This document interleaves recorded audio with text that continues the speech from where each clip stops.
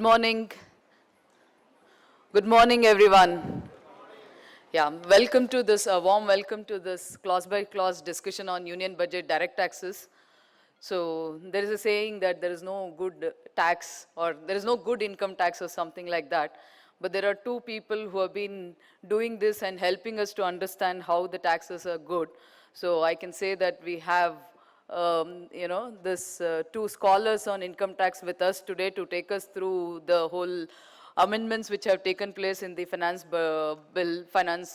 budget which was placed on February 1st. That is none other than Padamchand Khincha sir and Chythanya sir. I request our chairman Pramod Aregde to welcome, escort both the speakers to the dais and greet them with the floral bouquet.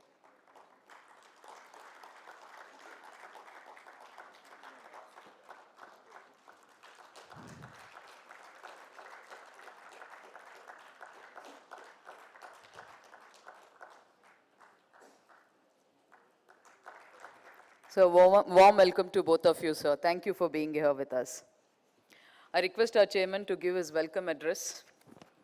Good morning, my dear members, respected speakers on the dais, eminent speakers, Chythanya sir, Padam sir, Secretary Bangalore branch, my colleagues in the committee, newly elected Bangalore branch members, and most importantly, my friends and my members who've been supporting me in all the programs from past 1.5 years rather.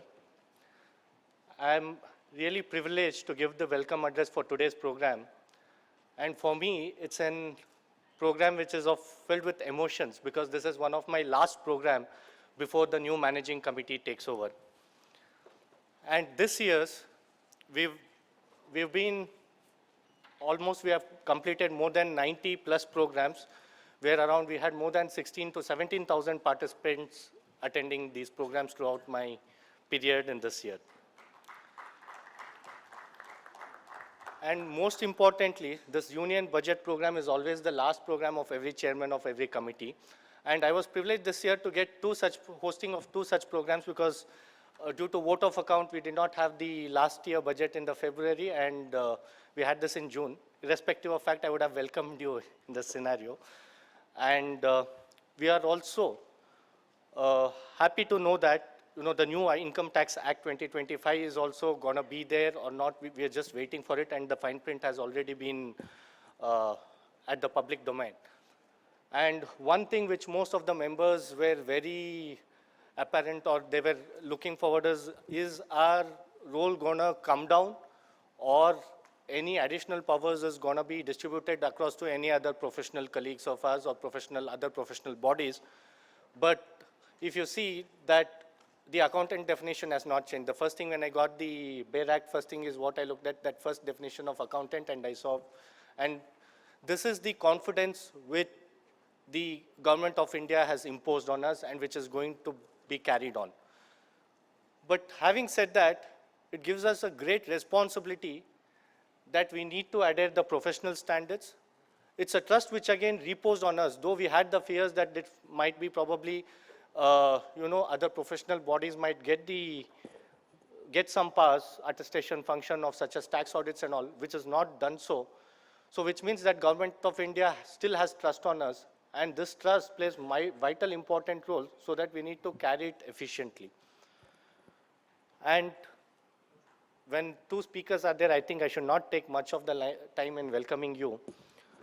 This budget program over the past 2 decades, I think sir is there and they've been guiding us. There is one more person who was the key contributor to this program is SRS sir, who is no more with us, probably who couldn't even come to the last budget session. I think we should pay our due respect to him as well on this program because past 2 decades they've been guiding us in this program and it's been a continuous 2 decades journey where they have helped each of the members to understand fine by fine line items of these detailed budgets in the years. So with this, let's move on and I warmly welcome all of you to this program. Thank you once again. Let's make it most of it happen. I know most of our concerns can be discussed, clause by clause analysis, it's a full day program. Please do ask your questions, please get your clarification done, and look forward for an enriching program. Thank you once again, welcome you all. Before we inaugurate the program, it's my privilege to introduce the speakers. I mean, they don't need any introduction. All of us know them very well, but I should do this honor, and it's an honor for me to introduce them. So it is CA Padamchand Khincha, sir.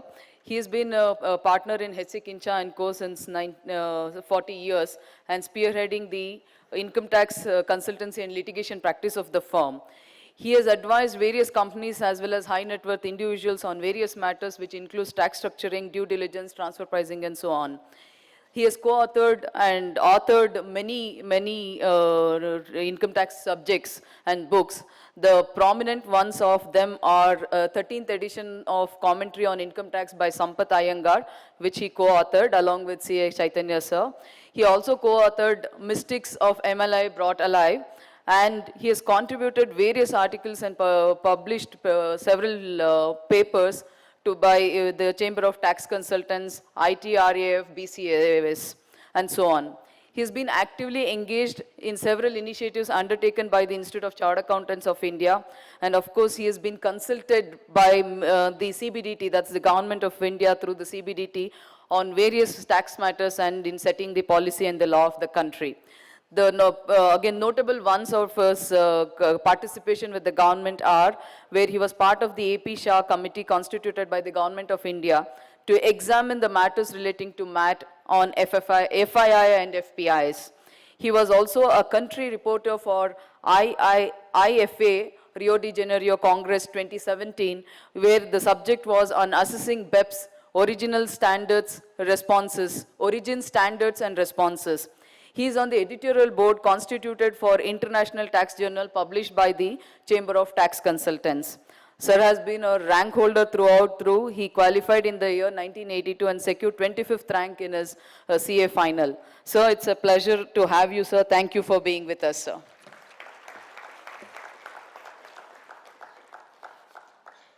The next speaker with us is C.A. Chythanya, sir. He has also again been a rank holder all through. He is through from Commerce, BCom, in CA Intermediate, CA Final, always been a rank holder. And he did his articles in one of the big fours. He was in practice for 14 years and later he took up the law and then started practicing as an advocate in High Court as well as Supreme Court. He has lectured at various institutions, prestigious institutions such as ICI, IIM, DTC, and various income tax authorities also, income tax department lectures also. He has presented papers in income tax, VAT, GST at various metros and other forums. He has again co-authored several books. One of the notable ones of them are Tax Holiday under Section 10A, 10B, published by Wolters Kluwer, Decoding Section 5, published by Oakbridge, Mystics of MLI Brought Alive, published by Thomson Reuters and Tax Sutra, and again the Sampath Iyengar's commentary on 13th edition of Sampath Iyengar's commentary on income tax. He has contributed again various articles for ITR, Chartered Accountants, BCAG, Taxmen, and so on. He has been deposed before the Committee on Direct Tax Matters, headed by Honorable Justice A.P. Shah, on the levy of MAT for FIIs. He has been the country reporter for India for IFA Seoul Congress in 2018 on withholding tax. It's an honor to have both of these speakers who have set the tone of the law for the country and enabled us to understand this. So it's a pleasure. Thank you for being here, Sir Chythanya, sir. So we'll now inaugurate the session by lighting the lamp. I request the dignitaries to come out to the lamp. And also the MC members and the newly elected MC members can come out to the dais. MC members.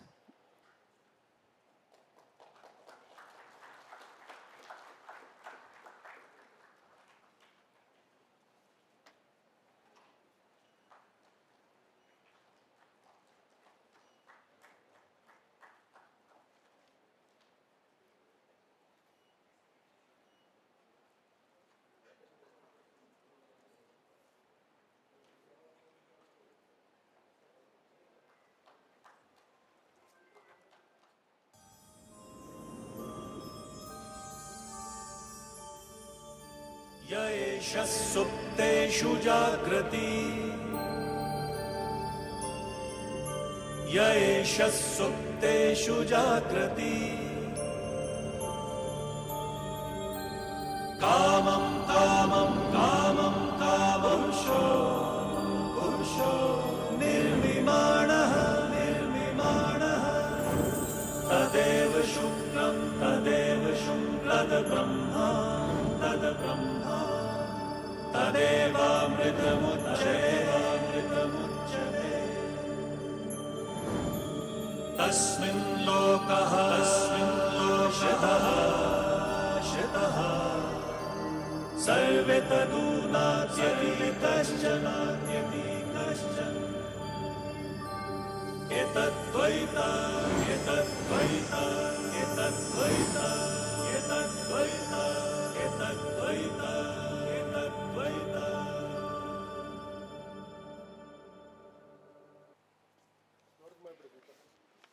With this, I hand over the dais to the speaker, so over to you. 2, 3. Can you hear me, sir? Fine.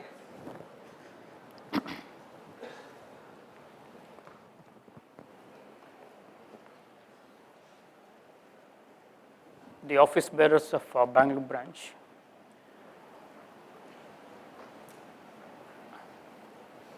And learned delegates.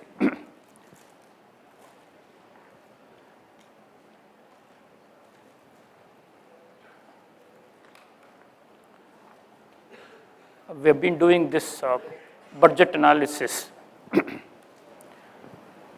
for the last 24 years, and you would know that S. Ram Subramaniam was an inextricable part of this all along. On the last occasion when we met here, he was traveling to Singapore, he couldn't be part of the deliberations. And Mr. Padam mentioned to him as he was leaving for Singapore that you are here for the 2025 budget. And he smilingly said, okay. Except that statement which he made, to which I take an objection, because having promised that he would be here with us, he has not been here. The rest of it and his immense contribution, both during our discussion and thereafter, and of course on the dais here. It's something which is a significant loss to us. There is no day during these couple of weeks we have discussed where we have not mentioned his name.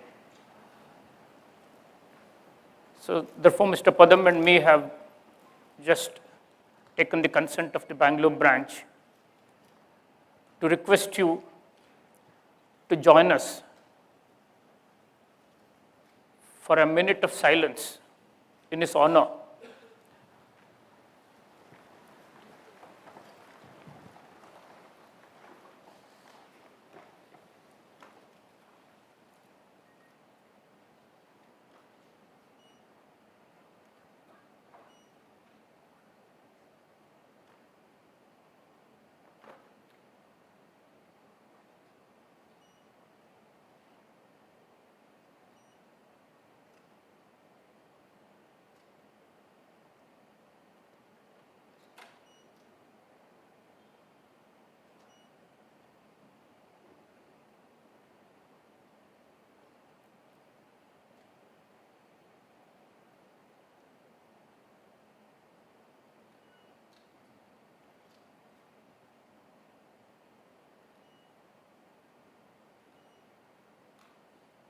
Thank you.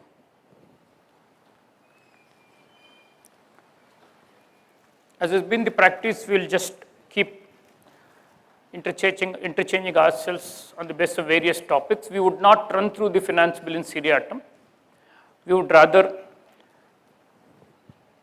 discuss some provisions which could mean at times jumping from here to there, but then keeping in mind the time and the necessity to optimally use the time for the important topics, we have decided we will go through some cluster of sections and would want, of course, to complete all the provisions of the finance bill as we close. And go with the rates of tax.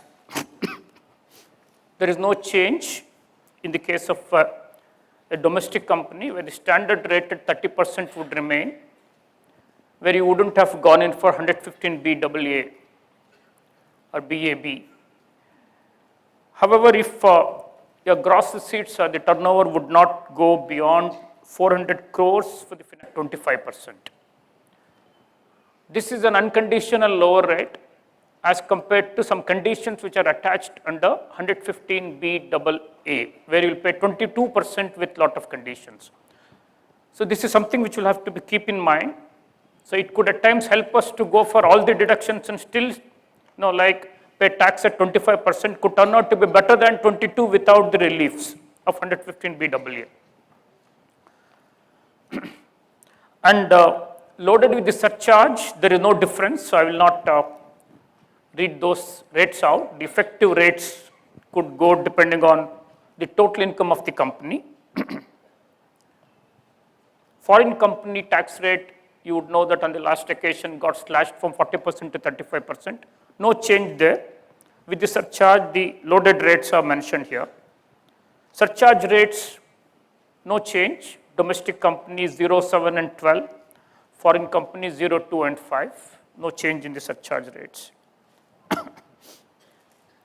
MAT rates, no change. 15% standard with the usual surcharge.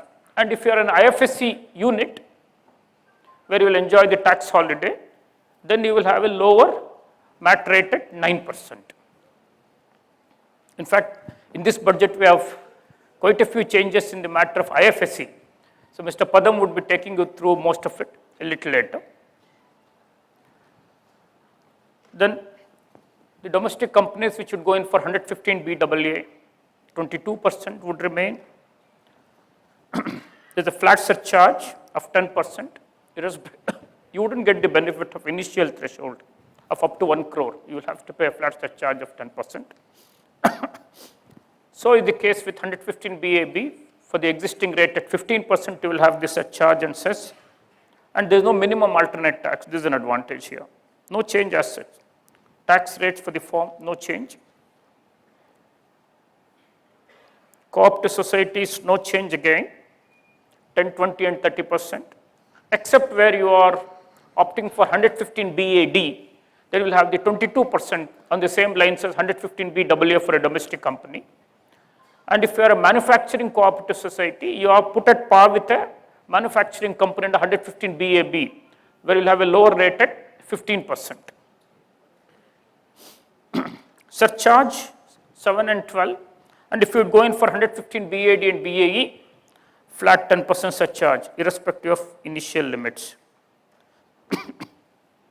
Personal tax rates, the rates under the Finance Act have not undergone any change.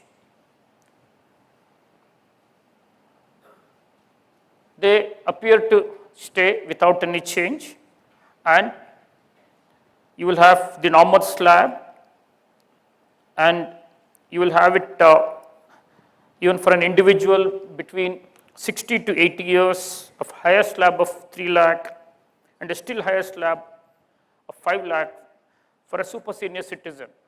So here again, no change at all, it's just the same.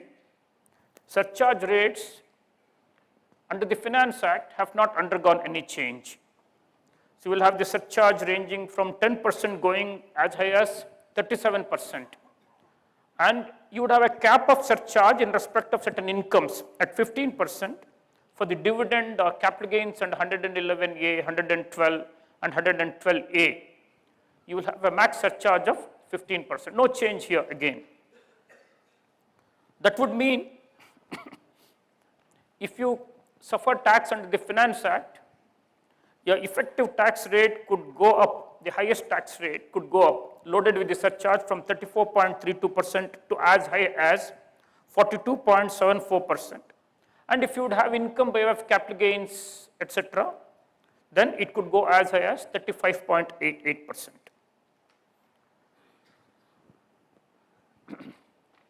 There is some lacuna in the surcharge, which actually arose in the last Act, Finance Number 2 Act of 2024, and we have been able to notice it only now.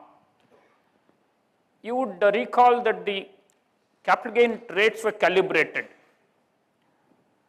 Short term 15 became 20 and 111A, and the long term 10 became 12.5, correct? And there was a cap of surcharge of 15%. When they enhanced the rate from 10 to 12.5, they enhanced the rate not only for those who would come under the normal provisions of the Act, even those who would come under cases like 115 AB offshore fund, 115 AC GDR ADR, 115 ACA, where you get ESOP as a GDR or ADR. 115 AD, they have addressed it, which will apply to FII, where there is a cap of surcharge. And 115 I, where you are a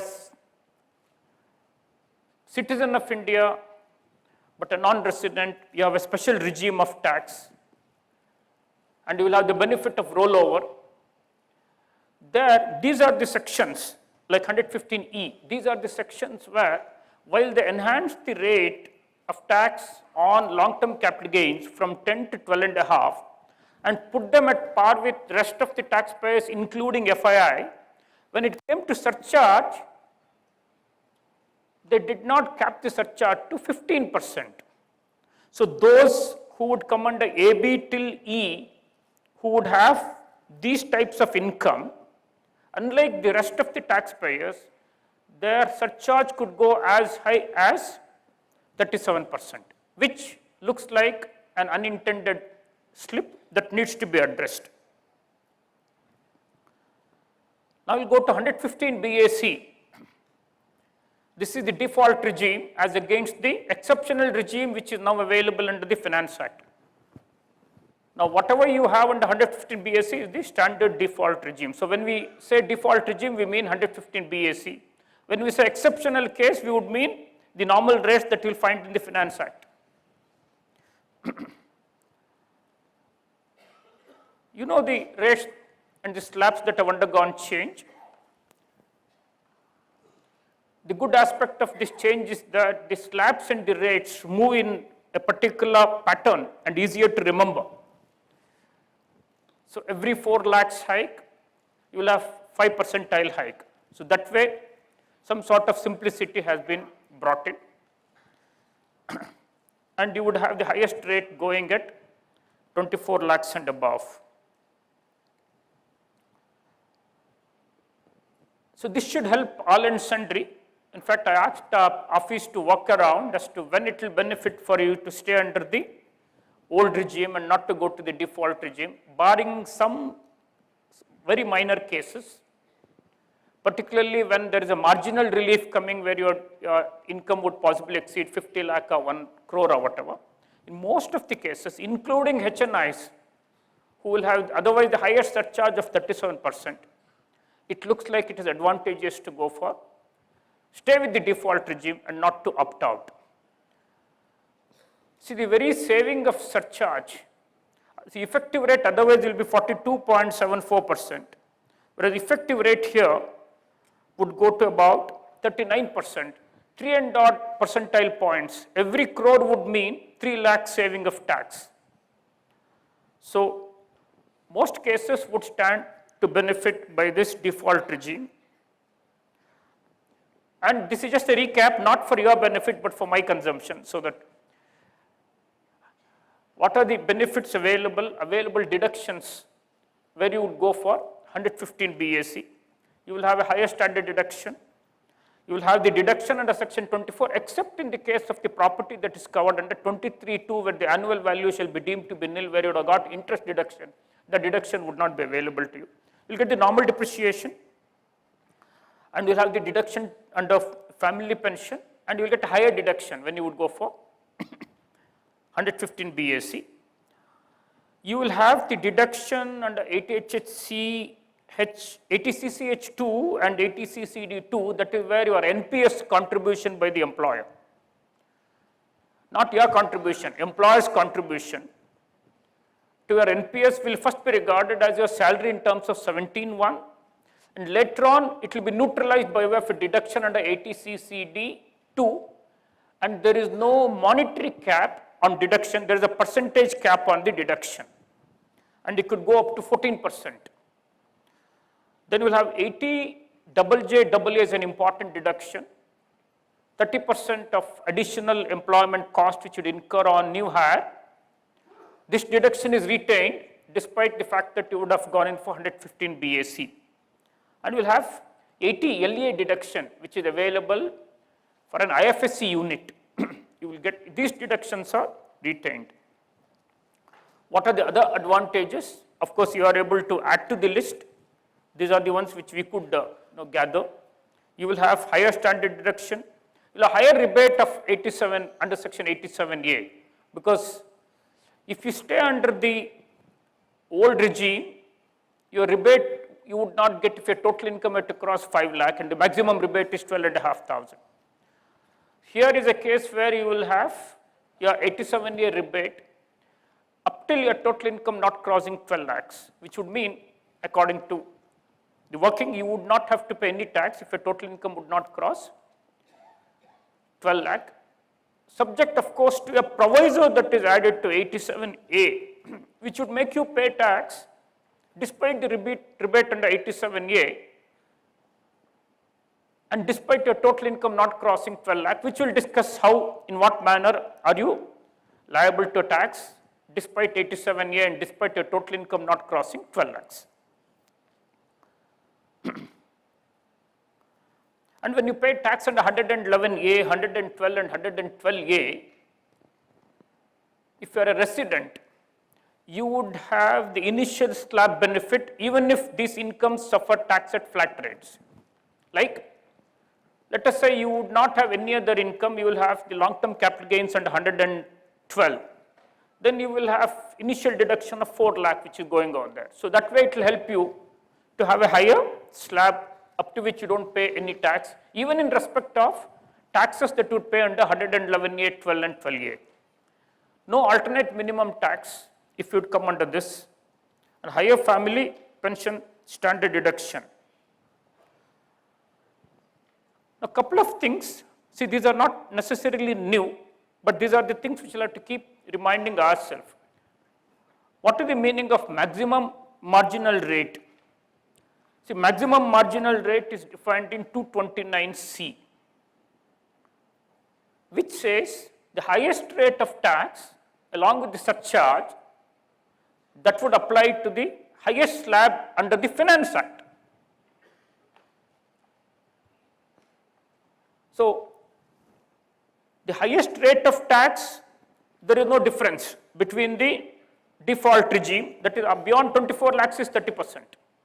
Whereas here, beyond 15 lakh is 30%. Highest rate, there is no difficulty.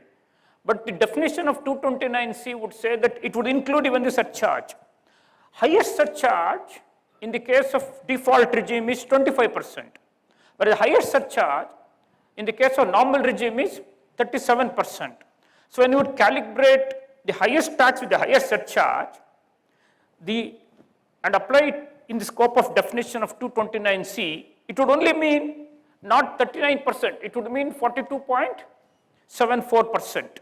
So wherever there is a reference to maximum marginal rate, the tax rate would be 42.74%. In fact, one of the recent decisions of the Bangalore Tribunal, Mumbai Tribunal, in Aradhya Jain Trust case, it was argued that the applicable surcharge for the particular person will have to be taken and not the highest surcharge.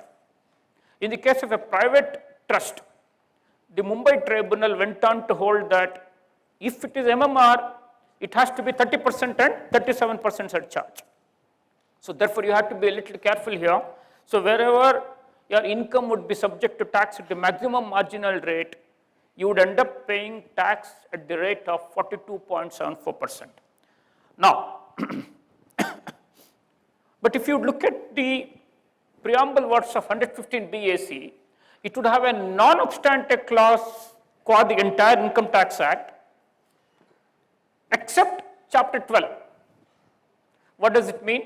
115 BAC would override rest of the Income Tax Act, but would subject itself to rest of the chapter.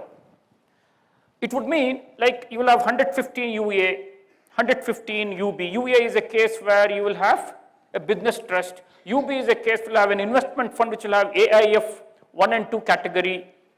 So you will have within the chapter 12, 115 BBC, 115 BBE. In respect of chapter 6 addition under 68, etc., you will have a tax rate as high as 60%, etc. Those rates would apply even if your case is covered by 115 BAC. Whereas the rates which are higher elsewhere outside chapter 12 may not apply. Take an example. Take the case of 167B, an association of persons. An association of persons, 167B subsection 2, which has a member whose own income would exceed the maximum not chargeable to tax. The whole of the income of the association of person would suffer tax at MMR. Now, what is MMR there? It will be, as we have discussed, 42.74%. So, you will have 167B sitting there and you will have 115 BAC which will override even 167B. On this basis, is it possible to take a contention that because of the superarching nature, overarching nature of 115 BAC, it would even override 167B2 in as much as should the individual income of any member of AOP were to cross the maximum not chargeable to tax, the whole of the income of AOP would now not be taxed at MMR as is provided under 167B, but would be taxed under 115 BAC.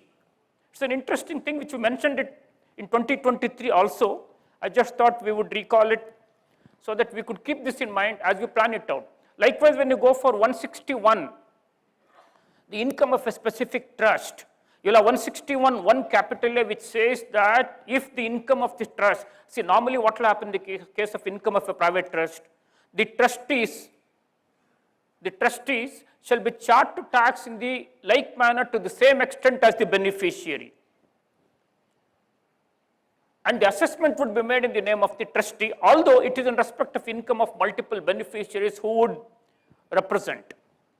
Whereas there is a subsection 161(1)(a) which provides that if the income of the trust were to consist of profits and gains of business or profession, then we would not make as many assessments on the trustee as many beneficiaries we have. We will ignore all that and tax the income to the extent it relates to profits and gains of business or profession at the maximum marginal rate.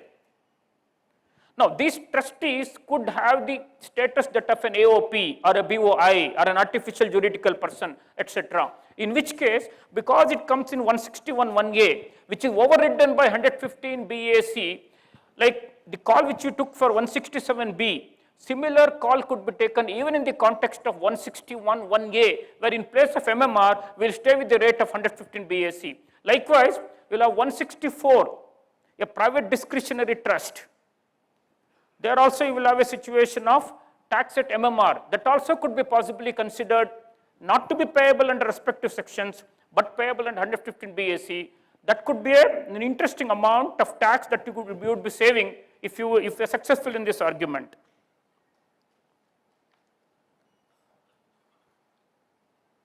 And as you would take a call, you will also keep in mind section 2, subsection 3 of the Finance Bill 2025 and take a call accordingly.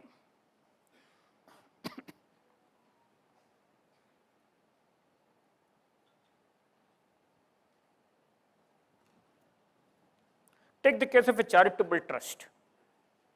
A charitable trust which loses benefit of exemption under section 11 would pay tax at what rate? Obviously, it is not a corporate, so it would possibly be paying tax under 164, whereas now that would get covered under 115 BAC. So, a charitable trust which would pay tax on account of losing exemption may have to pay tax on 115 BSc. However, if the charitable trust loses exemption on account of certain special provisions like 115 BBC anonymous donation, 115 BBI specified income, and accredited tax and 115 TD, you don't get the benefit of lower rates. The reason is these sections come in chapter 12 itself, and they would override 115 BAC. So the test is this: what is the applicable rate? Is the applicable rate within the chapter 12? Apply that irrespective of 115 BAC. If the applicable rate is outside chapter 12, apply 115 BAC. Appears to be the test which you will have to apply. And if you have agricultural income for the aggregation purpose, you will have to again take the higher slab of 4 lakh and not 2.5 lakh. So necessary amendments in this regard are found in finance bill.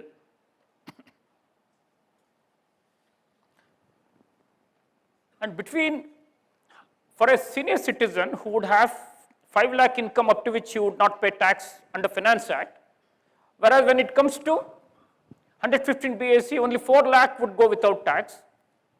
At the outset, in the first blush, it appears that, oh, it's better for the senior citizen to stay under normal provision. No, even for a senior citizen, it's ideal for him to come under 115 BAC because the differential of 1 lakh exemption would be more than taken care of by him not having to pay tax up to 12 lakh of income.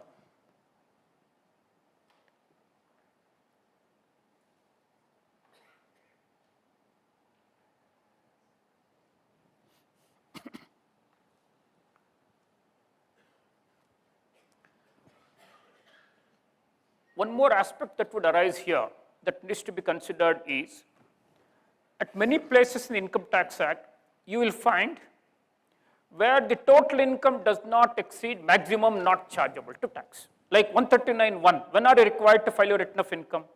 In the normal case, where your total income would not exceed the maximum not chargeable to tax. What is the meaning of maximum not chargeable to tax? Is it 4 lakh and 115 BAC, or is it 2.5 lakh under the Finance Act? It would again depend on the respective provisions. If you would go to 164(1)(a), 161(1)(a), 164 proviso clause 1, where reference is made to maximum not chargeable to tax without any suffix. If you go to 167(b)(2), maximum not chargeable to tax under the first schedule to the Finance Act, which would then mean 2.5 lakh. So if you are an association of persons, if one of the members' income were to cross maximum not chargeable to tax, even if you were an individual, you cannot look at 4 lakh, you'll have to take only 2.5 lakh, despite the fact that he is under 115 BAC. So therefore, don't blindly adopt 4 lakh or 2.5 lakh. Go to the particular section, look at the language that has been used there. Is it maximum not chargeable to tax without the qualification, in which case you can go up to 4 lakh. If they said maximum not chargeable to tax on the basis of Finance Act, then you'll have to be stuck with 2.5 lakh. So this is a point that needs to be kept in mind.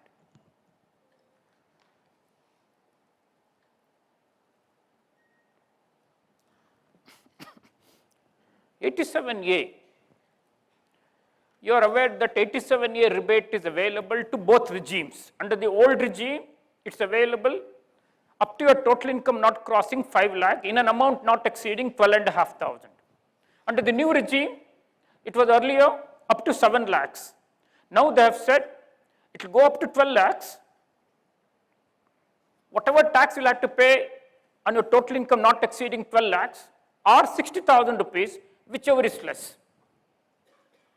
At times you would wonder, why have they put whichever is less? Because if your income is 12 lakh, it wouldn't exceed 60,000 rupees. But they are trying to look at how your income is composed of. If it is composed of normal income, tax on 12 lakh would not exceed 60,000 rupees. But if your income were to consist of special incomes, see up to 12 lakh, what is the slab you will have? First 4 lakh nil tax, then 4 to 8, 5%, 8 to 12 will be 10%. Now imagine other provisions in chapter 12 where you will have higher tax coming. Take a case where you will have only long-term capital gain coming under 112. what is the tax you would pay? First 4 lakhs you don't pay any tax. Beyond 4 lakhs you pay tax at 12.5%. Whereas if you are in 115 BAC, from 4 to 8 you would have paid tax at 5%, and 8 to 12 only you would have paid tax at 10%. But then your tax liability, if you were to have income up to 12 lakh, and if it consists of only other incomes, could be much more than 60,000 rupees, for which reason they intend to cap this rebate at actual tax payable or rupees 60,000, whichever is lesser. Hope I made this clear. Now, the important thing is the proviso that has been brought in here. This was not there earlier. And the language of this proviso is not really elegant. It says that the deduction under the first proviso, that means what is the first proviso? Up to 12 lakhs, if you are in 115 BAC normal regime, default regime, up to 12 lakhs your total income, tax payable are 60,000, whichever is lower would be a rebate under 87A. That is coming under first proviso. How would you compute it if you stay in the first proviso, assuming no new second proviso has been brought in?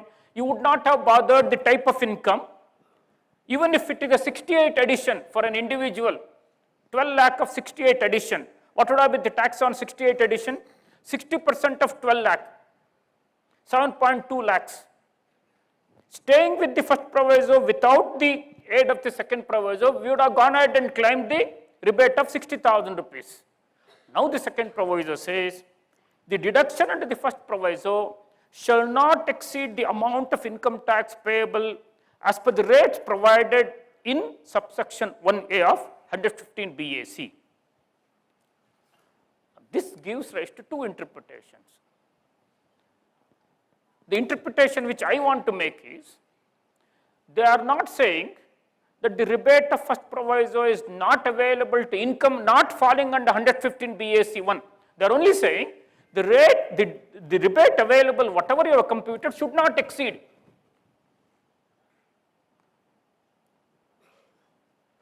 Should not exceed what? Should not exceed income tax payable. They have not said income tax payable under 115 BAC1. They have said income tax payable at the rates provided in 115 BAC1. If you understand that the purpose of the second proviso is to restrict the rebate to a case where, had your income been computed under 115 BAC, irrespective of other sections elsewhere, what would have been the maximum rebate? Take an example. Simple example of 12 lakhs. Whole of 12 lakhs is chargeable to tax at 30%. What will be the tax there? 30% on 12 lakhs will be 3.6 lakhs. In my interpretation, I would say under first proviso the rebate is 3.6 lakhs. But second proviso says the deduction under the first proviso cannot exceed the amount of tax payable as per the rates given under 115 BAC. So what then I would do is, I will ignore this 30%, I will take this 12 lakh, and on a hypothetical basis I would apply the 115 BAC rates, that will give me 60,000 rupees. I will go ahead and claim 60,000 rupees in place of 3.6 lakhs.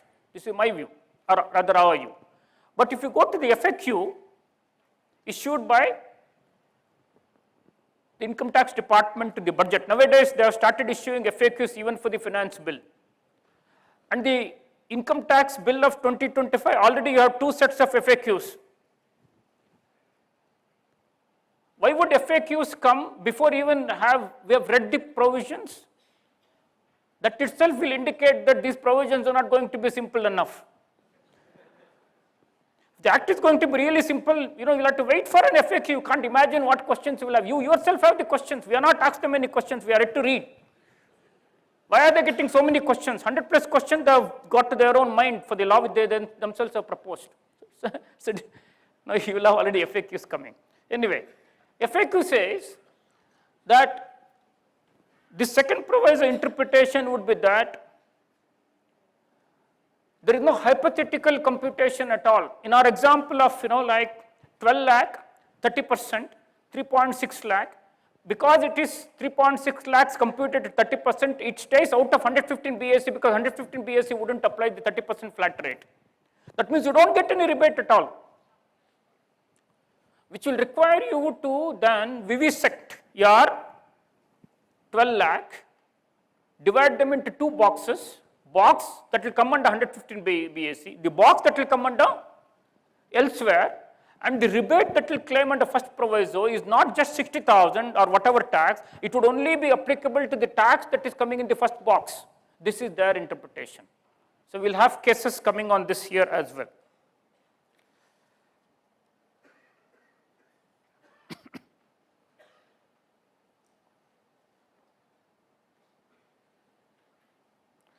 So with this, now we'll move on to certain other provisions which could be of some interest to us, particularly in the capital market.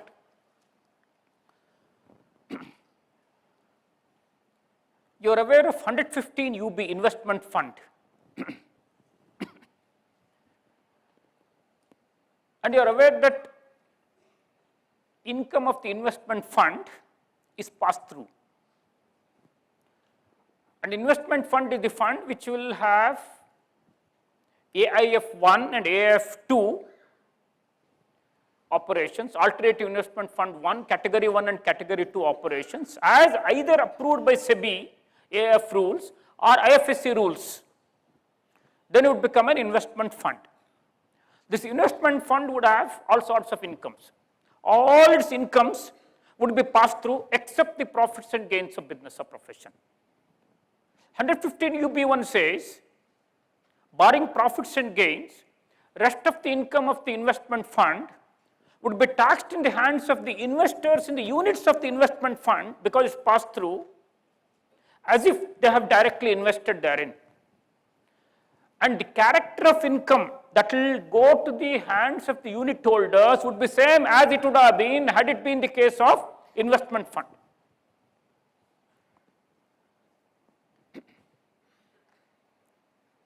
Now, the problem that was existing was that if this investment fund under 115 UB, which had been investing in securities in a manner where it would appear that it is not just a mute investment, it is an active conduct of business. So you will have the disputes arising, right? You are investing in shares, whether the capital gain, whether the gain thereof would be treated as profits and gains of business or profession or capital gains. It would depend on how have you held these stocks. Have you held these shares as stock in trade, in which case it will translate into profits and gains. If you held these stocks as capital assets, then it translates into capital assets. We'll have circular 4 of 2005 coming, we'll have circular some 2015-16 circular coming. Even in respect of land sold, you have cases galore suggesting in some cases it would be a capital asset, suggesting some other cases it would be stock in trade. Now, take the case of an investment fund. It is systematically investing in securities. It's a category 1 and category 2, and hence it is qualified as an investment fund. Systematically investing in the securities in such a manner where one would tend to call it as an activity in the nature of business, whereby the gains that it would get would then be regarded as profits and gains of business or profession. And once it becomes profits and gains of business or profession, it is not passed through. It will not go on to the investors, it will stay with the investment fund, and investment fund will pay tax at MMR, maximum marginal rate. And the maximum marginal rate will be 42.74%, because that is not saved by 115 BAC.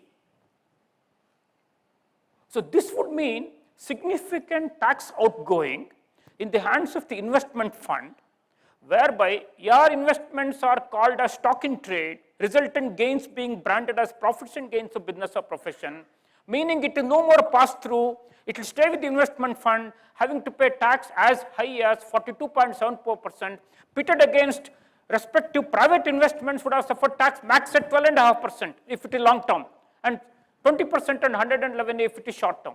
So this was causing an aberration. So that is why they have now amended to provide that in section 2 within brackets 14b, there is an amendment.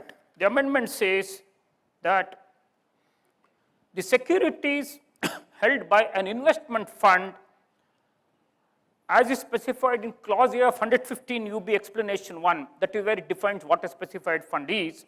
If it is invested in such securities in accordance with the SEBI regulations, it would not be called as stock in trade, it will be invariably called as capital asset. Similar amendment they carried out in the case of FII. If you recall a few years before, FIIs interestingly were wanting their gains to be treated as profits and gains, and then would seek the exemption of it on the premise that they don't have a permanent establishment. You are aware that if you are a non-resident, if you have business income, in the absence of a P, you do not have to pay tax.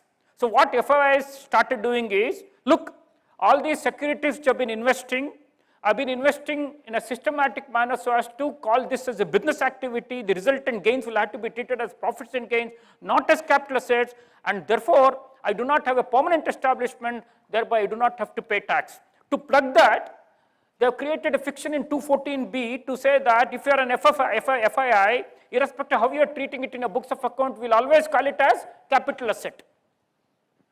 The moment it becomes a capital asset, territorial nexus theory of 911 would come. Any gain arising from transfer of a capital asset situated in India will then be exigible to tax irrespective of your status. Similar amendment is now carried out to the securities invested by an investment fund, but the purpose is here is not to tax us more, purpose here is to give a benefit, unlike the purpose why the FII was brought in to plug a loophole which was causing loss to the revenue. Amendment is just the same, the purposes are totally different. Now, post this amendment, of course, investment fund is defined. Now look at the, it's an interesting thing, look at the definition of investment fund. It would either be a case of a AIF 1 and 2 under the SEBI regulations or under IFSC. So it could be a possibility where you will have investment fund operating in IFSC. If you are an investment fund operating in IFSC, you will not get the benefit of your securities being treated as capital assets. There is a lacuna here. They have limited it to only those investments which are made under SEBI regulations. So they will have to plug this, correct it to say that if you are an investment fund, whether or not you would do it, whether under SEBI or under IFSC, invariably it will have to be treated as capital asset. They will have to plug this, otherwise it will create two types of investment fund. Those who are operating outside IFSC, those who are operating in IFSC. Even in those who are operating in IFSC, there could be two categories. I am in IFSC but follow SEBI rules, and he is in IFSC but he would follow IFSC rules, and he would not get the benefit of this provision, whereas I would get the benefit of this provision. He is causing a needless discrimination and hence needs to be addressed.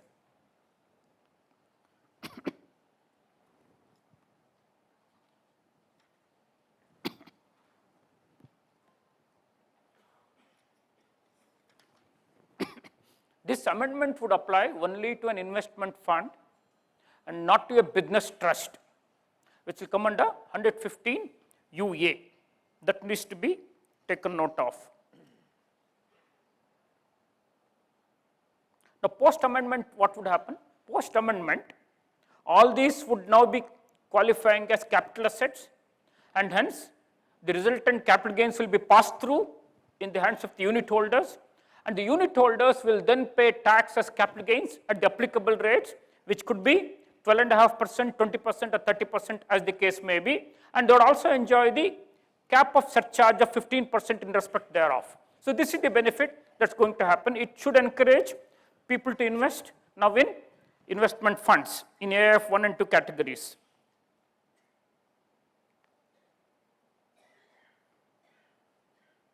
Now, see, this is a problem with us. So when we knew that finance bill of 2025 would come along with the so-called income tax, new income tax bill, so we are discussing, not many amendments may be there. Should we have at all a budget session? If yes, how long should we have it? And Padam sir said, It doesn't matter if there are 2 sections which are amended or 20 sections which are amended or 200 sections which are amended. We are going to spend time till 6 o'clock in the evening. And that is why we had to invent these sections and look at their implications because of this amendment. Now, take a transition case where securities held as inventory by investment fund as of 31st March of 2025. Because of change in law on 1st of April 2025, these have now become capital asset. Now look at section 28(6)(a), which will deal with taxing you on the fair market value where your stock in trade is converted into a capital asset or treated as a capital asset. Now what was security as of 31st March of 2025, on 1st of April 2025, it has become capital asset. Would it amount to conversion or treatment? One may want to argue that it is by operation of law, I did not do anything. Irrespective of my treatment, my conversion, law would call it as capital asset. So don't bother me under 28(6)(a).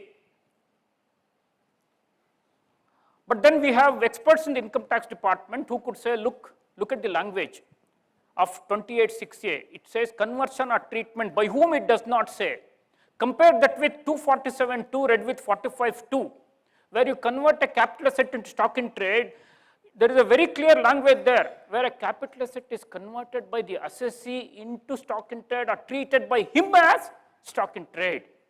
So by him, these words are not there in 28(6)(a). So we will now tax it to you on fair market value on 1st of April of 2025. And there could be significant tax burden on the investment fund, and it would then be called as business profits, on which it ends up paying tax at MMR again. So it's very unlikely, but anything is possible with the income tax department, so keep this in mind. We'll have some other transition issues. I will not take a lot of your time. See, you have called them as stock in trade. Forget this 28(6)(a), and it will now become a capital asset. So what is its cost? Is it the cost which you had originally incurred, or how you had valued it on 31st March of 2025? So you could have valued it on mark to market. You could have valued it at historical cost of the net realizable value, whichever is lesser. Whatever valuation method you would have followed, you would have valued it under ICDS. We will not know that.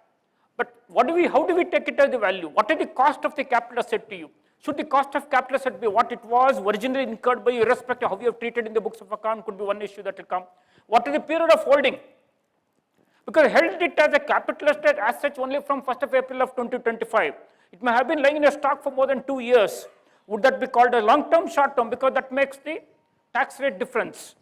So these are some issues that would arise. Anyway, we will not get into much deeper there. We will move on to next topic, which is ULIP.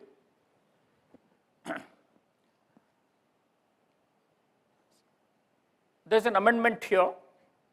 Several amendments are carried out rather, relating to ULIPs, unit linked insurance policy.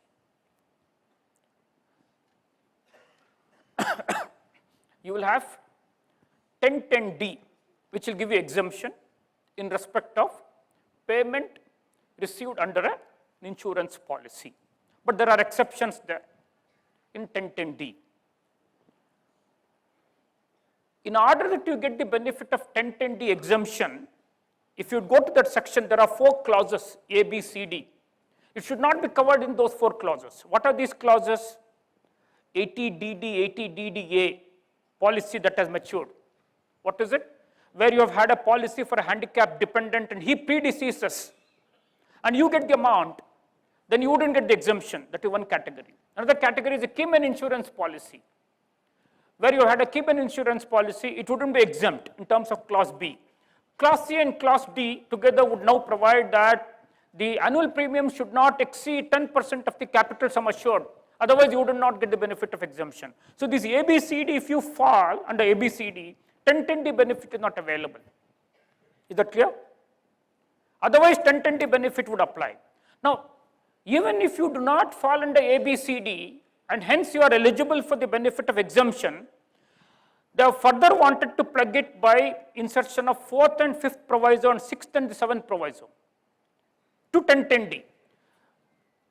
In 2021 February, they brought in 4th and 5th proviso to 1010D to say that, look, if it is a normal policy, will not trouble you. If it is unit-linked policy, then your objective appears to be more to make money than to secure your life. And therefore, we will tell you, like, look, if annual premium would not exceed 2.5 lakhs, we will give exemption if it is a unit-linked policy. If it were to exceed one or more such policies you have, and if the annual premium in respect of those policies were to cross 2.5 lakhs, we will not give you the benefit of 1010D. This is coming from 4th and 5th proviso. They are not still happy. They brought in 6th and 7th proviso to deal with other type of insurance policies which are non-ULIP, standard life insurance policies. They felt that people are misusing insurance policy for the sake of investment. It's more an investment than coverage of life. The intention should be that the benefit would go to only those which are into genuine life coverage. So they brought in 6th and 7th proviso to say that the non-ULIP insurance policy, normal insurance policy, if the premium were to cross 5 lakh, the aggregate of premium for all the policies taken were to cross 5 lakhs a year, then you will not get the benefit of exemption. Whereby they have significantly narrowed down the scope of 1010D. I'll repeat again, I'll just encapsulate the provisions. You by default get the benefit of exemption in respect of payment made under life insurance policy. However, if you come under A to D, you don't get the benefit. Even if you don't come under A to D, if you come under 5th and 6th proviso for ULIPs, 4th and 5th proviso for the ULIPs, and 6th and 7th proviso for non-ULIPs, if the premiums were to cross 2.5 lakhs or 5 lakhs, as the case may be, you don't get the benefit. Is that clear? This was the law. Now, dealing with those cases which are covered by 4th and 5th proviso. What are these 4th and 5th proviso? ULIPs, not disqualified under A to D, but annual premium exceeded 2.5 lakhs. How do you pay tax on it? Was the issue. They have called them as capital asset in 214C by saying that the ULIPs which become chargeable to tax by operation of 4th and 5th proviso to 1010D, which are hence not exempt, will now be called as capital asset. And they made corresponding amendments to 112A to call them as fitting into equity-oriented unit fund of a mutual fund, or like a listed security. They wanted it to be treated on the same line as that 10% which have now become 12.5% 112A. But now they have realized it is creating two categories of ULIPs. Those ULIPs which will become taxable because the annual premium exceeding 2.5 lakh. Only those are treated as capital assets. But what about the ULIPs which are not exempt, not because of 4th and 5th proviso, but because it will come in A to D? That was not dealt with.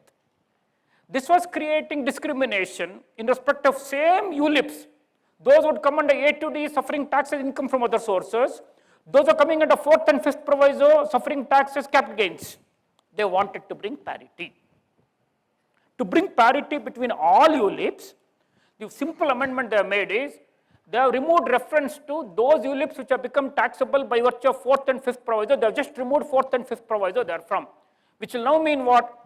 All the ULIPs, whether if it is exempt, you don't have to bother. If it is not exempt, only the question of categorization would arise.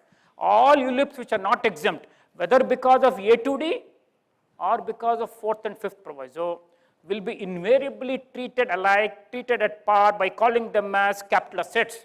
And corresponding amendments have been carried out in 45(1)(b), in 112(a), in 214(c), whereby references to 4th and 5th proviso has been removed.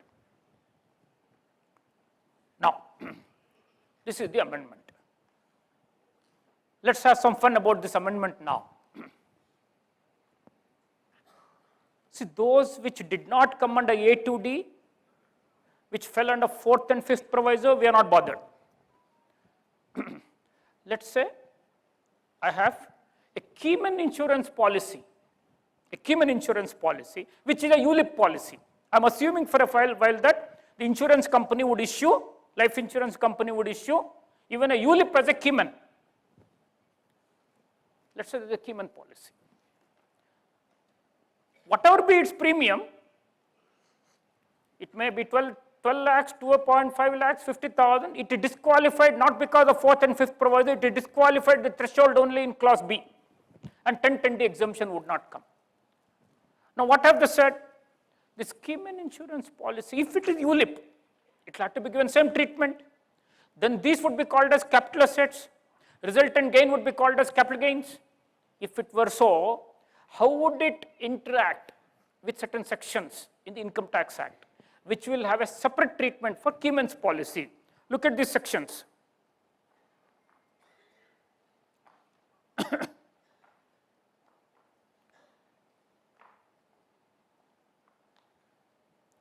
You look at 224(11), which says any sum received under Keyman's insurance policy will be regarded as income. You would go to 17(3)(2). If this is received by an assessee who is an employee, it will be called as profit in lieu of salary.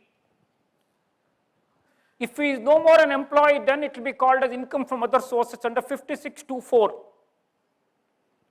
And if, as a businessman, I have taken a Keyman's insurance policy on the life of a person who is important to my business, but I have not assigned it to him, it matures and I receive the amount myself, then it becomes chargeable to tax under 28(6). Meaning, a Keyman's insurance policy proceeds would be charged to tax either as salary or as business profits or as income from other sources, depending on which situation you fall in. This is working very fine. If I am an employee and if Mr. Padam is an employer, if he's bought a Keyman's insurance policy for me, if you would assign it to me, I don't have to pay tax as per the current law. When I will have to pay tax? When I receive that amount. If he's assigned it to me, I don't have to pay tax. When I receive the amount, I pay tax as what? Under 17(3) Roman 2 as profits in lieu of salary. If I would give it to somebody else, gift it out to somebody else, and that somebody else would receive, who is not his employee, he cannot be charged to tax under 17(3) because there is no employer-employee relationship. He would suffer taxes, income from other sources. He's bought a policy on me, but he never assigned it to me, and policy matures and he takes the money, he pays tax under 28(6). This has been the law right now. And this is anyway not exempt under 1010D, not because of 4th and 5th proviso, but because of clause B. Now, law says these also have to be treated as capital assets. Meaning resultant gain will have to be now treated as capital gain. Now look at this. He has given the policy to me. On assignment, there is no tax right now. When I receive it, it will be called as salary under 17(3)(2). Now, they say these units are also called as capital assets. And when I receive the amount from the LIC, there is a transfer of these units. Now the question is, let us say I get about 1 crore of rupees. Do I pay tax as salary? Do I pay tax as ULIP? So there could be enormous scope for tax planning here. Till such time they'll address this by providing that if these are to be charged to tax under those sections, then you will not get the benefit of amendment to 214C. If they do not do that amendment, then we will not have to pay tax under those sections. We will rather stay as, call it as capital asset and pay tax at much lower rate. At times even I could avoid paying tax. For example, if you would assign it to me, on assignment I don't pay tax. And what is the cost to me? Could it be called as cost to the previous owner? Cost to the previous owner, you could do it under 49 if it is a gift. If I would call it as a gift, then I will suffer tax under 56(2)(10). because these units are also maybe securities in terms of section 2H of the Securities Contract Regulation Act. Therefore, I would not call it as gift, I would call it as in consideration of service, but not chargeable to tax under 1732 because I am yet to receive the money. It just assigned to me, I am yet to receive the money. So it's not even attracting 1732. It is not attracting 56,210 because it is not without consideration. There is a consideration. And what is the consideration? My services rendered to him. Are they measurable? Answer is no. And because it cannot be measured, it fails to fructify. And when I sell it away, meaning when it matures, I get the money of 1 crore from the insurance company, then capital gains will have to be computed as per the amended law. What is my cost? Not cost to the previous owner. Could I say I have not incurred any cost? The answer is no, I have provided services. Cost is indeterminate and hence computation fails. PNB Finance case, 307 ITR 75, following BC Srinivas Shetty's case. If computation fails, the charge fails. So these are, some of the aberrations that exist here. Some extraordinary planning you can do it here at the, of course, you are taking enormous risk as well.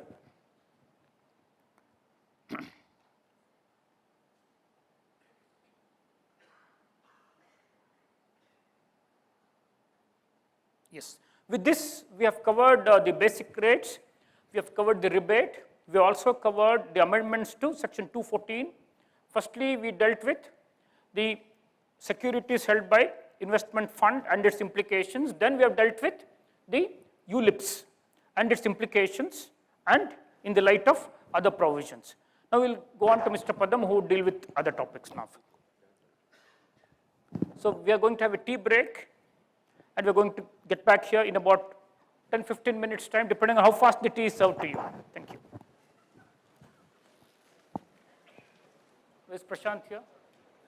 So Prashant has, despite his hectic schedules, he has had a TV show every evening virtually on the budget and other aspects. So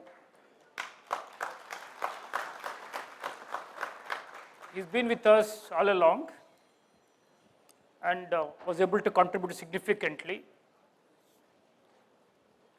And before I hand over the mic to Mr. Padam, there is one small aspect which I missed, is an amendment to 1010D. I was telling you about where the ULIPs would cross 2.5 lakhs, non-ULIPs would cross 5 lakhs, it wouldn't be exempt. So they made an amendment that if the LIC policy is issued by the IFSC Insurance Intermediary Office, then in respect of such policies, the bar of 4th, 5th, 6th and 7th proviso would not apply. So what is the objective here? The objective here, as is seen from the memorandum, is that they would want the insurance companies operating globally to move to IFSC. And if the non-resident policy holders, if their policies also would move here, these then would become capital assets situated in India. And for them to claim exemption under 1010D in respect of proceeds to be paid by IFSC insurance intermediary, and they will be stuck with the 4th, 5th and 6th, 7th and proviso, because this 2.5 lakhs and 5 lakhs, when translated into pounds or dollars or whatever, would be paltry sums. So no one would move to IFSC. So that's the whole objective, is to remove the bar of 4th, 5th and 6th and 7th proviso of 2.5 lakhs and 5 lakhs premium limit, whereby it's completely exempt. Subject to A to D, it should not come under A to D of 10D, but this 4th, 5th, 6th, 7th proviso would not apply. Now this gives rise to an interesting question. What about we residents? Can we go and pick the policies in IFSC? So I had some limited time to examine this.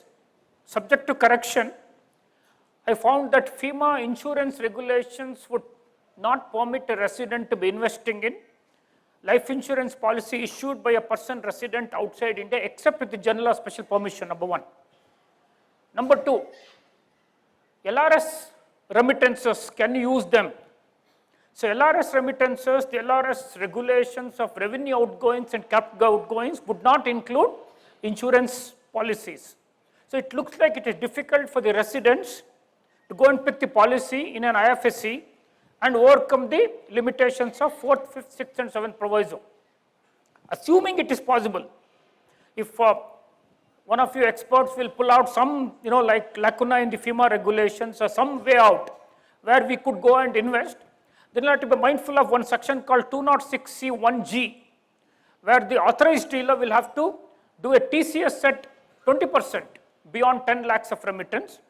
20% TCS will have to be done. So your LRS remittances, in case you are permitted to invest in an LIC issued by, LIP issued by an insurer at the IFSC, would possibly suffer TCS, then we'll have to claim refund of it later on, because TCS is not the final outgoing of tax, it's just the provisional collection of tax. So this is something which I missed out in the morning session. So now we'll move on to Mr. Padam. I would also thank the Bangalore branch for reposing confidence in us and giving us this opportunity to discuss the proposals in the finance bill. I'll begin the discussion with 80CCD. That's a section that deals with the contribution to a pension fund. Certain conditions are listed therein. Amendment is minor. It's important to go through the background of the section concerned to understand the context of the amendment. 80CCD says that if you are an employee of the central government or of the state government, or you are another SSC also, if you are contributing to the pension scheme or pension fund, you will be allowed a deduction. In the case of an employee of the government concerned, at the rate of 10% of his salary. Are you able to hear me now?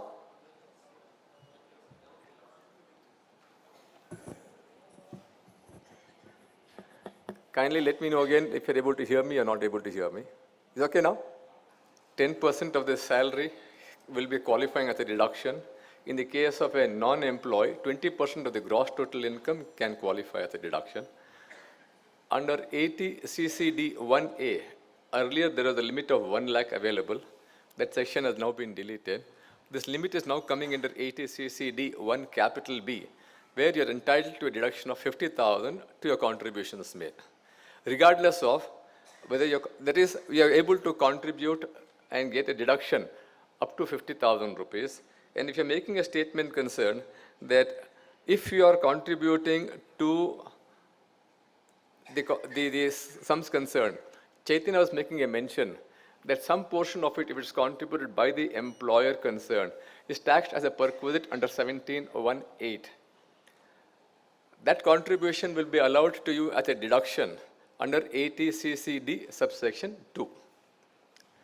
The maximum amount as far as this contribution is concerned will be the whole of 14% of the salary if you are a government employee or a state government employee. If you are an employee not belonging to the state government or the central government, the law would say, if you are opting for the default regime, I will give you 14%. If you opt for the general taxation concern, I'll only give you 10% of the salary as a deduction. Any amount withdrawn from that pension scheme concern will be taxable in the hands of the SSC concern, including the contribution made, including the interest accrued thereon, will become taxable upon withdrawal. When you were to subscribe this capital amount into an annuity policy from out of which you will get the sums concerned periodically, then subsection 5 says that the amount deemed to have been withdrawn for the purpose of acquiring this policy concern shall not be deemed to be received by you, and therefore technically the amount that is used for the purpose of acquiring this annuity policy will not be chargeable to tax. But when you get the money on account of annuity from that pension scheme concerned, the amount of annuity received will be taxable in the hands of an employee. So whatever is withdrawn shall be taxable, and there is a provision that says that if the amount is withdrawn on account of the death of the beneficiary, then the position that is going to be taxable, that position will remain negated. It will not be taxable because the amount withdrawn is referable to the death of an employee or a person concerned. The government has introduced a new policy called as NPS Vatsalya. For the minor children, you contribute, the parent or the guardian can contribute to this policy concern. And you will be therefore entitled to a deduction for the amount contributed to this NPS Vatsalya scheme, the amount being opened, account being opened in the name of the minor. The quantum of deduction shall be 50,000. Now, the assessee himself can contribute to his own pension scheme. He can also contribute now to the NPS Vatsalya scheme on account of the minor child. The deduction, aggregate deduction shall not exceed 50,000 rupees. They're not giving you any extra deduction. They're not giving you any extra limit. This is going to work within the existing limit of 50,000 rupees that is otherwise stipulated under 80 CCD 1B. To that extent, therefore, may not be, unless you are having some gap available in your own contributions concerned, then you can fill up the gap by having an account opened in the name of the minor child concerned, and you will be able to get and exhaust the maximum amount of 50,000 as a deduction under 80 CCD. We also have to be mindful of the fact that the contribution under 80 CCD is working up to an overall maximum of 1.5 lakhs by virtue of 80 CCE concern. So the overall deduction under all various sections concerned, as mentioned in 80 CCE, cannot be in excess of 1,50,000 rupees. Now, having allowed a contribution to the account of the minor child as eligible for deduction under 80 CCD, they are now also creating a new provision concern to say what will happen if we were to withdraw partially from this account concern on account of certain emergencies, on account of particular contingencies, maybe the education, maybe the medical illness, maybe disability of the child concerned. Therefore, you are compelled to withdraw the amount from that NPS Vatsalya scheme. What should happen to the tax treatment? For that purpose, therefore, 1012BA is sought to be introduced to say that I shall give you a partial exemption when you draw the amount from that Vatsalya scheme. The maximum amount that you can claim as an exemption would be 25% of the amount of contributions made by you. It's not the question of 25% of the balance available in the account concerned. The maximum exemption shall be 25% of the contributions made by you into that scheme concerned, that on partial withdrawal will be exempt in the hands of the person concerned. While talking about this law, we also have to be mindful of 1012A, which is the section concerned already there, which says that where a person is opting to close the account, he is opting to move out of the scheme concerned, and he therefore has to withdraw the money because of the closure of the account concerned. He is, as it is, entitled to 60% exemption under 1012A. In addition to the 1012A, we are now getting a deduction of 25% of the amount of contributions made by the parent concerned on account of the NPS account opened in the name of the minor child concerned. Now, this amount, 25% is going to be exempt, 60% is going to be exempt, therefore there are no conditions attached. If you have anything in excess of that, then you have to make a statement or find out whether this amount that is drawn in excess of this 60% or 25% is taxable in the hands of the employee. That will depend upon whether the contribution made by you was earlier claimed as a deduction by the assessee concerned. This can give rise to some complications in real life situations concerned. When I have contributed to my own account, I have also contributed to the account of my minor child concerned. The excess amount is there contributed by me to my account as well as to my minor child's account. It goes beyond 50,000 rupees. I am claiming a deduction of 50,000 rupees. From which account I have claimed the deduction? From my own contributions or from my child's contribution can be a matter of some controversy.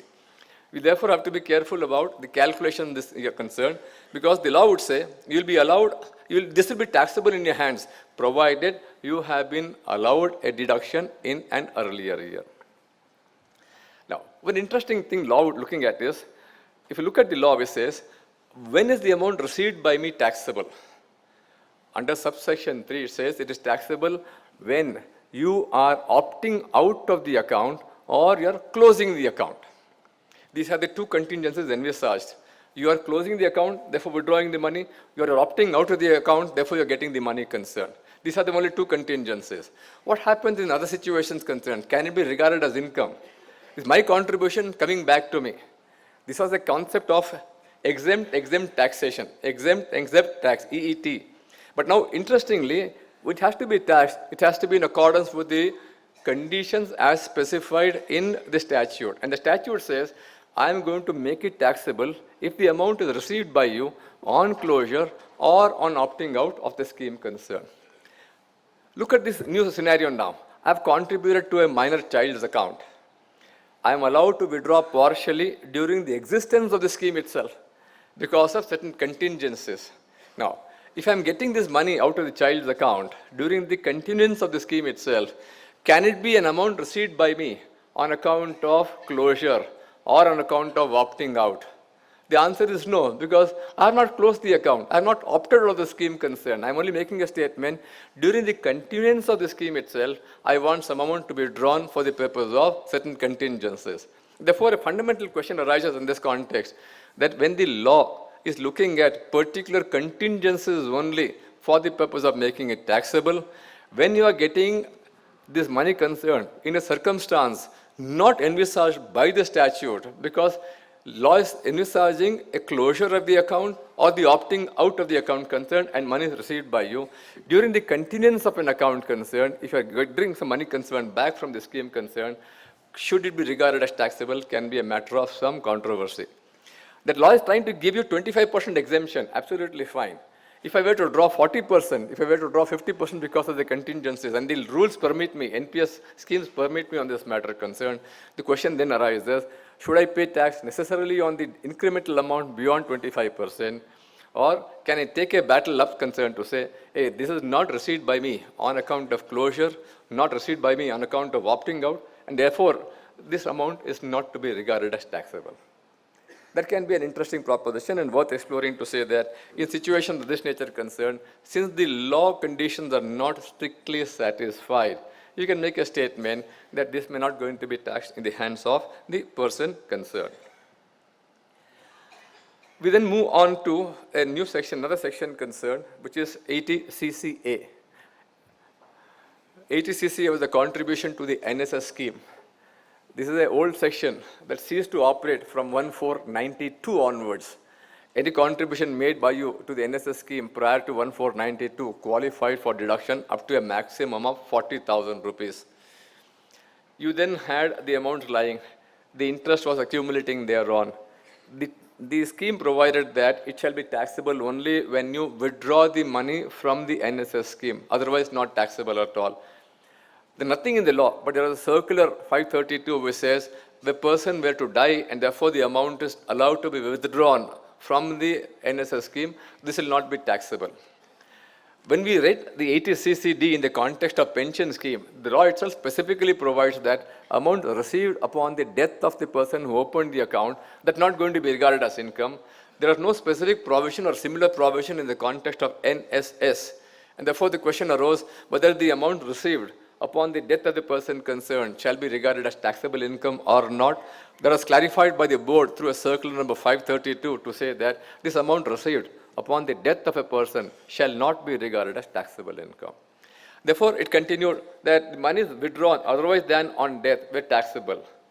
The Department of Economic Affairs has issued a notification on 29th of August 2024 to say that from 1st of October 2024, we shall not pay you any interest on those persons who are continuing to maintain the NSS account. And because of that notification by the Department of Economic Affairs, the representations are made to the board concerned and to the finance ministry concerned to say that if you're not giving us interest, then kindly exempt us, kindly spare us, that the amounts withdrawn from the NSS scheme should not be regarded as taxable income. Owing to those representations, it has now been provided or proposed to be provided that any amounts withdrawn from the NSS account post 29th of August 2024, that the date of notification by the Department of Economic Affairs will not be taxable in the hands of the person who is withdrawing this amount. Small amendment may not be many beneficiaries, but important in terms of the attitude adopted by the government concerned to say that if you're not giving your interest, if you're stopping certain benefits that have been granted to you all along, and if those benefits are stopped, we'll give you a corresponding benefit concerned to say that the amount withdrawn by you shall not be regarded as taxable income. 80 IAC deals with startups. In a sense, you're entitled to a 3-year tax holiday, consecutive 3 years tax holiday out of a bandwidth of 10 years of your operation. So you have to be a startup. Then you have to convert yourself into an eligible startup, not just every startup. You need to therefore be an eligible startup. That eligible startup is an entity that has been incorporated before a particular date. Till recently, till last year, the incorporation date was 31st of March 2025. They now made a statement that if you want to qualify for 80 IAC benefit, then we will be allowing you the benefit of incorporation up to 31st of March 2030. So those startups which can only be corporates or LLPs concerned, which have been incorporated after 1st of April 25, up to 31st of March 2030 will also be entitled to opt for the benefit of 80 IAC. Therefore, it has to be a startup, it has to be an eligible startup. We are also mindful of the fact that this eligible startup has to be engaged in eligible business.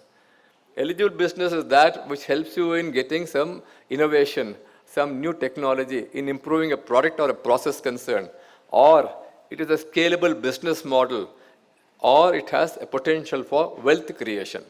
So startup has to be an eligible startup, date is important, registration to the government is important, and this eligible startup should be involved in eligible business. Only then, on the cumulative conditions being satisfied, it can get the benefit of 80 IAC.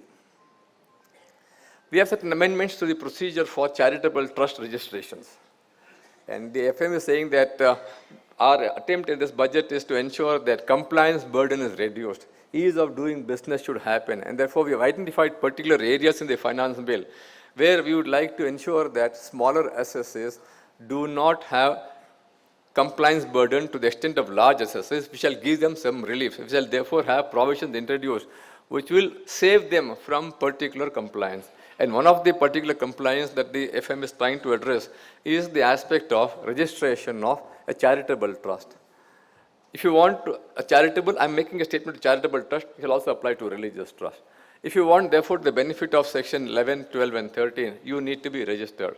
For that purpose, you have to make an application. That application is to be made under 12 capital A, subsection 1, clause AC. There are 6 clauses there. 6 clauses are there in 12A1 AC.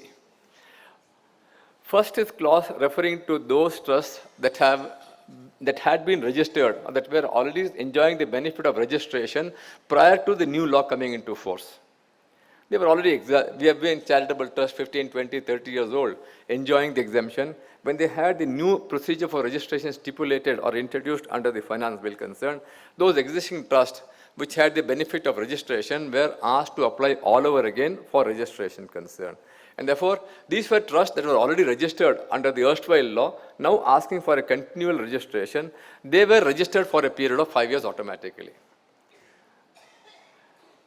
Once these were registered, then they had to make an application for renewal. Whenever the time for 5 years would have elapsed, they were required to make an application for re-registration concern or extension of registration concern. And therefore, in that context, the law stipulated that when you were granted registration earlier and that registration were to expire, 6 months prior to the expiry of the registration, ongoing registration, you are required to make an application for further registration for a period of 5 years. So existing trusts that have been granted registration under the new dispensation under 12AB had a particular time limit for the purpose of making an application to have a new period of 5 years of registration granted to them. Trusts that were started could have made an application for provisional registration because the commissioner is yet to understand their activities, is yet to examine your activities in detail, And therefore, he says, when you make an application because you've established a trust now, I'll grant you a provisional registration for a period of 3 years. Clause 3 of 12A 1AC deals with the procedure of extension of registration for these trusts that have been granted provisional registration, and before the expiry of 6 months for the provisional registration of 3 years' time, they need to make an application for grant of an extension of 5 years further. So this is the case of those trusts registered provisionally who are asking for an extension or conversion to a permanent registration for a period of 5 years. Then you had trusts that had taken exemption under 1023C or 1046A. Those are specific regimes available. Now, if you wanted to give up those registrations concerned and move to the benefit of sections 11, 12, and 13, then you are required to apply for registration because you are a case that were registered under those sections concerned. You're now wanting to move to the new registration regime under 11, 12, and 13. Therefore, you're making an application. Therefore, those trusts falling under 11, 7, that were granted registration under particular sections concerned, would like to move to the regime of 11, 12, and 13, could make an application for seeking registrations concerned. This is the fourth category. Fifth category is those trusts that have had amendments to the objects, and therefore certain critical amendments have been taken place into the charter document of the trust concerned. And the law provides that if you are making certain fundamental changes to the charter document, then you cannot continue the activities unless you apply to us and ask for a fresh registration concern. You are required to apply for a fresh registration concern within a period of 30 days of undertaking changes to the charter document itself. This is fifth. There's one more case of trusts that are now newly incorporated, who have not undertaken any work as yet. Today I'm starting a trust, I have not undertaken any operation concern. I want to apply for registration today. So clause 6 had first limb dealing with these trusts that were incorporated now, that have been incorporated now and that are seeking registration. Second clause of clause 6, the second limb of clause 6 deals with those trusts that have already commenced operations, but for some reason did not find it appropriate to apply to the government for seeking registration. They continued their activities. They say, I'll pay tax. I have nothing to bother about it. I don't want registration from the government concerned. And therefore, they said, we would like to now or henceforth apply or seek registration. We would like to now move to section 11, 12, and 13 regime. So in that context, therefore, these were also allowed to make an application for the purpose of now seeking registration under section 11, 12, and 13. That means they have to be registered under 12A, B of the Income Tax Act. So there are 6 types of entities listed out in 12A, 1AC, who can therefore ask for either a registration or a conversion of a provisional registration to a fresh registration or a re-registration concern, and different time limits have been laid down under the statute concern as to what shall be the maximum time period within which or before which you will be required to make an application to seek registration or to seek a continuation of the registration concern. So these trusts are making an application.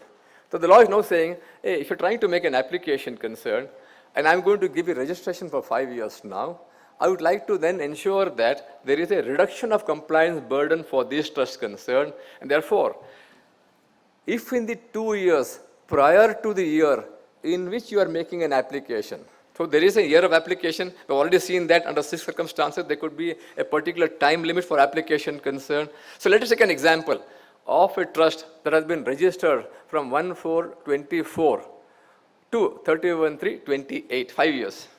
So law would say, 28 is the expiry, 31st March 28 is the expiry, 6 months prior to 31st March 28.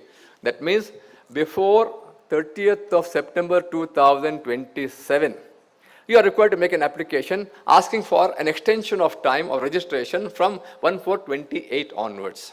So you're asking for that time. So the time limit would be on or before 30th of September.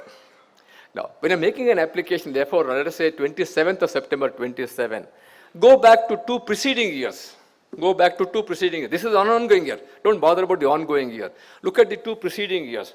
If your total income from all sources concerned, without giving effect to Section 11 and 12 of the Income Tax Act is less than 5 crores, then the commissioner is bound to grant you registration fresh, not for a period of 5 years, but for a period of 10 years.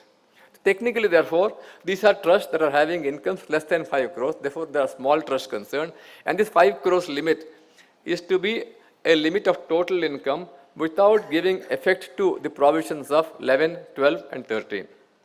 If your total income is less than 5 crores and making an application concern, one way of reading the law would be, when they grant you registration from 1/4/28 onwards, they have to grant you registration for a period of 10 years, such that you will have to make the next application for continuation only somewhere around 37 March, therefore 6 months prior to that, somewhere around September 2036. There's no need for you to rush back to the commissioner for the purpose of registration at the expiry of 5 years only.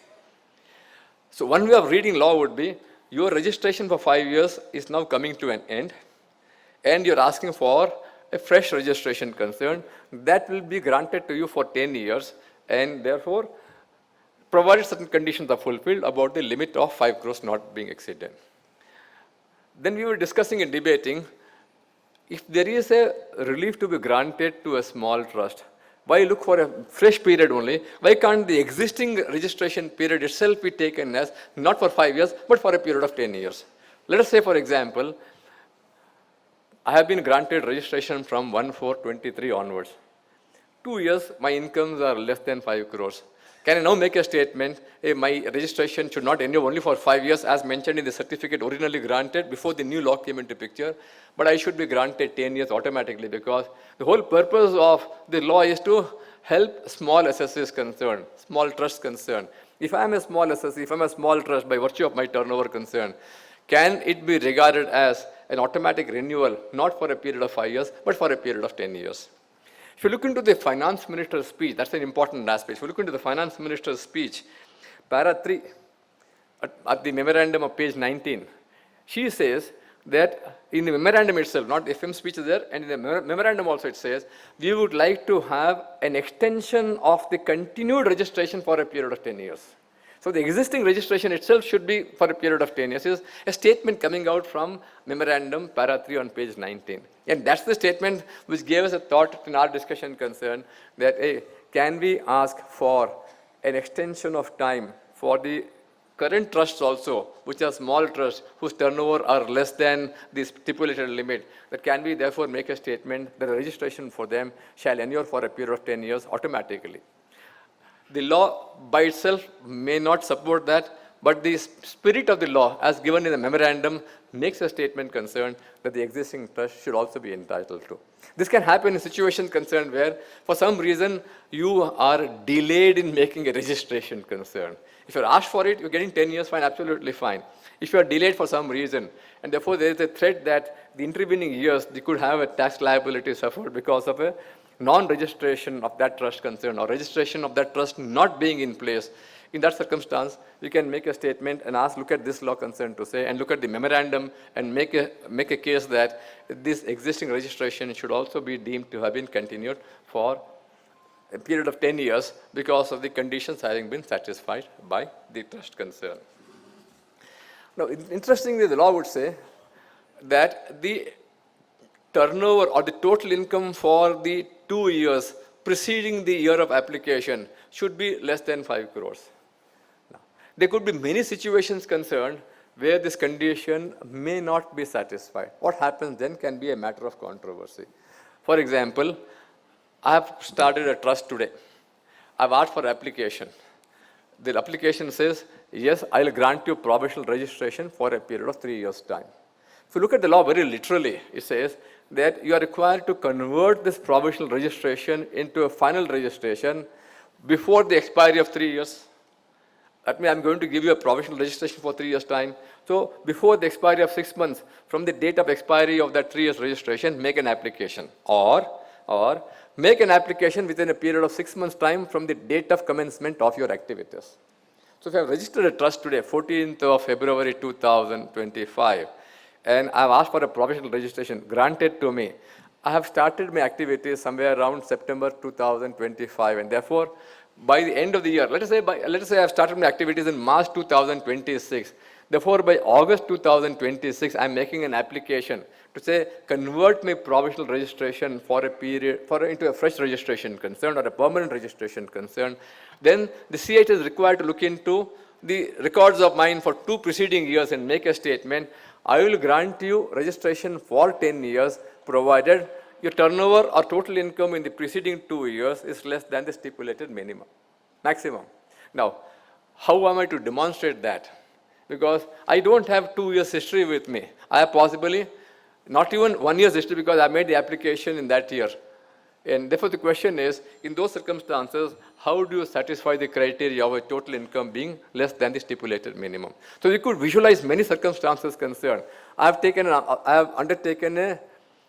established a trust. I have undertaken the modification of the objects concerned. Therefore, I have to ask for a fresh registration concern. If I'm asking for a fresh registration, can I get 10 years registration? The answer is yes, possibly. But on the condition that your total income for the preceding 2 years prior to the date of application should be less than 5 crores. I may not be able to demonstrate that data. I may not be able to get that data at all because the data is not existing at all. The question therefore is, in those circumstances, can I make a statement that there is no data available? I can give you data provided it is available. And if no data is available, are you supposed to presume invariably that I'm a small trust and therefore you should give me registration for a period of 10 years? Can be a matter of some debate or discussion. So the data for 2 years can be some element of controversy. Second would be a situation where the law would say your total income is less than 5 crores. Now, what do you mean by total income? How do you therefore arrive at the total income of a charitable trust?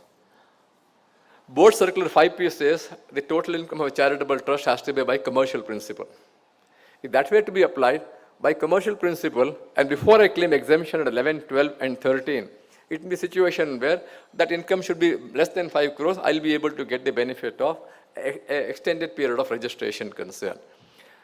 If you understand total income as defined under 2 subsection 45 to mean the total amount of income as computed in accordance with the provisions of the Act, then necessarily I have to move to chapter 4 onwards, compute the total income, then arrive at the total income, don't give effect to 11 and 12, and then see that figure is less than 5 crores, only then I'll be able to get an extended period of registration concern. That can be an element of some controversy.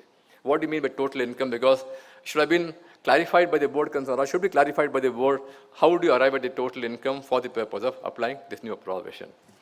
Next would be a case where the total, assuming for a moment, whatever be the understanding of the term total income, the law would say your income should be less than 5 crores before you apply the provisions of 11 and 12. Before you apply the provisions of 11 and 12. Now we have 3 sections, 11, 12, and 13. I don't have to apply 11 and 12. Should I apply 13? Because if there is a benefit granted to somebody who is a relative of the trust concerned, who are a relative of the author concerned, or the interested persons concerned have their child being educated in that medical college or institution run by the trust itself, there could be a value of a perquisite to be attached and taken into the income of the trust concerned. So there could be the invocation of section 13, which could result in certain income being added to the trust total income. The law says ignore 11 and 12. Doesn't say ignore 13. So these 13 incomes will have to be added. Will have to be added to arrive at the limit of 5 crores. It says, but don't add 11 and 12. Don't bother about 11 and 12. Because the law would say in relation to charitable trust, under 11.3, under 11.3a, suppose you don't do TDS, some income is added back. Suppose you don't fulfill the conditions of 5 years' time of your accumulations of an earlier year, they become taxable. These become taxable by virtue of the provisions of 11 and 12. So these incomes that are added by virtue of 11 and 12 should not be reckoned for reckoning the 5 crores limit, because they're saying don't add these incomes of 11, don't add these additions under 11. You have to understand your figure of 5 crores without applying sections 11 and 12. To that extent, if you were to have capital gains in the hands of a charitable trust and you were to invest it in another capital asset, the law would say, I'll give you an exemption under 11.1 capital A. To the extent the board is taking in a circular that if you invest in an FD for a period of 6 months also, I'll grant you exemption from capital gains under 11.1A. Now, I can claim an exemption under 11.1A, but the law says this figure of 5 crores has to be arrived at without giving effect to the provisions of section 11 and 12, and therefore this capital gains exemption under 11(1)(a) will have to be ignored. I have to find out my income before 11(1)(a) exemption is claimed, and if that goes beyond 5 crores, I will not be entitled to the extended period of registration concern. Therefore, the terminology by itself can give rise to some interesting consequences. So what do you mean by total income? What do you mean by section 11 and 12 not being applicable? What could be those circumstances where some sections could apply, some sections may not apply for the purpose of determining this exemption, the limit of total income of the charitable trust. This can be therefore one area of some controversy or some interpretation issues in terms of how do we arrive at this conviction that the trust involved is a small trust and therefore it deserves the period of extended time of 10 years for registration purposes. We now have an amendment to section 13 because the law would say that if the income of the trust or the property of the trust is utilized for the benefit of specific persons concerned, specified persons concerned, then there could be certain additions to the trust concerned. There could also be consequences of tax liability and attendant consequences because the income of the trust or the property of the trust are utilized for the purpose of certain specified persons outlined in section 13, subsection 3. Who is the author? Who is the settler? Who are their relatives? Where are the concerns they are interested in? Are some of the persons who are mentioned in section 13, subsection 3, and the income of the trust or the property of the trust should not be utilized for the benefit of these persons concerned. One of the persons referred to in section 13.3 was a person who was a substantial contributor to this trust concern. Who is the person who is a substantial contributor? The law says, the existing law says, any person who has contributed more than 50,000 towards the trust from the date of inception of the trust till today, he will be called as a substantial contributor, and therefore no amount of the trust income or property can be applied for the benefit of this person who is a substantial contributor. The trust expressed difficulty to say, hey, I can't maintain here, who are the persons who are the substantial contributors concerned. Therefore, the law accepting those difficulties have said, is proposing this year to say that a substantial contributor shall be a person whose contribution during the relevant previous year is in excess of 1 lakh of rupees, or his aggregate contributions till today is more than 10 lakhs of rupees. Only then he will be called as a substantial contributor. And therefore, if you are able to get that, those details are required to be maintained, and you will have to ensure that the income or the property of the trust is not applied for the benefit of this substantial contributor. The existing law also says, once you identified a substantial contributor, you have to ensure that the relatives of substantial contributor or the concerns in which the substantial contributor is interested in, has a substantial interest there, they also don't enjoy the income or the property of the trust concern. If that were to happen, there is a violation of section 13 and therefore consequences will follow. The law is now proposing that we will confine the damages only where the income or the property is utilized for the benefit of the substantial contributor. They are reference to the relative of the substantial contributor and to the concerns where the substantial contributor has substantial interest. We will not therefore take into account those. They will no longer be called as prohibited persons, and therefore section 13 dangers will not arise where the income of the property is utilized for the benefit of those relatives or for concerns where the substantial contributor has an interest. Unless those persons themselves are in their own individual capacity substantial contributors themselves, then there will be an issue. If they don't become substantial contributors, then those persons will be excluded from 13(3) categories. This is the basic law. Subject to the law under section 13, which also says that if the income or the property has been utilized for the benefit of these prohibited persons, but you're able to demonstrate that adequate returns have come about, adequate security has been taken, then possibly section 13 will not apply. This is a dangerous area, therefore I didn't make a reference to that. We rather not go into this area concerned and have a conduct whereby the income of the property of the trust shall not be utilized for the purpose of the benefit of these persons concerned. Section 17 deals with perquisites. Specified violation, therefore, application referred to in clause 1 AC of subsection 1 or subsection 12 So now what happens is, I'm required to make an application for renewal. The law would say that if there is a statement which is the form that is filled by you is incomplete, or it contains incorrect information, or it contains false information, it becomes a specified violation. Once you have a specified violation, the registration of the trust can be withdrawn. It can be regarded as a non-charitable trust technically, and you could have acquittal tax under 115 TD. Therefore, significant damage can arise because of the violations, which are called as specified violation. And the law had three conditions, therefore. One is incomplete application, incorrect information, or false information. Now, the worry of the government and the representation made to the government was that an incomplete form can give rise to disastrous consequences for those deficiencies which are hardly material in nature. So an incomplete form can also be called as a specified violation, leading to a loss of registration and significant tax on a charitable trust.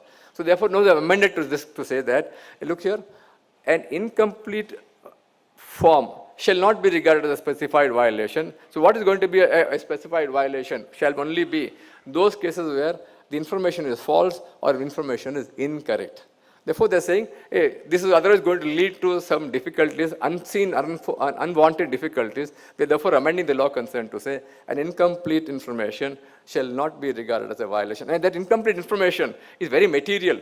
During the course of the registration process concerned, where he's going to call for an information, call for an interaction, he can ask the SSC concerned, hey, complete the information. Therefore, at that point of time, he can ensure that the information is complete before he were to grant or renew the registration concern. Therefore, this is amendment to the specified violation itself. Section 17 talks about perquisite taxation. It says under 17(2) subclause 3, there are specified persons listed out there.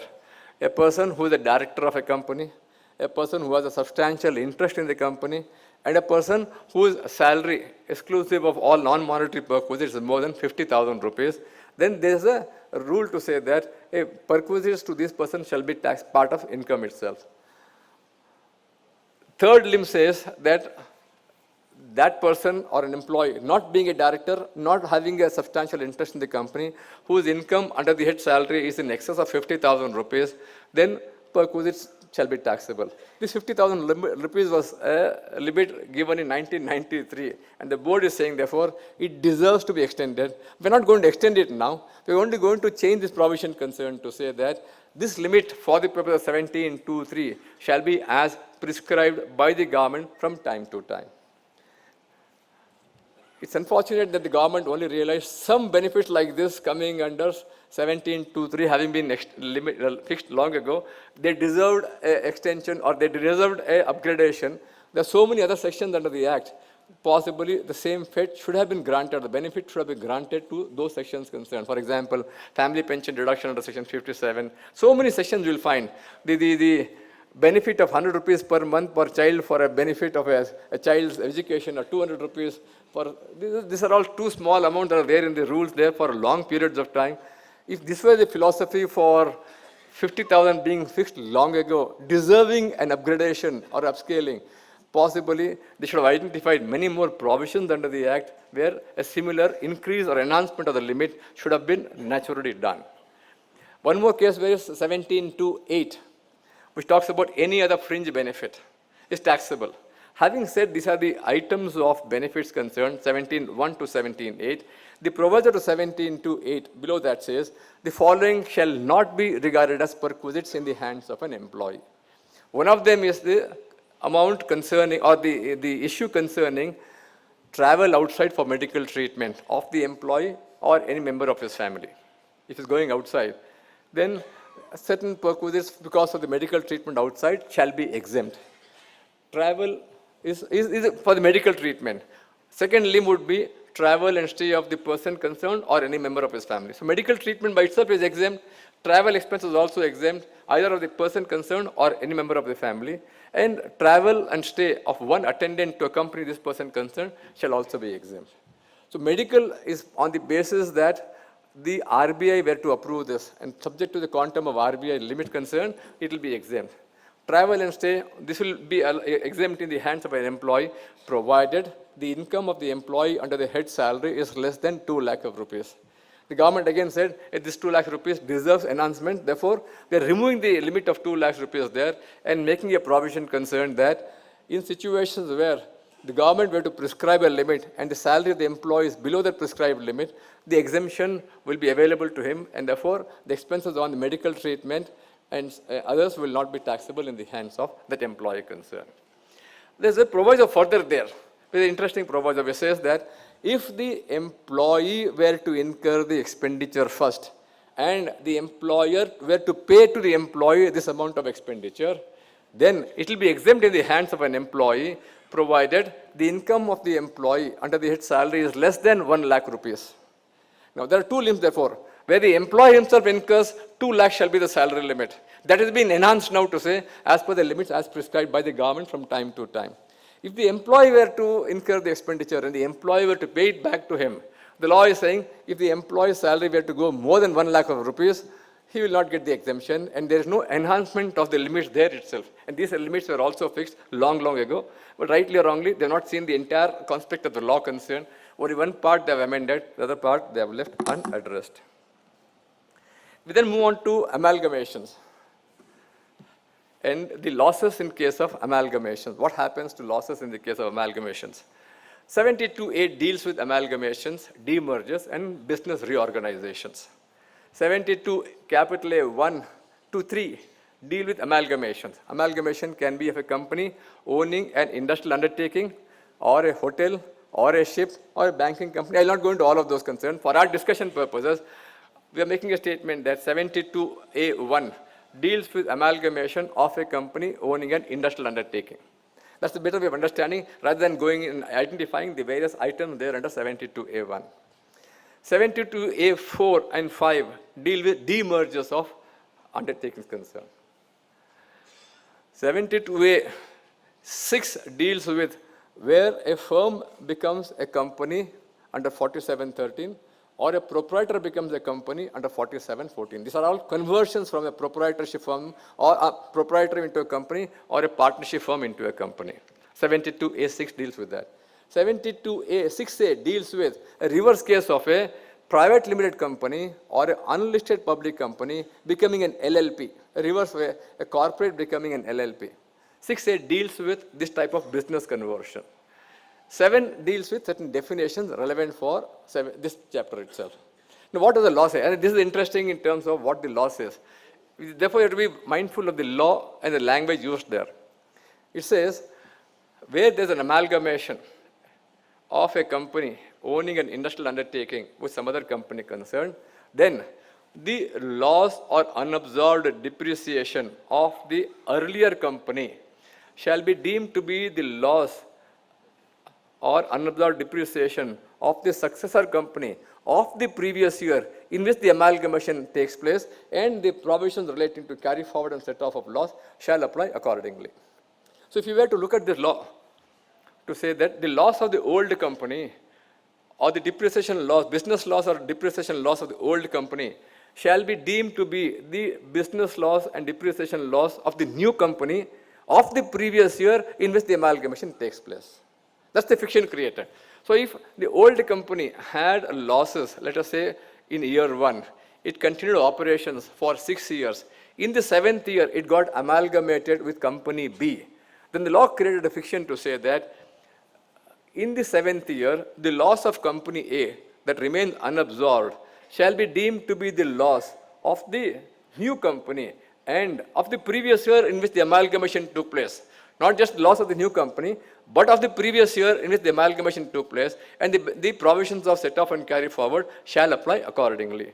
Technically, therefore, this company from 7th year could have said, hey, look here, this loss is mine for the 7th year, and this is to be regarded as the first year because the law is creating a fiction that this shall be the loss of the new company for the previous year in which the amalgamation took place, and therefore they said, I can get a further fresh life of 8 years' time. Further lease of 8 years' time.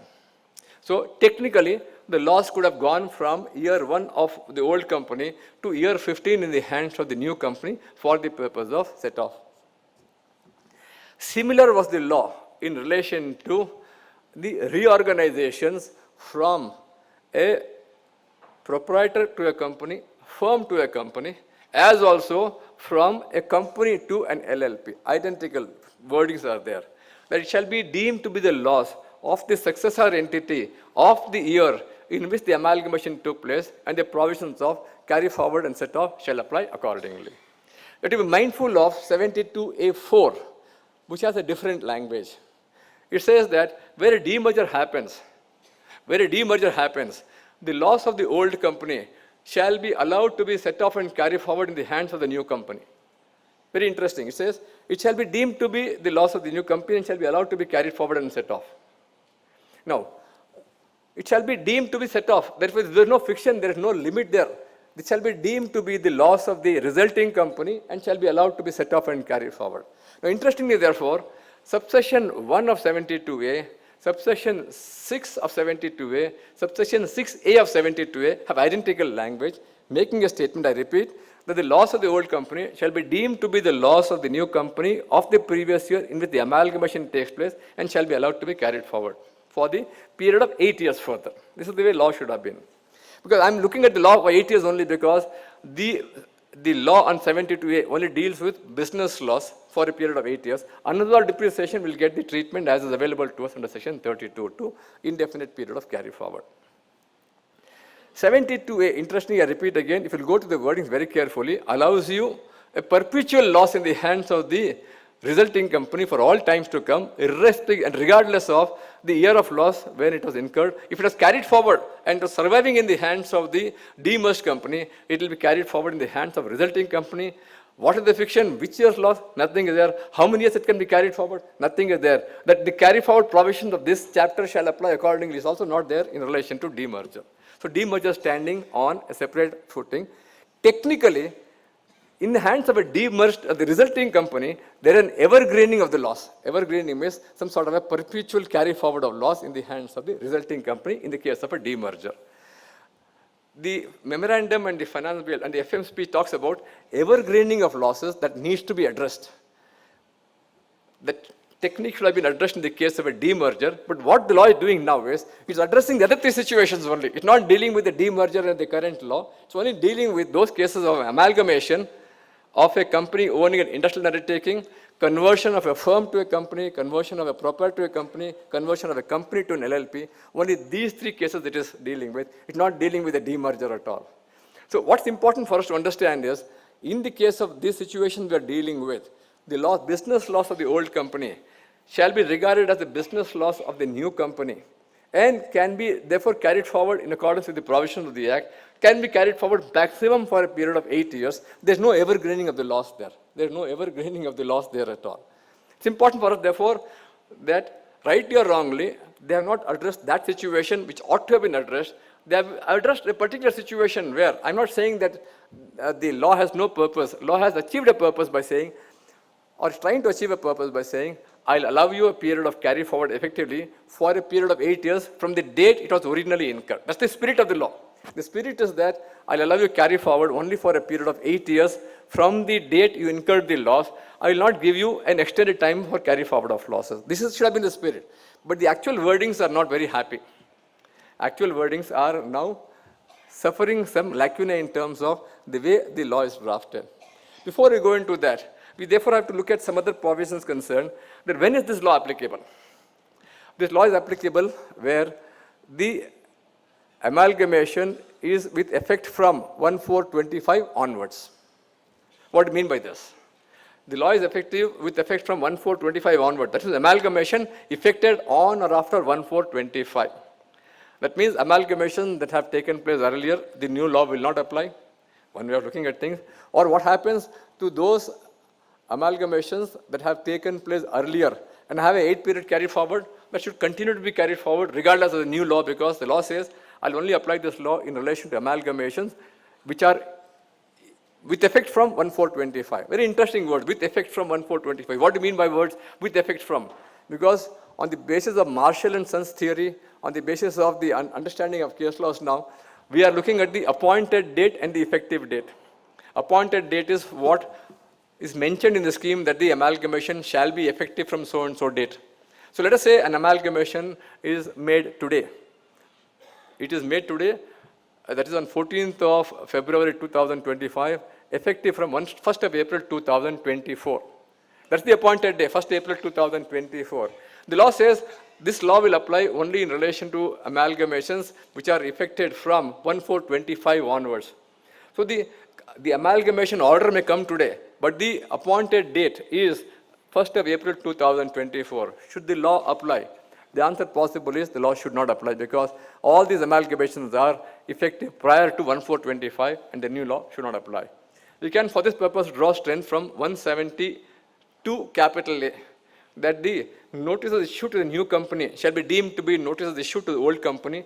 Draw the philosophy, draw Marshall and Son Company's case, see other cases that have happened now which indicate that the appointed date shall be the case or shall be the date critical for the purpose of reckoning the new applicability of law.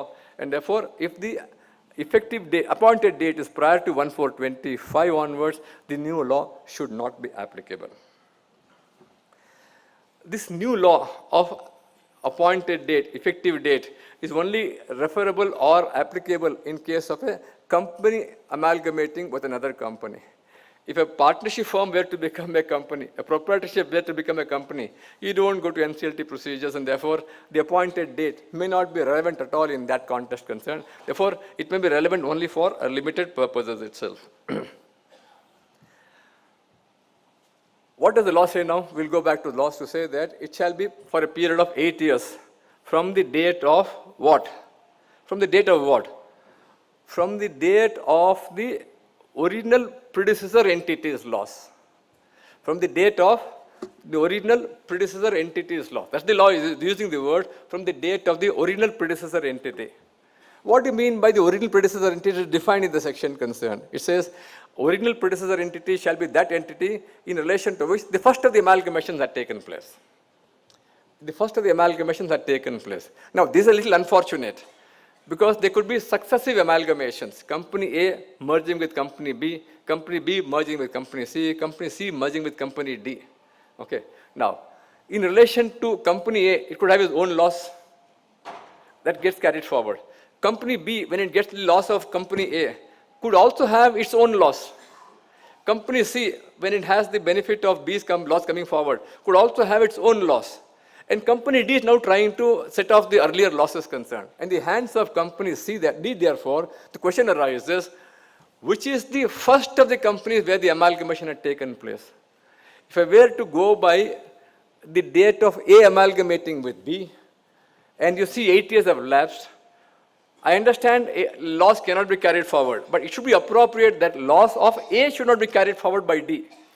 What about the losses of B and C, which were independently incurred?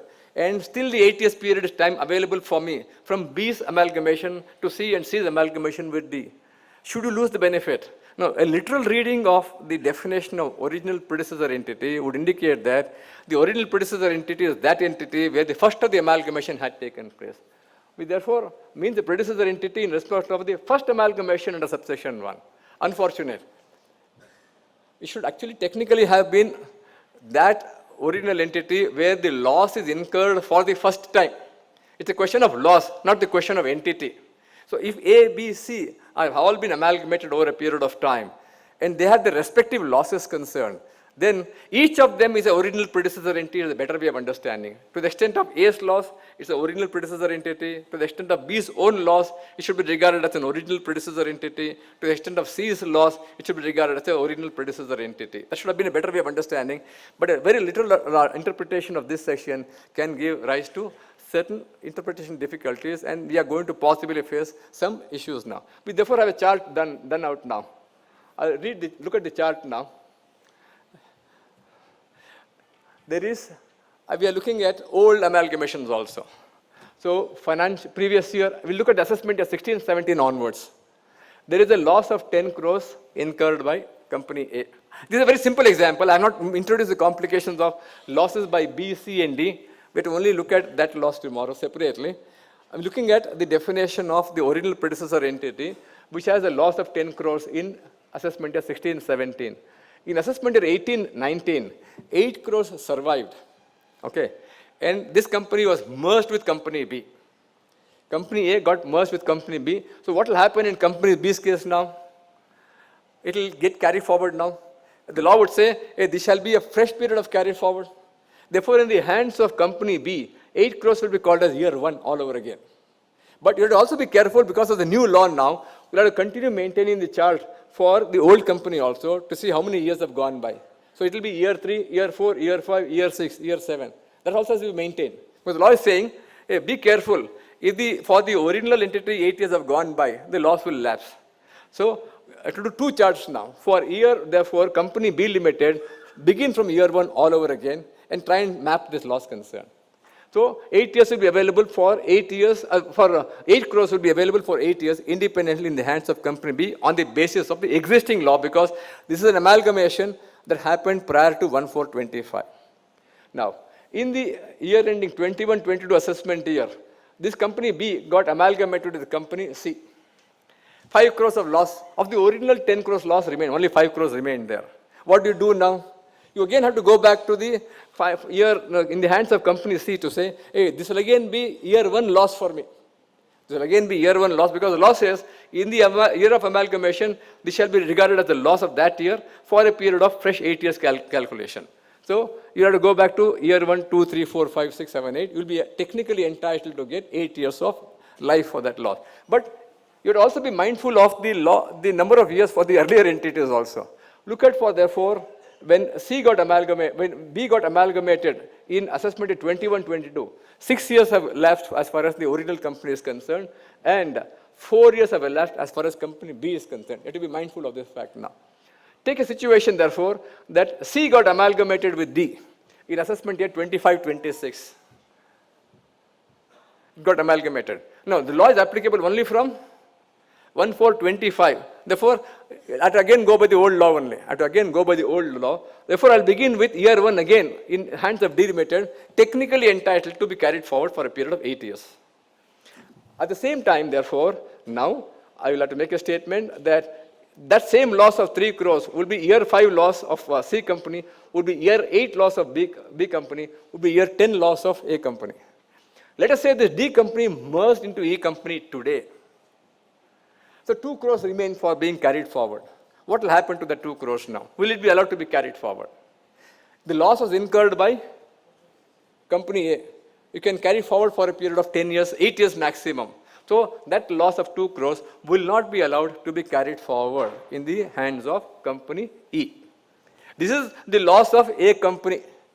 You have to do similar loss, in my opinion, of B, C, D. If there are independent losses of these companies concerned, you will have to do a similar exercise. We have to do a similar exercise. Now, this is the result of 2 crores not being allowed to you because of the proposed 72A6B being introduced.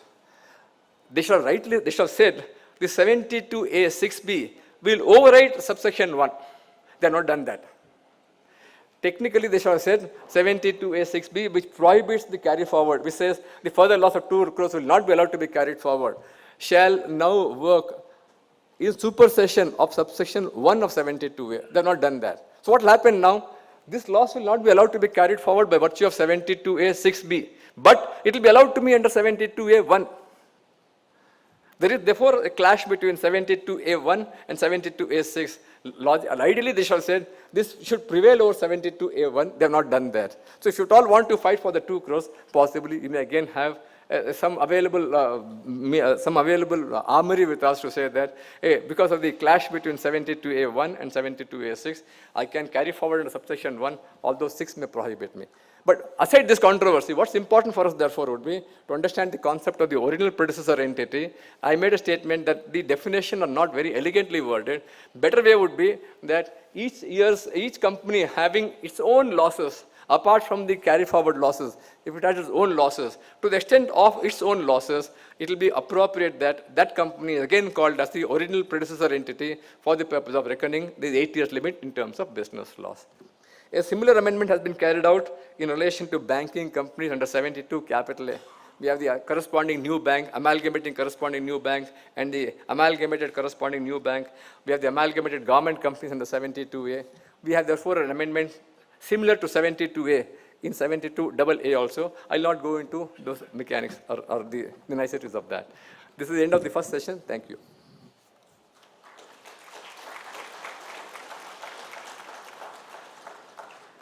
They know for sure that the discussion on transfer pricing would in any case be worse than the transfer of food into their belly. Because this discussion what you're going to have is essentially an option which will be considered as valid. Though those who would not want to make an option may kindly go for lunch. No, please carry on. I'm just joking.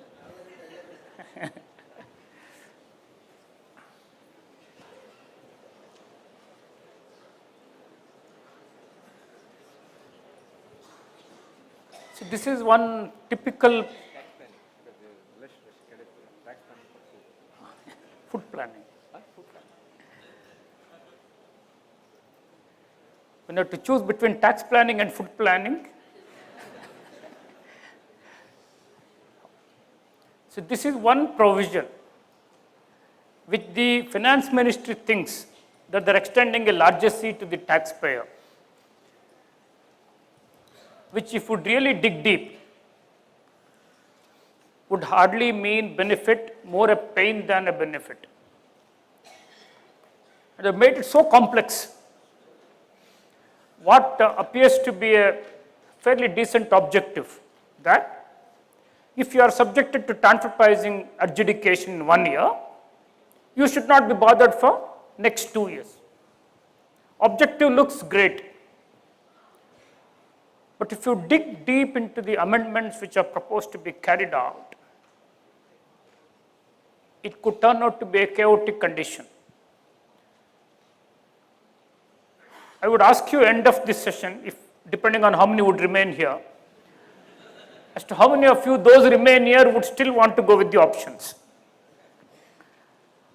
Now the amendments are essentially carried out to 2 sections, 92CA and 155, by way of insertion of subsection 21 to 155. So these two will have to be read together.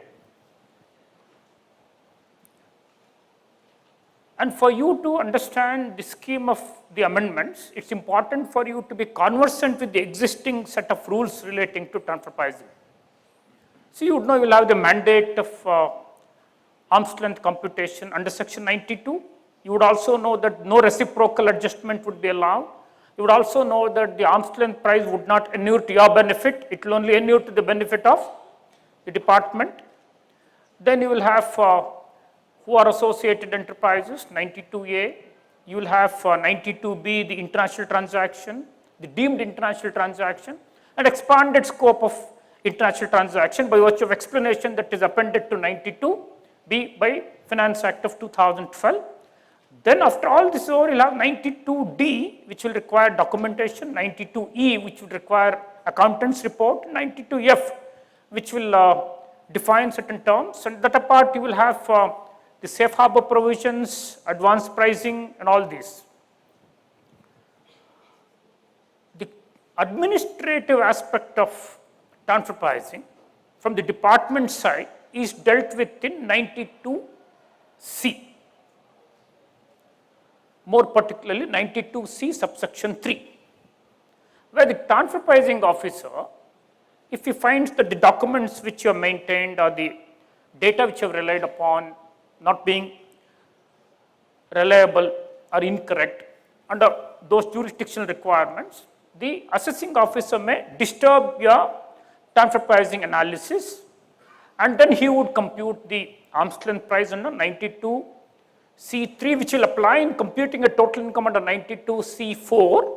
And there are 2 provisos to 92C4, which will say that 1, you wouldn't get the benefit of tax holiday in respect of the addition made by the AO.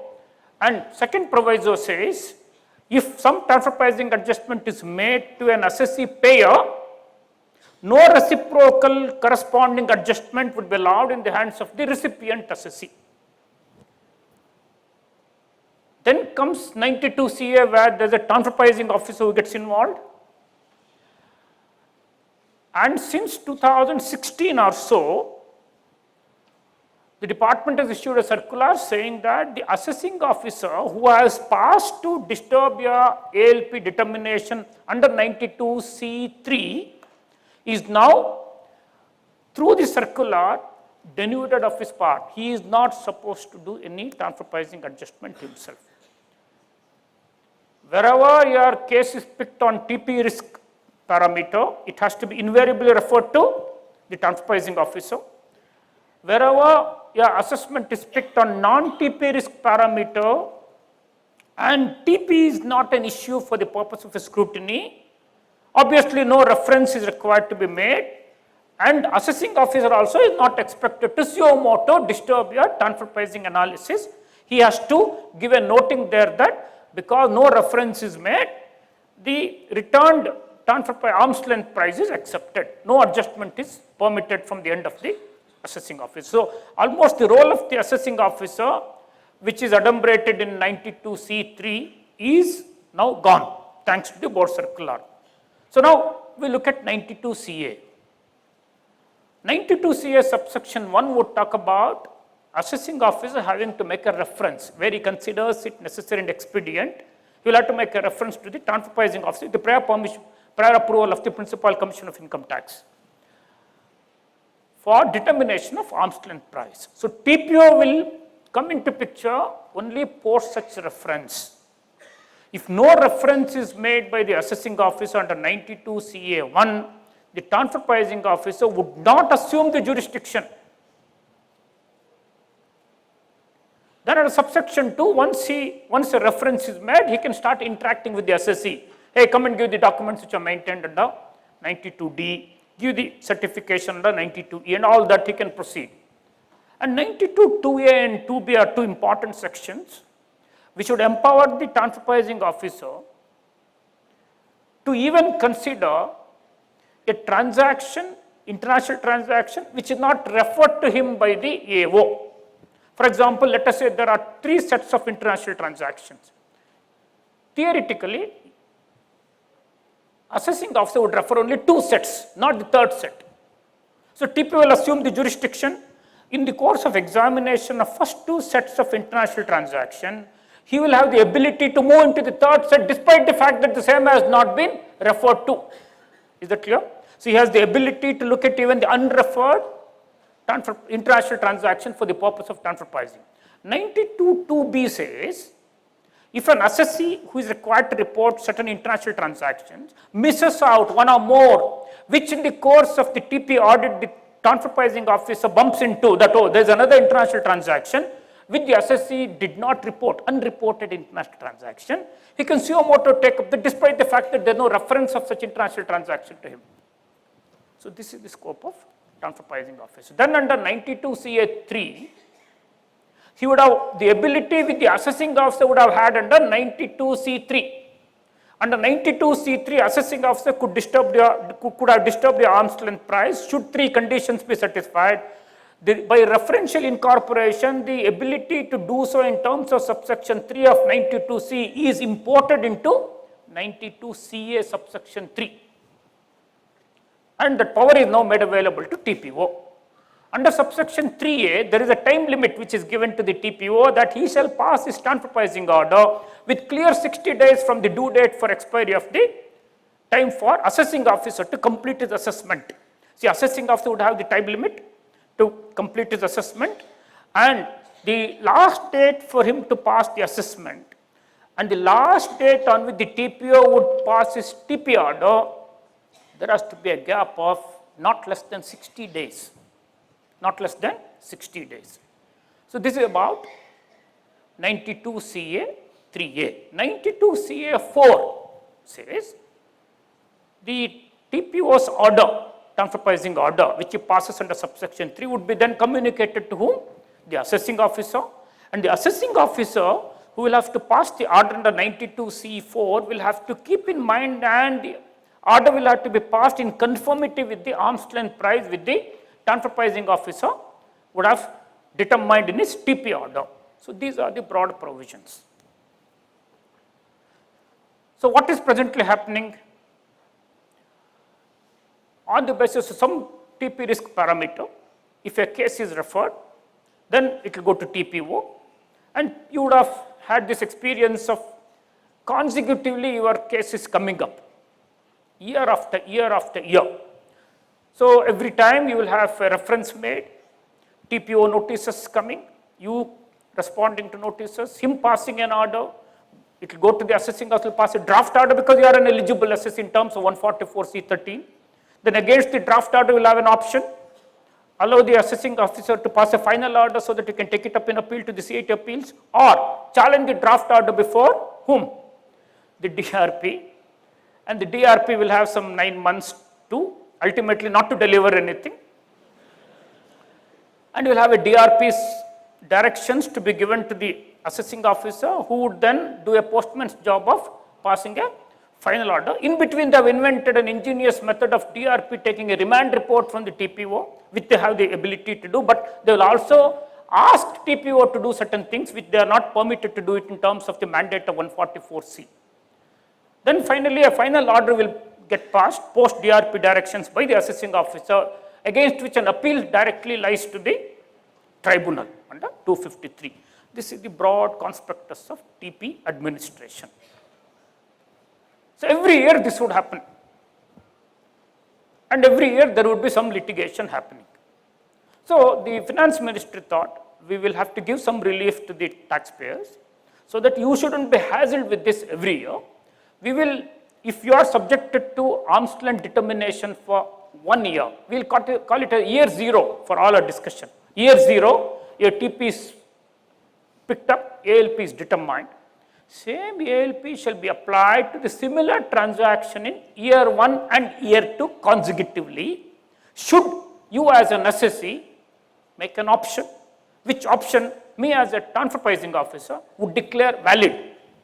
This is the broad conspectus of the change they are proposing to bring. How this is sought to be implemented, this is all they wanted to achieve. How is it sought to be implemented? Now the fun starts. Now look at 92 CA1, which I have already mentioned, that the assessing officer, in the course of any proceeding before him, if he considers it necessary and expedient, then with the prior approval of the principal commissioner, he may make a reference to the transfer pricing officer. This is the existing law under 92 CA1. To this, they have brought in 2 provisos. I will explain each of this a little later. First, let me take you through the legal provisions. The first proviso says, no reference for computation of ALP in relation to an international transaction or specified domestic transaction. I will keep not making reference to specified domestic transaction. When I say an international transaction, you may construe the reference also as including reference to specified domestic transaction. So no reference for computation of ALP in relation to an international transaction shall be made if the transfer pricing officer has declared the option exercised by the assessee in subsection 3B in relation to such transaction is valid for such previous year. It says, if your option is considered valid, during the validity of the option in respect of that international transaction, no reference shall be made. Is in sum and substance what this provision is trying to say. That means no reference to TPO, no jurisdiction to him, he cannot look at your transaction, because he will assume the jurisdiction only upon a proper reference being made. Now, second proviso says, anyway, you are not supposed to make a reference. If I made a reference before the option is declared valid, then it shall be regarded as if no reference has been made. So there could be time gap between your option being declared valid and a reference that will go. So if a reference would have already gone and that reference is followed by a declaration that your option is valid, then reference so made shall be regarded as if no reference is made. That means as good as no reference. And if by inadvertence, even after option is considered as valid, a reference is not supposed to be made by virtue of first proviso, by chance if it is made, then also it shall be regarded as if no reference is made. So first and the second provisos. See, in turn, the nitty-gritty of this we will look at it a little later. Let me first explain what the law is. So under the first and second proviso, basically what they're trying to say is if your option to adopt ALP for Y0 is year 0, for year 1 and year 2, Y1 and Y2 for similar transactions, if that option which you have exercised is considered valid in respect of that international transaction, there cannot be reference in year 1 and year 2. Is that clear? This has to be extremely clear to you before we proceed further. Now, with this, we will go to what is that they are trying to do in 92 CA 3B. 92 CA 3B says the arm's length price being determined in relation to an international transaction or a specified domestic transaction under subsection 3 for any previous year, year 0, ALP determined for an international transaction in year 0 shall apply to similar international transaction or specified domestic transaction for the 2 consecutive previous years, year 1 and year 2, immediately following year 0 on fulfillment of the following conditions. This is the substantive mandate of the proposed amendment. What it says, if an ALP is determined for year 0 in respect of an international transaction, the same ALP shall be applied to the similar transaction in Y1 and Y2 consecutively if the conditions of subsection 3B are met with. Now, what are these conditions? Again, I'll have to be visiting these sections again when we get into complications. First, let me explain what the law is. Conditions have to be satisfied. 4 conditions. The 4th condition comes as a proviso. If yours is a case of a search assessment and a block, then you are out of this option business. You don't have an option.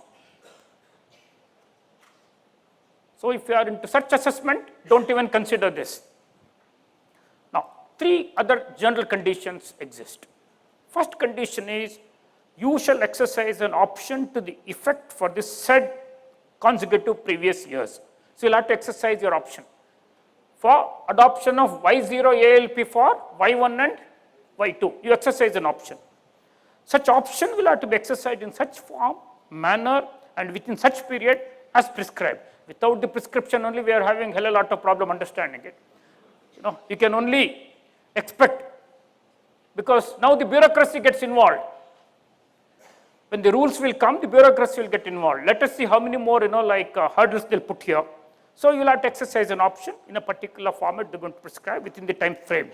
Then the transfer pricing officer, within 1 month from the end of the month in which you have filed the option or exercised the option, he has to pass an order in writing declaring that the option so exercised by you is valid. They could have stopped that, but subject to such conditions as may be prescribed. So you will not know what are the riders which are made which will be made available to the TPO. So they will have prescribed some conditions, and if those conditions are complied with, within a month from the end of the month in which you have filed your declaration exercising option, he has to pass an order declaring your option to be valid. If A, B, C conditions are satisfied, then what would happen? The ALP of Y0 will be applied for Y1 and Y2 if the transaction is similar. Is this clear? Now, let's go to 92 CA 4A.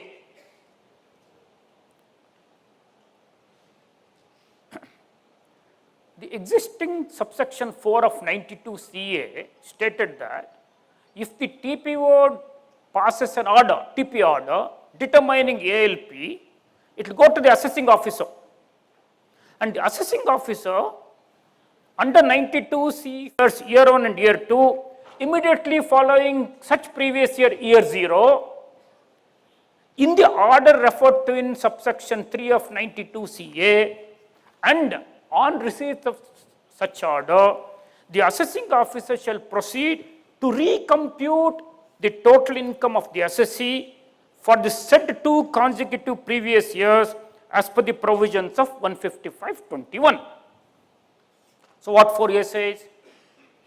Notwithstanding anything contained in subsection 4, where the TPO has declared your option to be valid in terms of subsection 3B, which we just now went through, then what the TPO has to do?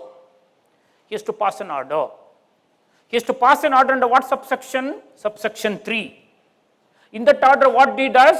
He examines and determines your ALP. He examines and determines your ALP for year 1 and year 2, because these are the 2 years which will immediately follow year 0.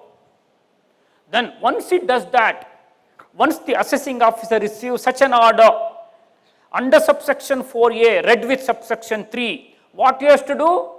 He has to recompute. He has to recompute the total income of the assessee for the 2 consecutive assessment years, year 1 and year 2. He has to recompute. Please keep this word in mind. Recompute, not compute. Then what will happen? We will go to 155.21.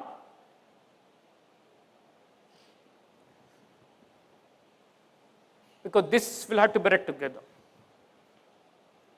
So already heard the mandate of 92 CA 4A, which says AO will have to proceed to recompute in terms of 155.21. So you will have then to move to 155.21, which says where the ALP is determined in relation to an international transaction under 92 CA 3 for any previous year, and that is year 0, and transfer pricing officer declared that an option exercised by the assessee is valid under subsection 3B of said section, that is 92 CA, in respect of such transaction for 2 consecutive previous years immediately following such previous year, that is year 1 and year 2. The assessing officer shall proceed to recompute the total income of the assessee for the said consecutive previous years Y1 and Y2 by amending the order of assessment or an intimation or a deemed intimation under 143.1, meaning the ability of the assessing officer to give effect to the order of the transfer pricing officer under the newly introduced provisions is only by way of amending an existing order or an intimation. Please keep this in mind. This is extremely important. It will create a hell of a lot of procedural hurdles later on. Now, as he does it, how he does it? He has to do it in accordance with the ALP determined by the TPO under newly introduced 92 CA 4A. 3B is the option, 4A is what? TPO in Y1 and Y2 shall examine and determine ALP and communicate it to AO by an order under 92 CA 3. Then what AO has to do? He has to go under 155.21 and amend the assessment order or the intimation or the deemed intimation. On what basis? On the basis of what the TPO has determined for Y1 and Y2 in terms of subsection 4A of 92 CA. And if that TPO's order for Y0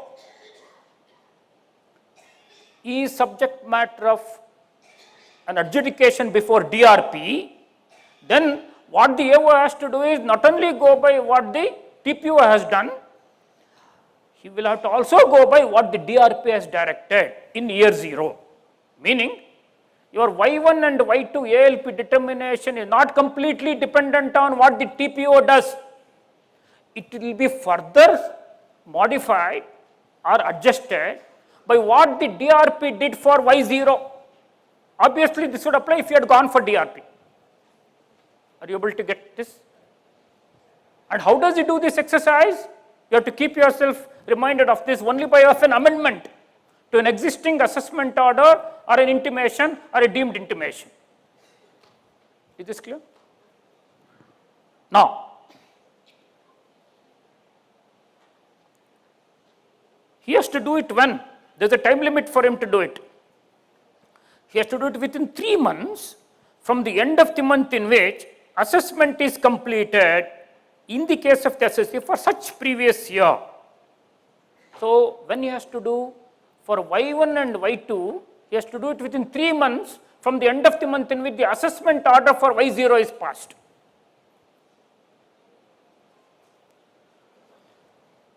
The order of AO amending an assessment order or an intimation or a deemed intimation for Y1 and Y2 should be made when? Within 3 months from the end of the month in which assessment order for Y0 is made. And not only that, when he does so, he will have to implement 2 provisos to 92C4. What are the 2 provisos to 92C4? Proviso 1, you can't get the benefit of deduction under 10, 10AA, chapter 6A, etc. for TP addition at the instance of the department. 2, the reciprocal adjustment would not be available to the recipient, the other recipient assessee, if to the payer assessee a transfer pricing adjustment has been made. These 2 provisos that come under 92C subsection 4 have been incorporated into 155(21), where whenever the assessing officer would be amending your existing order or your intimation or deemed intimation for Y1 and Y2, he will have to not only amend it, he will also have to keep in mind first and the second proviso of 92C4. Now, there is a proviso to it. When should he rectify the assessment order or intimation or deemed intimation for Y1 and Y2? Within 3 months. From the end of the month in which the assessment order for Y0 is passed. Now, if the assessment order for Y0 is passed, but within 3 months, there is no order or intimation for Y1 and Y2 is available.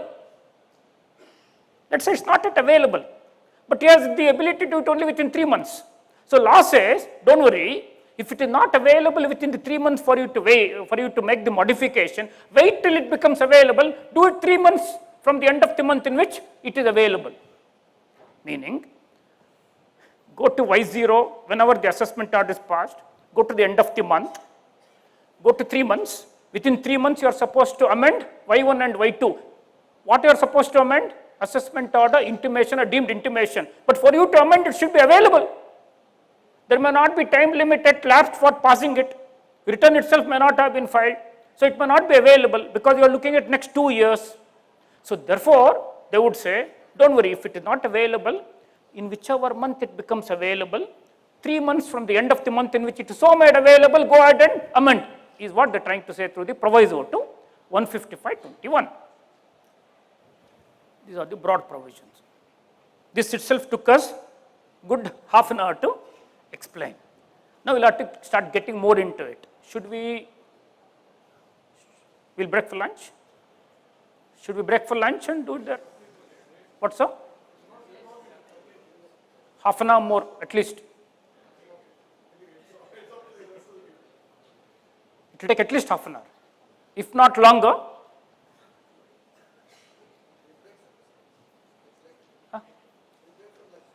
We'll break for lunch.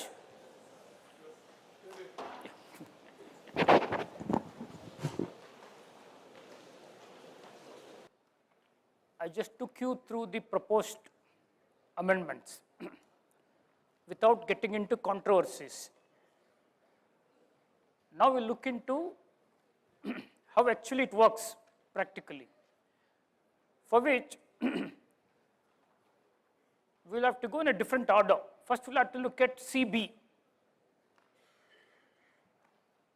Then we'll have to go to the 2 provisos to CA1. Then we'll have to come to 4A, then to 155(21).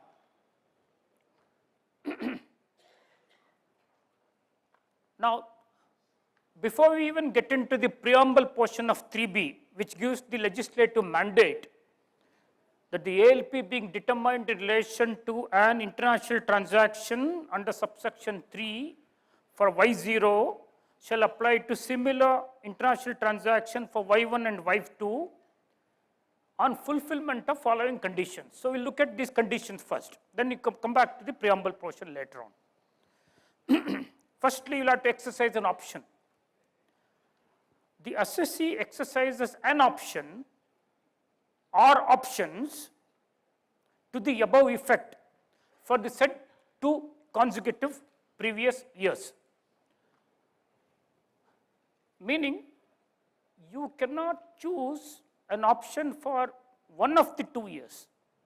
If you have chosen to opt for the number of Y0 to be applied for Y1 and Y2, you can't break it between Y1 and Y2. You will have to do it for consecutive 2 years, point number 1.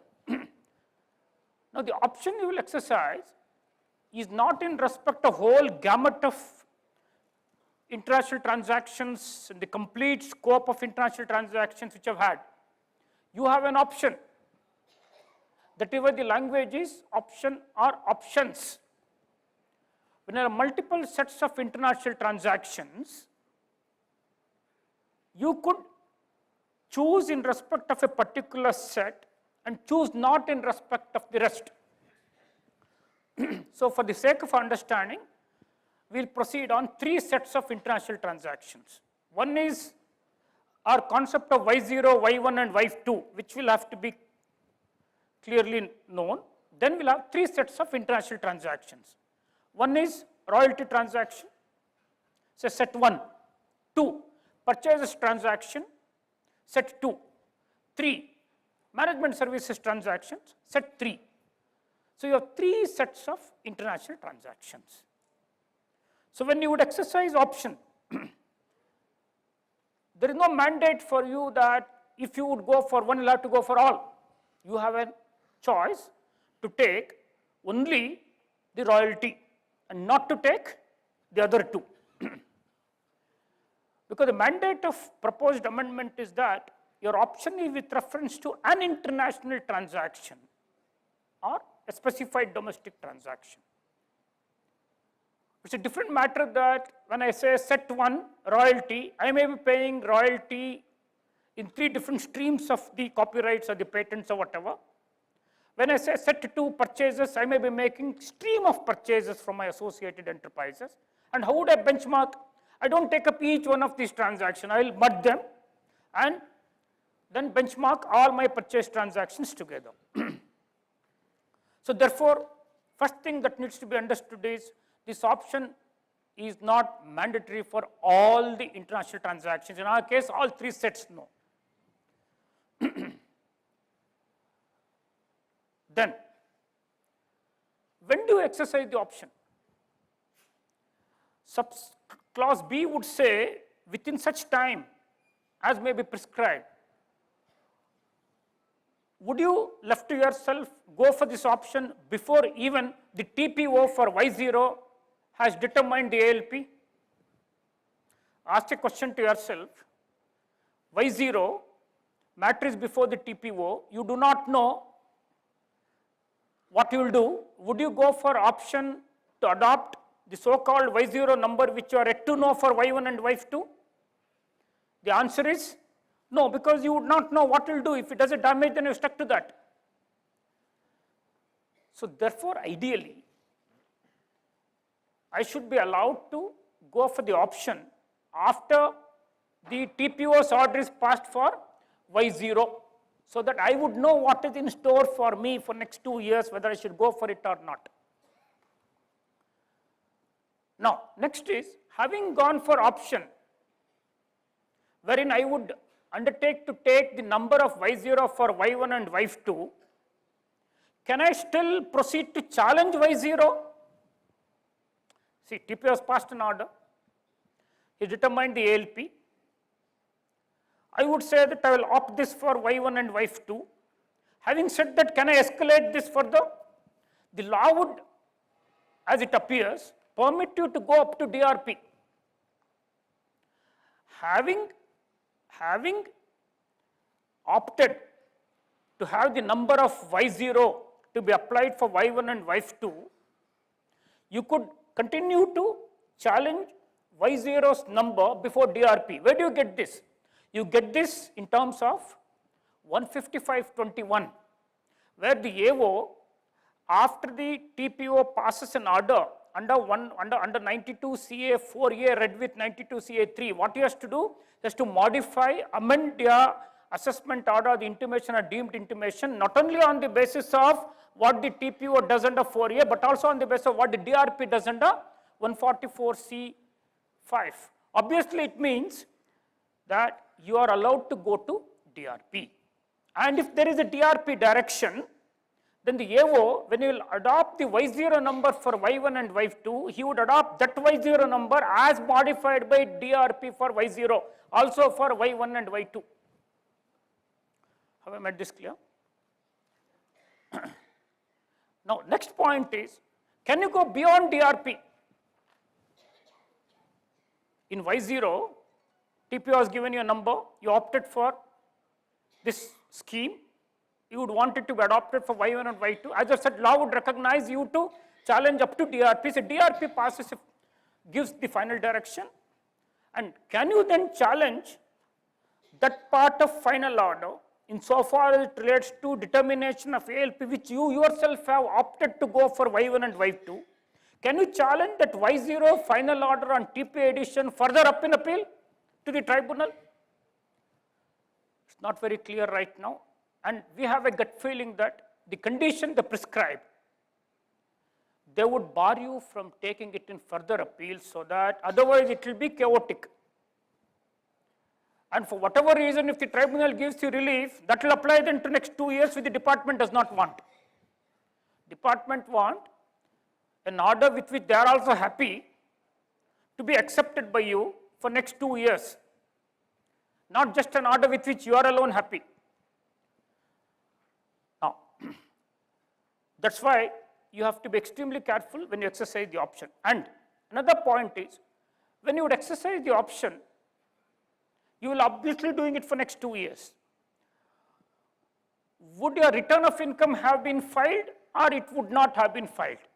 It depends on how fast the TPO passes order for Y0.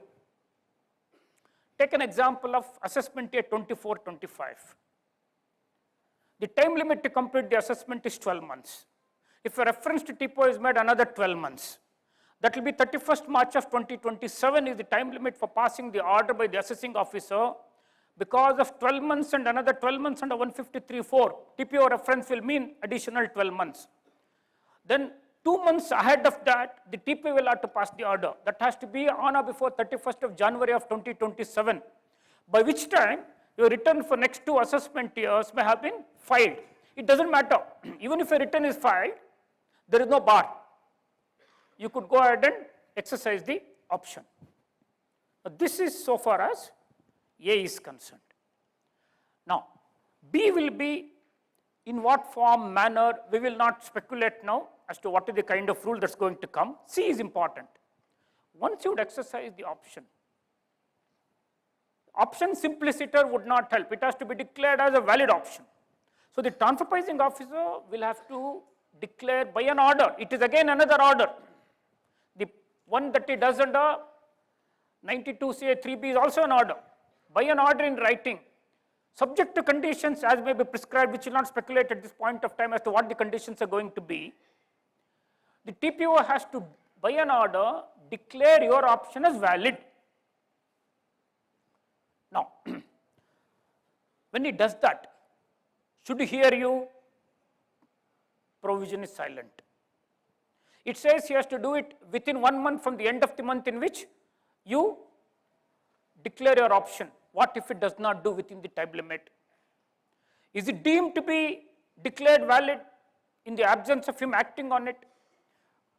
What is the way out to you? Is it an appealable order? The answer is no, it doesn't get covered under 246 or 246A. It's an order per se, but not get covered here.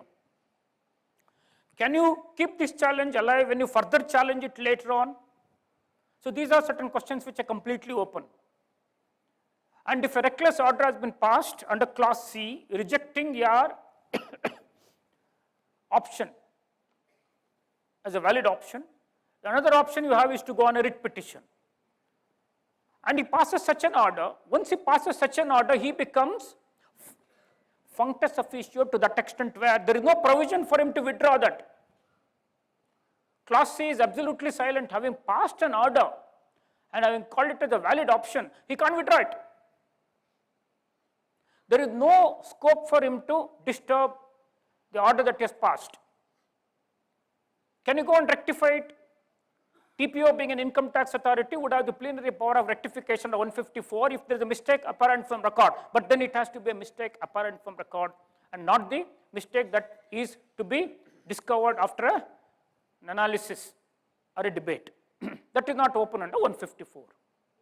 So now he has passed an order under this clause C of 92 CA 3B. Can the commissioner revise this order under 263? If the commissioner would find that the conditions prescribed have not been adhered to or looked into, these conditions are prescribed through the rules. Can the commission in 263 disturb this? Is another point that needs to be taken into consideration. If you look at commissioner's power, he can look at any order, take up any order, and he could possibly seek to disturb. He has the ability to disturb the order of the TPO. There is an amendment made to section 263. That amendment says order of the TPO, not the one that is passed under 92 CA3. So this also is an order passed by the TPO. Therefore, this order is in scope for the commissioner to revise. Then explanation 2 to section 263 says that an expanded scope for the commissioner, if the regulation, circular, etc. has not been followed, then it is a case where it's erroneous in so far as prejudicial to the interests of the revenue. But then this is not a regulation or a circular, this is the rule. Rule is not referred to in explanation 2 to section 263. So therefore, the scope of expanded inquiry is not available to the commissioner. But nonetheless, commissioner appears to have power to disturb it under basic premise of section 263. And if he passes an order disturbing it, then it becomes an order 263, then it becomes appealable to the tribunal. Look at the fun here. The order of the TPO as such is not appealable. But if the order of this TPO is disturbed by the commissioner 263, it becomes an order of the commissioner 263 and becomes appealable to tribunal under 253 of the Income Tax Act. Now, assuming that you have made a proper application, you have made in time, and the AO will accept this by passing an order saying that it's a valid option, then what would happen? Once it becomes a valid option, look at the mandate of the preamble words of subsection 3B. Here is where you have to be extremely careful. Arm's length price being determined, there is a problem there. I do not know why have they used the words being determined. They should have said arm's length price determined in respect of an international transaction for Y0 should apply to Y1 and Y2 for similar transaction. We would hazard a guess that they are saying being determined should mean that the TPO will have to consider your option, or the time for you to go for an option should be in the very close proximity to the time when the TPO would pass his TP order for Y0. Question is, it should be in the course of his proceeding during Y0 or it should be soon thereafter, which we'll have to see. But the words being determined would make it appear some sort of a present continuous. In so much to say that it has to be in the immediate proximity of TPO's decision on Y0. Now, whatever it is, it says the ALP that is determined by the TPO under 92 CA3 in respect of an international transaction shall apply, same ALP shall apply to similar international transaction for Y1 and Y2. Now, here is where we will have to really understand what is the meaning of similar international transaction. It's simple to say that ALP of Y1 would apply to Y0 would apply to Y1 and Y2. But the basic condition is transaction should be similar. How would you understand a transaction as similar? It should be similar to Y0. On what basis do you draw similarity? I'll give you some examples. You may possibly try to answer. Take a case where I've had purchase transaction, I've had patent royalty transaction. Are they similar? Are they similar? But I'm able to establish that they are closely linked transaction because my pricing in respect of both is such that they are closely linked. Now, if you go to Rule 10A, Clause D, defines transaction includes a number of closely linked transactions. Now, are you able to get me? There is a purchase transaction, there is a patent royalty transaction. They are by nature dissimilar, but they are called closely linked. Now, let us say in Y0 it is accepted as closely linked. ALP is determined for purchase and royalty together by aggregation on some TNMM basis. You move to year 1, year 2. In year 1, year 2, for the transaction to be called similar, it has to be again purchase and patent royalty. Let us assume in year 1, you have developed in-house patent, stop paying royalty. Now, can you tell me that the ALP determined in Y0, where you have taken aggregated transaction of purchase and patent royalty, could that be called as similar to Y1, where you have only purchase transaction? What's your answer? Impossible, right? So is the reverse. In year 1 you had only, in year 0 you had only purchase transaction. There is an ALP determined. You have gone for the option. In year 2, you have gone for purchase as well as royalty as an integrated case. They fit in to be called as closely linked transaction. Then also the ALP of Y0 cannot be applied for Y1. Take another example where you've been doing ITS transaction, which are branded as BPO transactions. There are about 3-4 such BPO transactions you're doing, like accounting outsourcing, like some call center. Let us say the kind of ITS you do are such that they are not, like superior enough to be called as KPO, they just remain at BPO. And those of you who have done transfer pricing benchmarking, you would know that in TNMM, we do not look at transaction comparability, we rather press on functional similarity. Therefore, irrespective of which ITS you do, we will brand you as an ITS as long as you are not a KPO company. Let's say I am doing 3 such transactions, ITS transactions. They are all called as BPO, bunched together and benchmarked. I move to Y1, I have opted for it, option. Let's say 14% is taken as ALP for Y0, that bunch transaction, BPO 1, 2, 3, 3 types of transactions. In year 4, I will add another line of activity to this existing BPO, which will become BPO 4 along with BPO 1 to 3.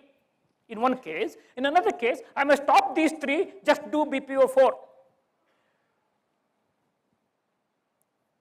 Would you agree that it's a similar transaction or you don't? Have you understood my example? Can you apply the ALP of Y0 to ALP of Y, the transaction of Y1? Are they similar? As I said earlier, in TNMM, we are looking at functional comparability, not the transaction comparability. We are not on a transaction method, we are on a profit method. So on functions, we have called BPO 1, 2, 3 as same. If BPO 4 would also fit into same family, then it will fall within the meaning of similar transaction. It doesn't matter I may stop BPO 1, 2, 3. It doesn't matter if I added BPO 4. Now what is the test here? In our opinion, test is that you imagine you have had BPO 4 also in Y0. Would you have bumped into same set of comparables? If yes, your transactions are to be called as similar. Let's say you did BPO 1, 2, 3 in year 0. In year 1, you stop doing it, you do BPO 4. You hypothetically imagine if you had done BPO 4 in year 0, would you have got the very same set of comparables which you have got for BPO 1, 2, 3 in year 0? If yes, that means there is a functional comparability, transactions are similar.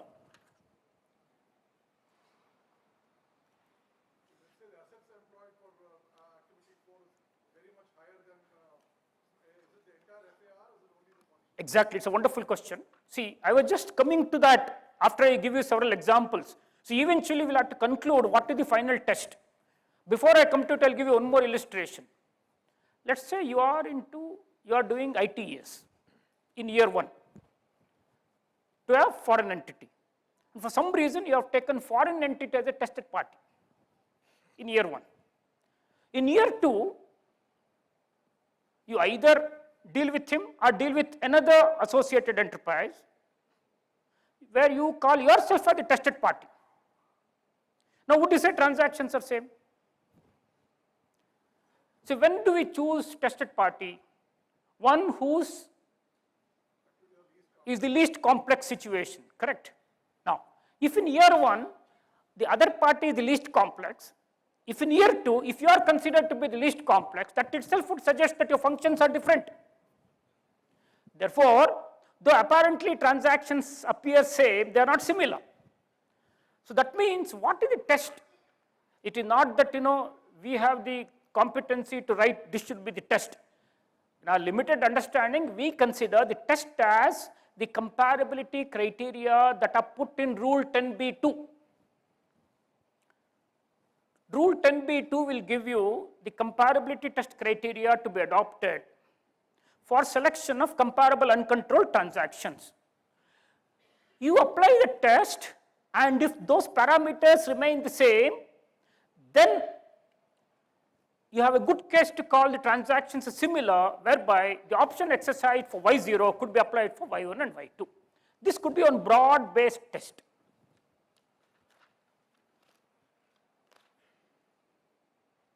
And don't ask me to explain what is Rule 10b-2, please look at that, you have a list of criteria there. Now, assuming your transaction is similar, let us give it that it's similar, then ALP will have to be applied. What do you mean by applying the ALP into this? If it is a cup method, you have had a price, correct? You have a price. You would adopt the same price for similar transactions in year 1 and year 2. The cup method would be adopted for various transactions, where you will have per unit rate, per hour rate, per hour wages, whatever it is, that would be adopted. That appears fairly simple. Take another case where you have had less than 6 comparables and you follow other methods. In which case, how is ALP determined? Less than 6 comparables, how is ALP determined? More than 1 but less than 6? By the arithmetical mean, by giving you 1%, 3% as the case may be. Now, let us say in Y0, they follow TNMM with only 4 comparable uncontrolled transactions, and therefore you will have an arithmetical mean. Then that arithmetical mean per se would be applied to Y1 and Y2 and would be benchmarked against your profit for Y1 and Y2 to see if there is a TP addition or not. Have you understood?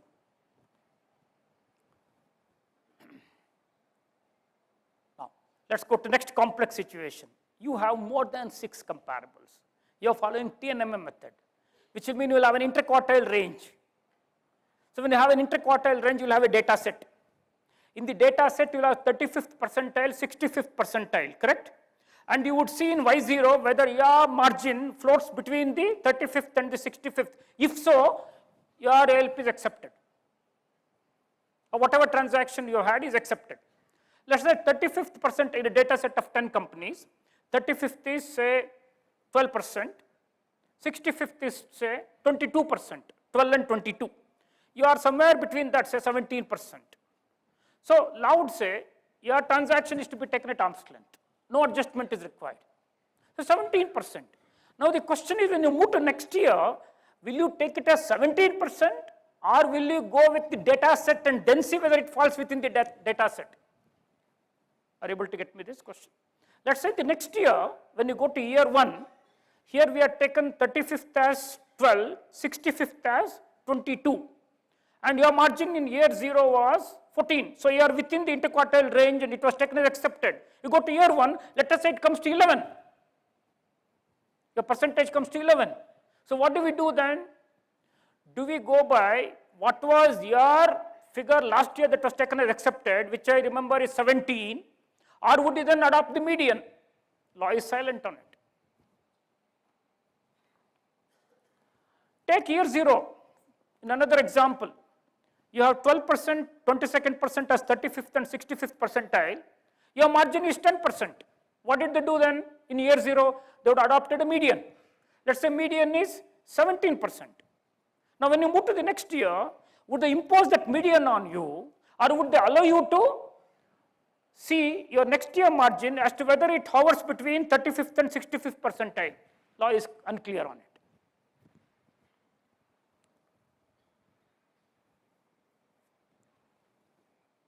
And in year 0, you would have computed weighted average for your figure of current year, previous year 1 and previous year 2, and same weighted average would continue for next 2 years, which will mean a particular year's data now could be used for more than 5 years or at least 5 years.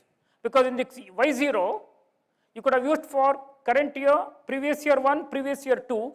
The data of previous year 2 would then be relevant for next 2 years, Y1 and Y2. So that means a particular year's data could now be relevant for 5 years.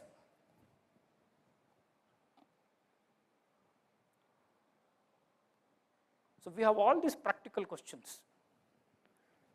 Now, let us say you have gone for the option, and let's say it's agreed to be similar. Let's say you will not have difficulty in applying it here. And if the commissioner in exercise of his powers disturb the TPO's order for Y0, where do you stand?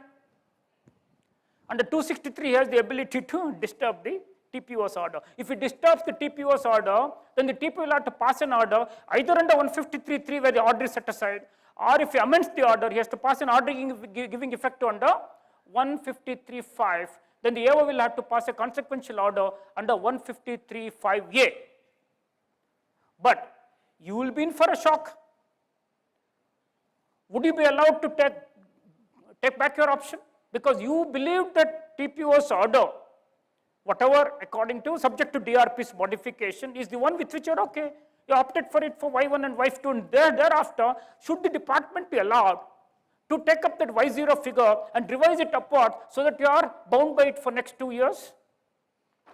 So either the department, like how they would bar us from going in appeal for Y0, they should also bar the commissioner through the internal department instructions. Don't disturb it.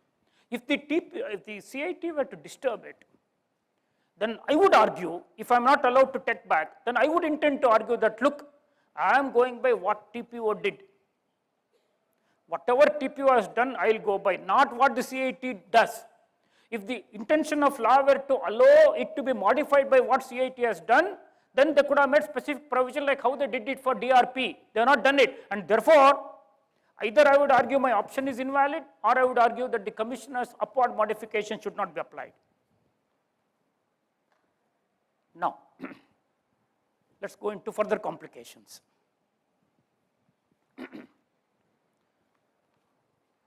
So you know that the option need not be exercised for all the international transactions. And I gave you an example of 3 sets in a given case. Set 1, royalty. Set 2, purchases. Set 3, management fee. Let us suppose that I have opted for all 3. Simple example. When I have gone in for all 3, and by virtue of an order under CB, TPO has called it as valid, then you will have to go to the 2 provisos to 92 CA1, which says where the option exercised by the SSC is declared as valid by the TPO, no reference shall be made. Let us say in year 1, for these sets of transactions, because I have gone in for option which is declared valid, no reference can be made to the TPO. by virtue of first proviso to 92 CA1. Even if a reference is made, that reference shall be considered as if it is not made. This would apply only and only if in year 1 I have had same 3 sets of transactions. If I were to have a 4th set of transaction in year 1, say I have had 3, patent royalty, purchases, management fee. If I were to have a sale transaction also in year 1, the bar on reference would apply only to the first 3 where I have gone for option, not for the new international transaction, a new type of international transaction which I have entered into, which will mean there is going to be a partial reference. He cannot be referring for 3 sets of transaction, but he may want to refer the 4th set of transaction. When he refers the 4th set of transaction, TPO will assume the jurisdiction. Once the TPO assumes the jurisdiction, can he invoke his powers under 92 CA, 2A, 2B to even look into unreported and unreferred transaction? That would go in conflict with the very scheme of the section, but there is no bar apparently. I'll repeat again. The moment the TPO assumes jurisdiction under 92 CA1 reference in terms of 2A, he can pick the transaction which is not referred. Now, set 1, 2, 3 transactions could not have been referred. Even if referred, it is treated as if they are not referred. But then it is unreferred, meaning TPO cannot ordinarily touch the unreferred transaction, but in the course of his exercise of jurisdiction, 92 CA 2A will permit him to even take unreferred transaction or unreported transaction. Should you allow the TPO to do it? The board has to tell the TPO, if it is set 1, set 2, set 3 transactions in respect of which an option declared has been considered as valid, don't consider that under 92 CA 2A. Otherwise, our TPOs could be possibly doing it. Now, come back to set 1, set 2, set 3. Let us assume he has passed an order of TP for all these 3 transactions in Y0. You would choose this option only for set 1 transaction. In year 1, what has to be done? AO will have to make a reference to set 2 and set 3 because you have not exercised option for that. You exercised option only for set 1. Whatever ALP found for set 1 will hold good for Y1 and Y2. Now you move to year 1. In year 1, better sense would prevail in you. You would also opt for set 2. That will be valid to you for year 3, year 2 and year 3. Are you able to get me? Because set 2, you are exercising option in year 1. After the year 1's TPO order is passed, that will hold good for 2 years. So what will you do in year 3? As far as year 3 is concerned, set 1 which stood referred in year 0, in respect of which you opted for it, cannot be referred because it is still within the window of 2 years. Set 2 which you opted for it in year 1 is also within the window of 2 years. Set 3 alone will have to be referred to the TPO. So that means it will create a mess of a lot. A part of which will be referred, a part will not be referred. To the extent it is referred, everything will go. TPO will pass an order, draft order, DRP, all that will happen. To the extent it is not so referred because of mandate of 92 CA1 first and the second proviso, nothing of this will happen. So you will have truncated orders all around. And it becomes difficult for you to put these things together later on to know what is your obligation.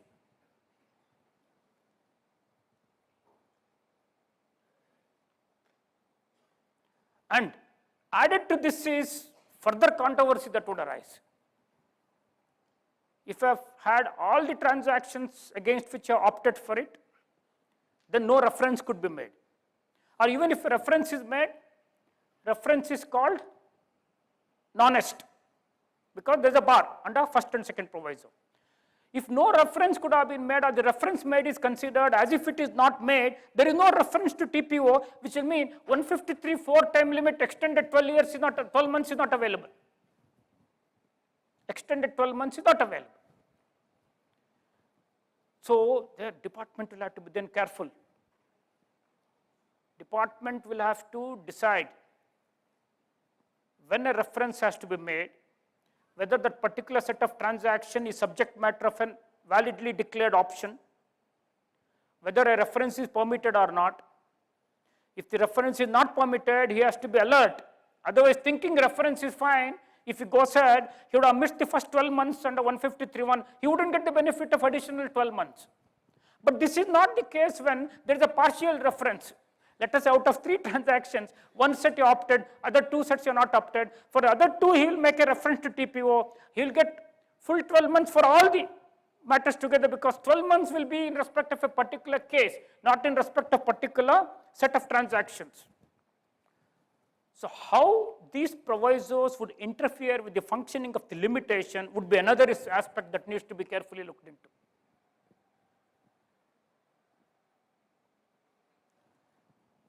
Now,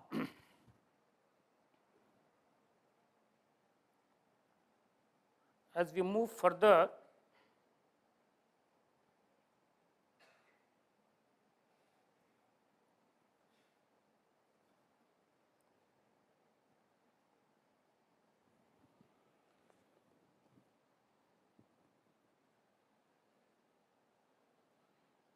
now let's go to the next provision.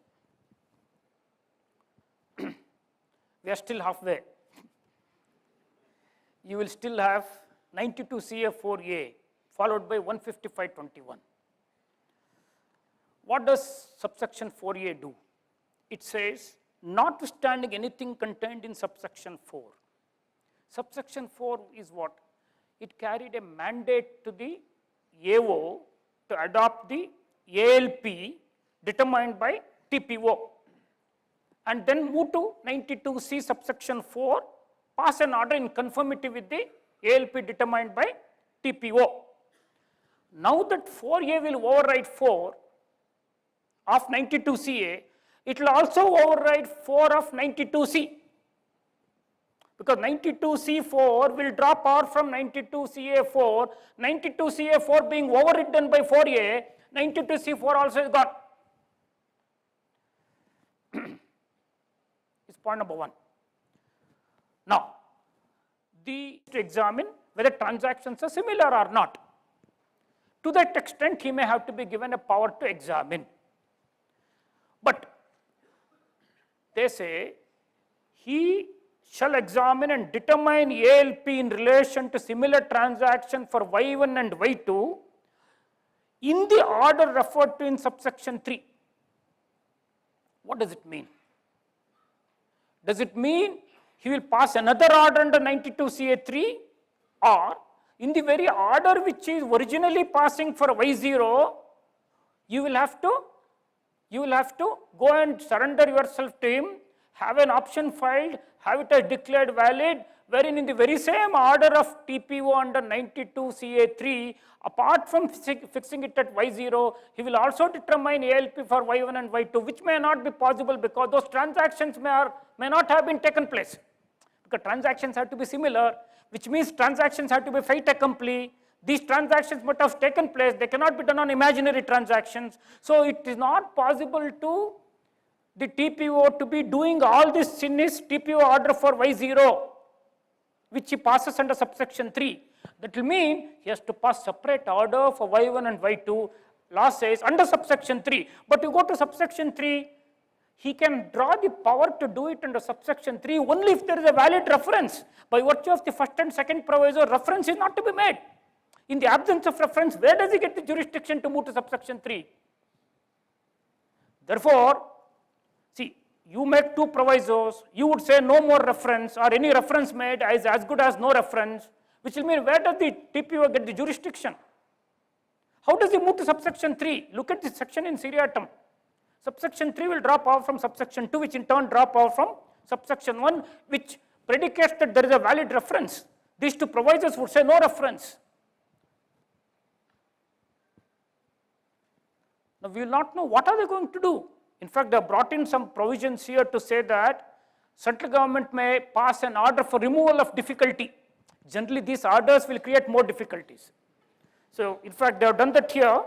They have brought in 92 CA, subsection 11 and 12 have been brought in. If any difficulty arises in the implementation of these provisions, Central government will make such orders.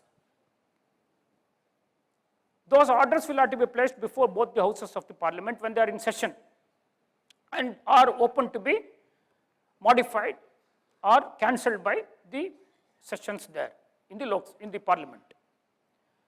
Now, we will not know what kind of orders are they going to pass. So, we will have these kinds of problems that would arise.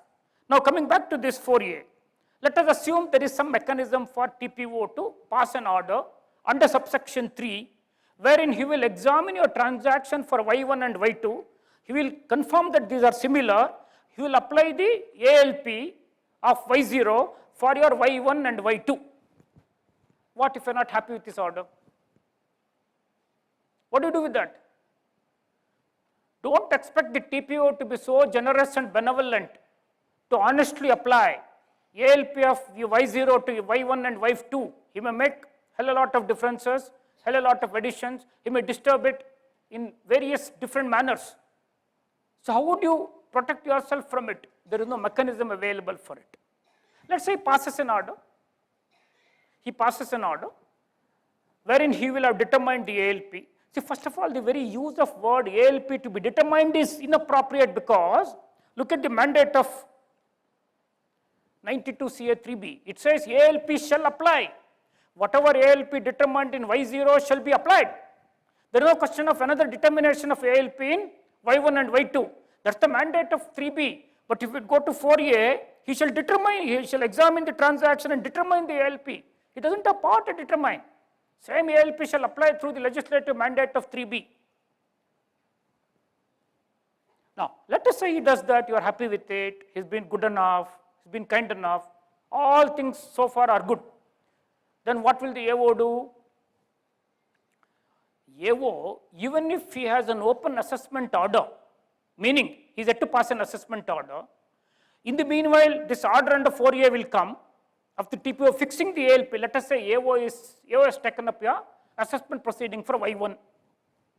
Let us assume there are no other international transactions except this to keep the life simple. How much time does he have to complete the order for Y1?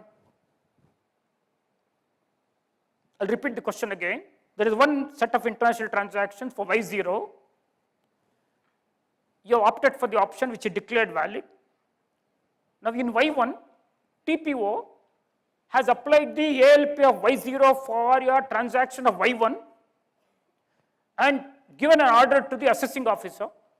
Assessing officer's proceedings are open now, assessment proceedings. What he has to do? How much time does he have? Does he get the extended time or not? Under 153(4), does he get the extended time or not? He does not, because there is no reference. So 153(4) extended time is not available. Within the original time limit, he has to pass an order. Let's say today is the last day, he is doing the computation. In the meanwhile, the TPO's Y1 figure comes. He has determined the ALP on the basis that the transaction is similar, and there is going to be an addition of say 3 crores. That will come. What is the AO supposed to do? Can he add the 3 crores in the assessment order? The answer is no.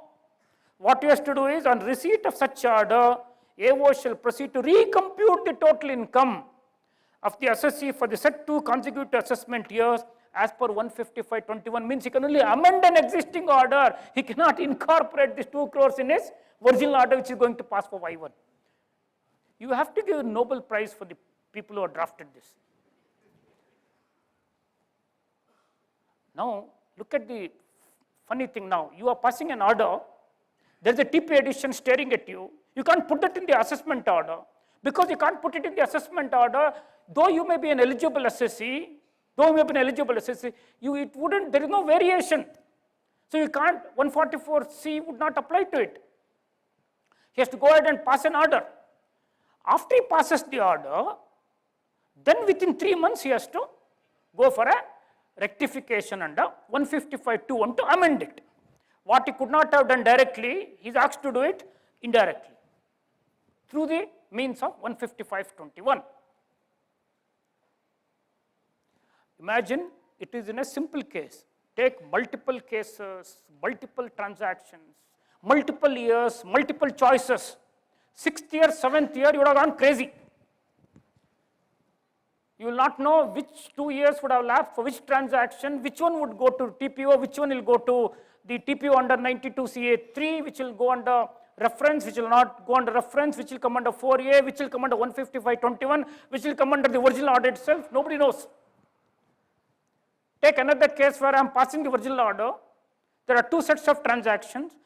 In one set of transaction, it's a case of option. Another set of transaction, current TPO's order. In one case, 2 crores addition, TP addition. Another case, 4 crores addition. I can add one addition, but I can't do the other addition where I opted for it. I'll have to wait for that order to be passed, then take another 3 months from the end of the month to modify it.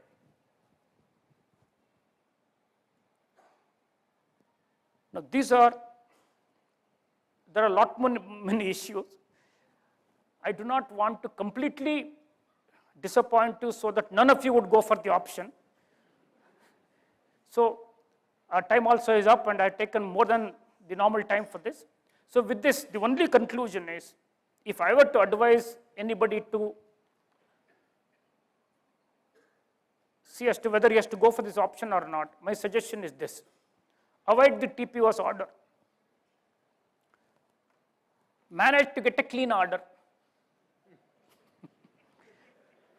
Manage means convince him here. Convince him properly. Use all your capabilities to convince him, get a clean order. Also manage to get a clean assessment order so that you don't have to go to DRP. Then there is no DRP, block that. There's a clean order, then go for this option. Otherwise, please don't go for this option. So with this, we have spent about 1.5 hours time on this, and if you were to question yourself, what is the end use of all this? You would say, apart from getting into maze of confusion, ultimate decision is what you would have otherwise done had the option not been there, that don't opt for the option. So with this, we'll close here and go for the next session.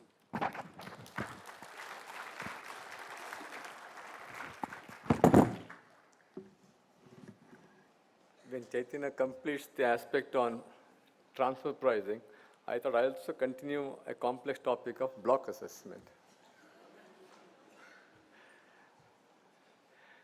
Before that, Chaitanya reminded me there is one section, section 23, that I have not dealt with. I'll deal with that. I'm entitled to say a property occupied by me for the purpose of my own occupation, ALV is nil. Now, I can do it for the second property also. There are certain conditions attached to this ALV being claimed as exempt.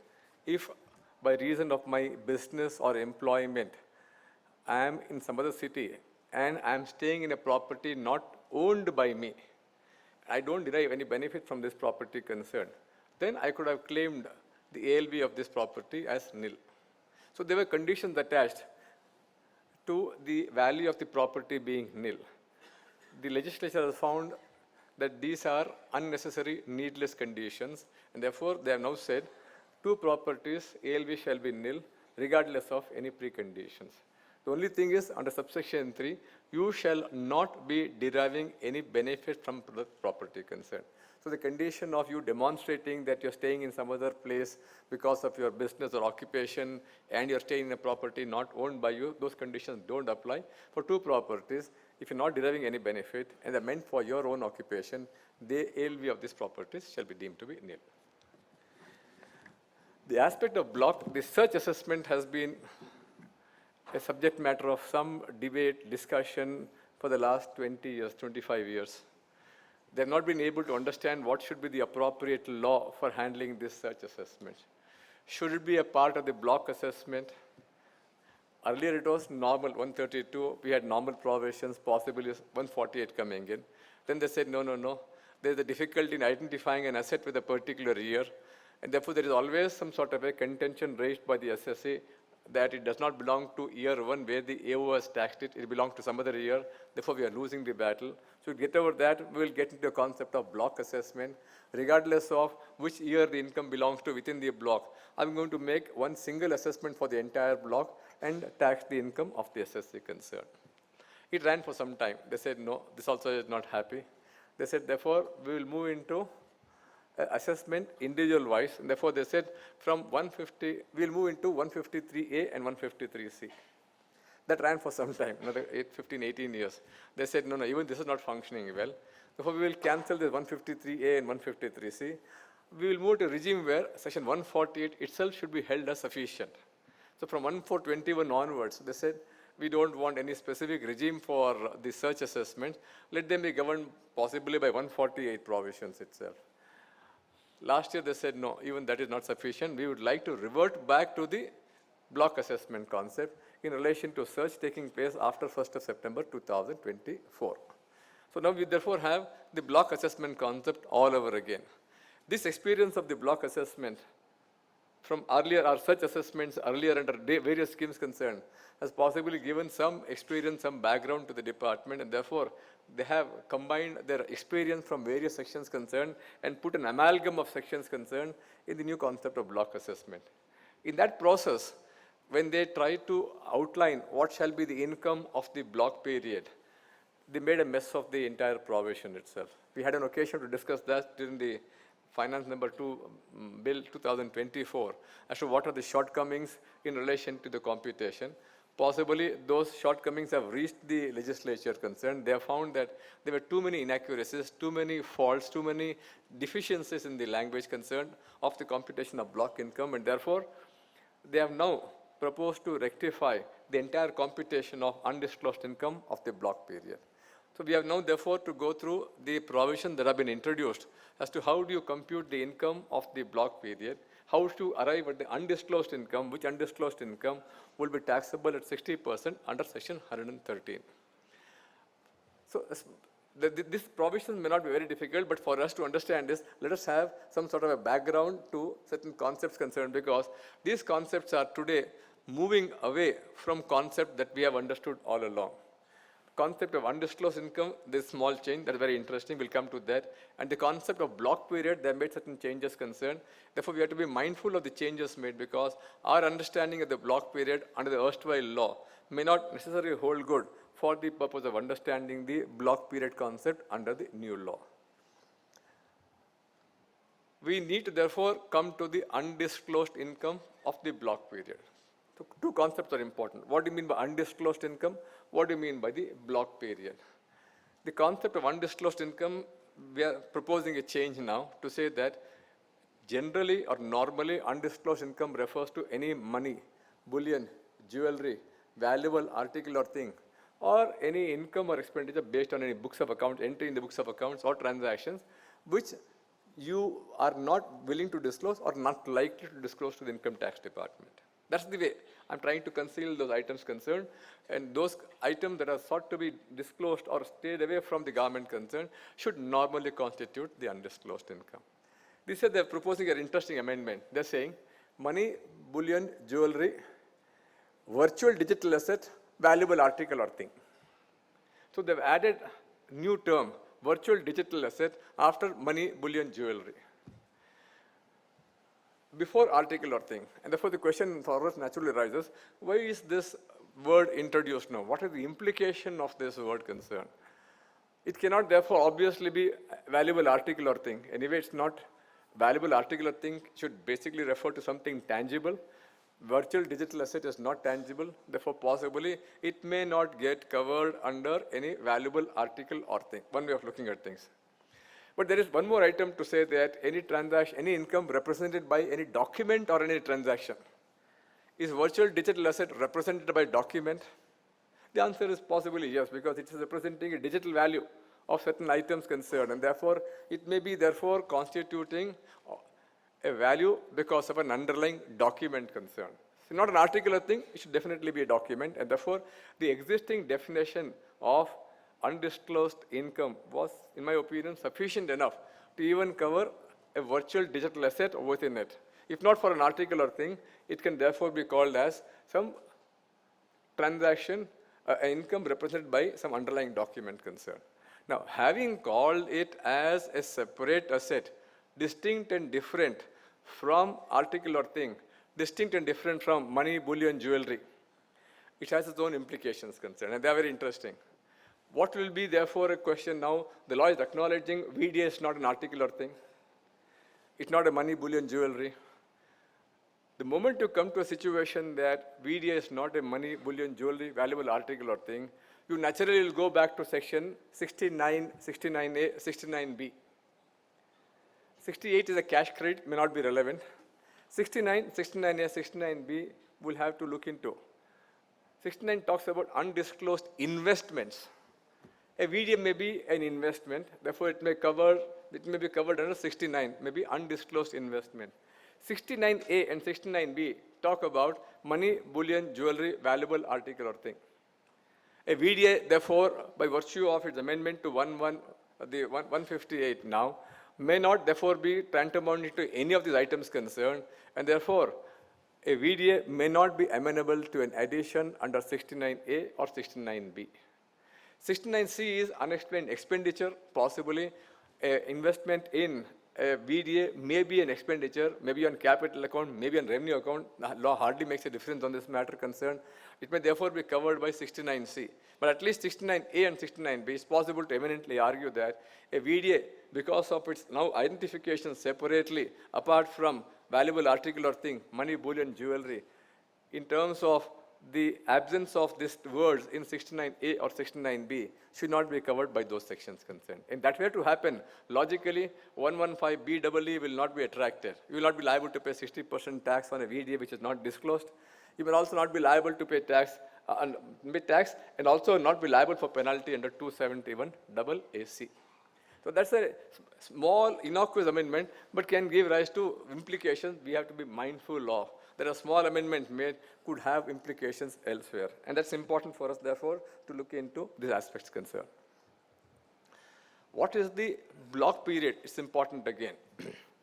Block period under the erstwhile law was the period of 6 years prior to the year of the initiation of search. And during the period in which the search is initiated, the 1st of April of that year, up to the date of initiation of search. So if search were to happen on 14th of February 2025, then block period will comprise of 6 years prior to 31st of March 2024, that year and 6 years earlier, and the block period from 1st of April 2024 to 14th of October 2025. This is the block period. Now, they're changing the concept of block period to say, not the question of the date of initiation of search, it shall be the date of execution of the last of the authorizations, warrant of authorization. So, we're changing the concept of a block period to go a little further up now. So, if the search is initiated today on 14th of July, and imagine 14th of February, and imagine it ends on 31st of July 2025, the block period therefore will be 6 years, that's an easy concept, from the 1st of April of 2024 till 31st of July 2025. It may be therefore a period of more than 12 months also. It's not therefore called as one previous year plus a truncated portion. The whole thing is called as a period. That is the period during which the search is initiated and the last of the warrant of authorization has been executed. This becomes the entire aspect as a duration apart from the period of 6 years now. This aspect of duration from the 1st of April of the year in which the search was initiated till the date of execution of the last of the warrant of authorization can give rise to interesting consequences, and therefore you have to be mindful of the fact that this law refers to 6 completed previous years, plus it refers to a period for the 7th year. This period may be less than 12 months, maybe more than 12 months, but nevertheless the law refers it to a period beyond the period of 6 years as a period covering or being covered within the block period. Now, during this period, the 7th year, I'll call it technically the 7th year, which may be more than 12 months, less than 12 months, certain interesting consequences can also be provided for under the statute. We'll have to therefore be mindful of that. The concept therefore is 6 full years and 1 period being from the year of the initiation of search. For this period, therefore, the 6 years plus the period, you have to find out the undisclosed income. How do you find out the undisclosed income is now, therefore, mandated by 158BB. Amendments have happened to 158BB. We have to therefore be, before that, we will have to make some, the existing law will also have to be seen, a situation where therefore, they are saying that if a search were to happen and you identified the block period concerned, then any proceedings that are ongoing in relation to any assessments will abate. That means they're empowering that the entire income of the block period will have to be assessed as per the provisions of this new chapter concerned. Those provisions will abate. 68, 69 will apply on the premise that the reference to the previous years there shall be held to be the reference to the period of the block period itself. Now, this is very interesting. I made a statement that the 68 talks about what? Where during the financial year or during a previous year, certain asset is found, not disclosed, not recorded, then I can add this to the income concern. Now, they're trying to impose that fiction of 68 and 69 into the provisions of the block period with the amendment or change that the reference to the previous year in those provisions concerned should be held to be a reference to the previous years as completed in the block period itself. Now, if in the 7th year, therefore, there is some undisclosed income, interesting situation arises that for the 7th year, the definition is only a period, there's no reference to a previous year, and therefore it's possible to make a statement that for the 7th year concerned, in the absence of a reference to a previous year, we're calling it not a previous year but a period, the provisions of 68, 69 may not be applicable. That's an interesting proposition that we may have to be aware of for the purpose of using it to our benefit in situations that may emerge tomorrow. But on a very literal reading, therefore, the concept of previous year can only refer to the 6 years, which is the block period concerned. 7th year, no reference being made to the previous year, but only being reference to a period commencing from the date. That can be a situation where the provisions of 68, 69 may not be held to be applicable. All references made to a transfer pricing officer will be applicable, and the reference to the term previous year in the 92 CA provision shall be held to be the reference to the previous year as contained in the block period. Same controversy, therefore, may also be applicable as far as the reference to a transfer pricing officer is concerned. It's possible that during this period of block assessment that is happening, you may be subjected to a second search. What happens in the second search, therefore? How should you have the hierarchy of these completed assessments being accomplished?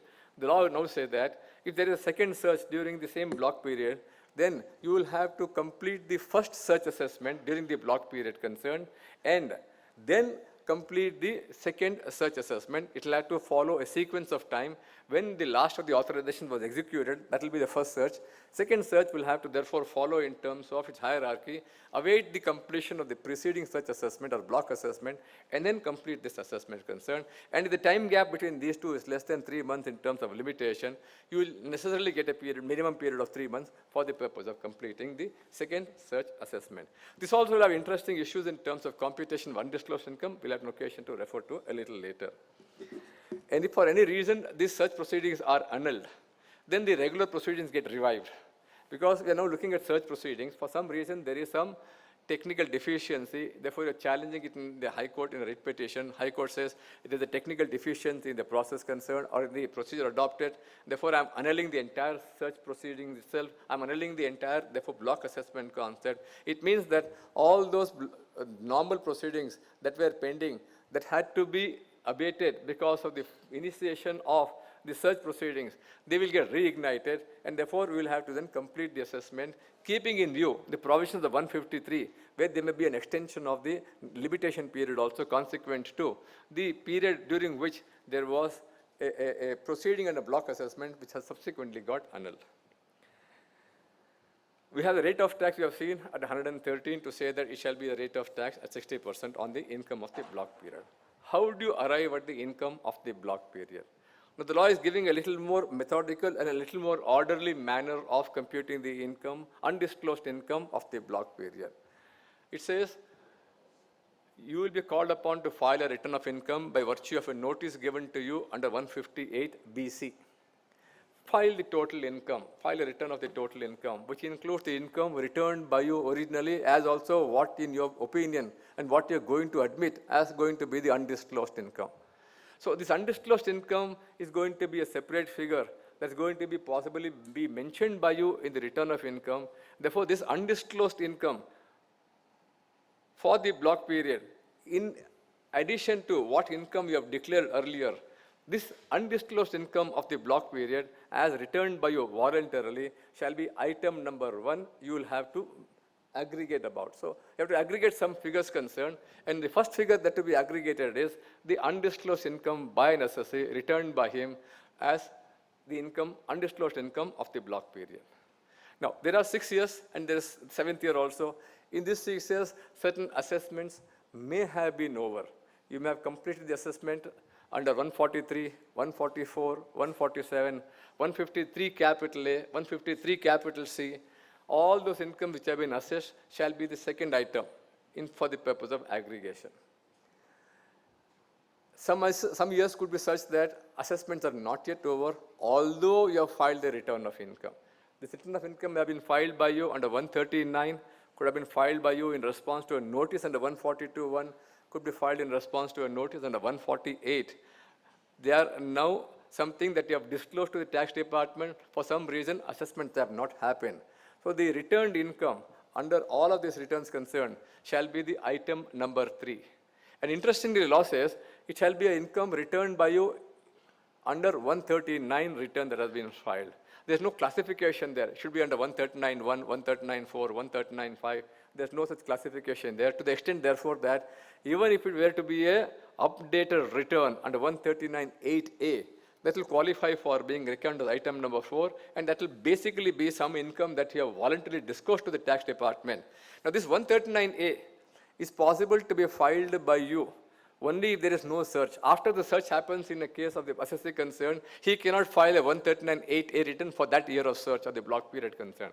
If he has filed a 139.8A return prior to this block period concerned, then he'll be able to take advantage of the income returned in that block period while aggregating the total incomes concerned.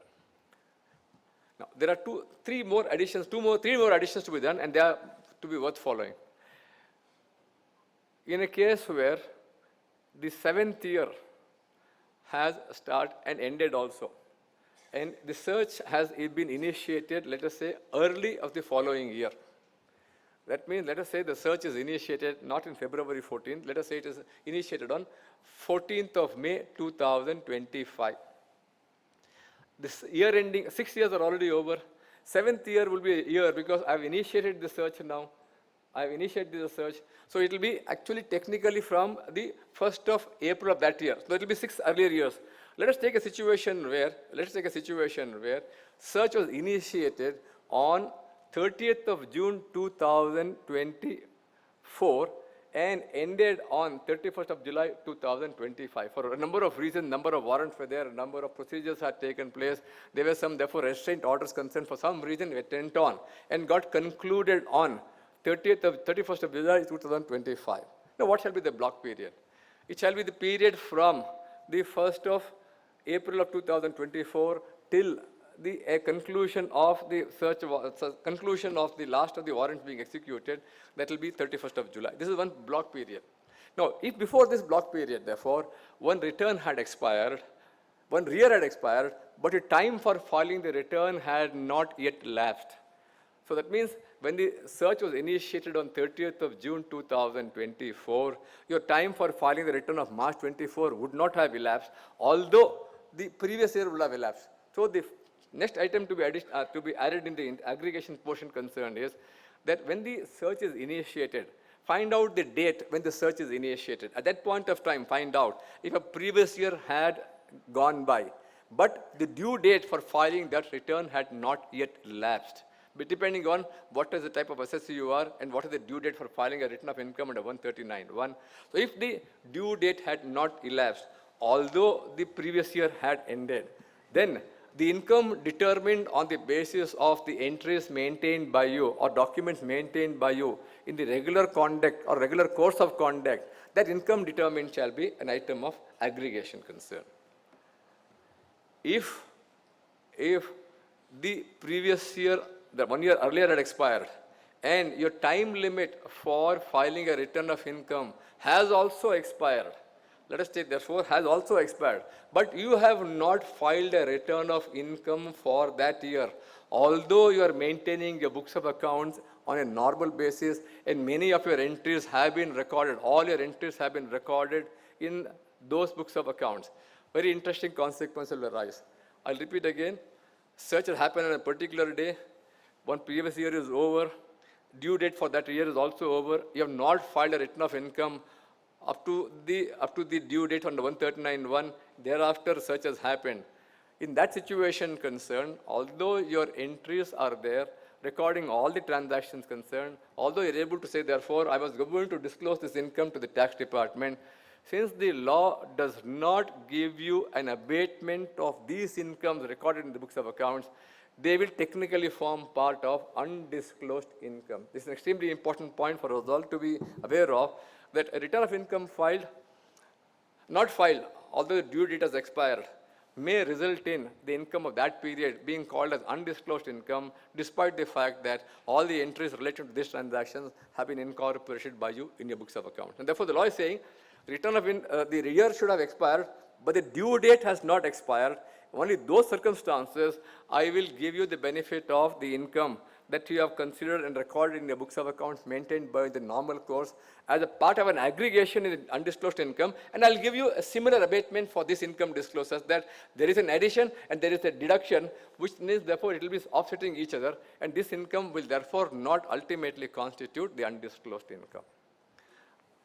So this is a situation where the previous year has ended, return of income, due date has not yet expired. Now go back to the year in which the search is initiated, and they're therefore giving you 2 periods of bifurcation. They're saying from the 1st of April in which the search was initiated, from the 1st of April till the date of the initiation of search, consider this as one period and find out what is the amount recorded by you in your books of accounts in relation to this period concerned. That will also be a separate matter of identification, of addition, and again a deletion concern. They're also saying from the date of initiation of search till the date of execution of the last of the warrant of authorization concerned, you will also again be allowed to find out and compute the total income basis the entries made by you in the books of accounts maintained by you in the normal course of business. I'll make you add that and also give you a deduction. So the year therefore where the search is initiated, they're giving you 2 periods separately. Law is interestingly saying, look at 2 periods separately. One from the 1st of April of the year of initiation of search till the date of initiation of search, from the initiation of search till the date of the warrant of authorization being executed, last of the warrant being executed. Although it forms part of one period, they're giving you 2 bifurcations concerned. The reason for these 2 bifurcations are that from the date of initiation of search concerned till the date of the execution of the last of the warrants of authorization, if you have any international transactions concerned in this period, from the date of initiation of search till the date of execution of the last of the warrants of authorization concerned, if there are any international transactions, then this international transaction income therefrom shall not be used for the purpose of determining the undisclosed income. Shall not be used for the purpose of determining undisclosed income, whether or not they are properly recorded, whether or not they lead to an adjustment. The law is looking at therefore to say that these international transactions shall not be reckoned for the purpose of computing your undisclosed income. And therefore, the benefit is only for this period from the date of initiation of search till the date of the execution of the last of the warrants of authorization. And therefore, to provide for this, they are bifurcating the portion from the year of search up to the date of initiation of search, and from the initiation of search till the date of the execution of the last of the warrants of authorization. So therefore, they're giving you this bifurcation concern. And they're saying, therefore, add this in the process of aggregation. If you have had all the aggregations concerned, and the last item is the undisclosed income as assessed by the assessing officer.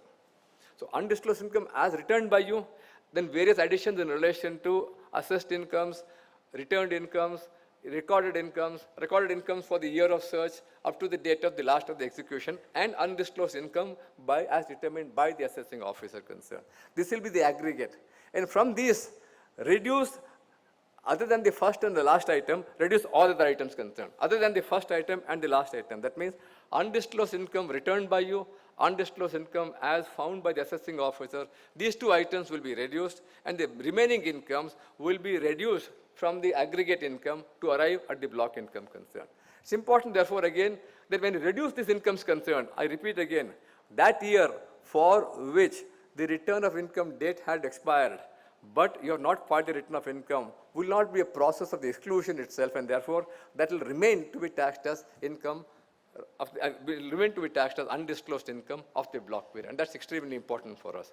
So, the bifurcation or the truncation of the last year is for the purpose of ensuring that for one particular period, international transactions shall not be taken into account for the purpose of computation of the income of the block period.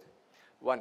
2, for this truncated period from the date of initiation of search up to the date of the execution of the last of the warrants of authorization, you will also complete the assessment in accordance with the normal provisions of law, and therefore, you will not use the procedure as given to you in 158 BC for the purpose of assessing that portion of income. Although the income may be taken into account for the purpose of computing the undisclosed income of the block period in terms of the powers to be adopted, in terms of the law that will be applied, 158 BB4 would say that it will be the provision under the normal provisions of the Act and not the provision under this block chapter that will be continued to apply for assessing the income of this period concerned. And therefore, these two provisions are a little interesting for us to find out that it has two different purposes. The procedure to be adopted and the impact of the income from international transactions are two different incidences we have to be mindful of while we arrive at the income of the block period. I made a statement that there could be successive block assessments, 1 and 2. Let us say year 1, block assessment, there is a search happened, therefore I have 6 years period prior to that for the purpose of understanding the block period. Year 4 thereafter, there's one more search. After this year 1 has happened, in year 4 there's one more search.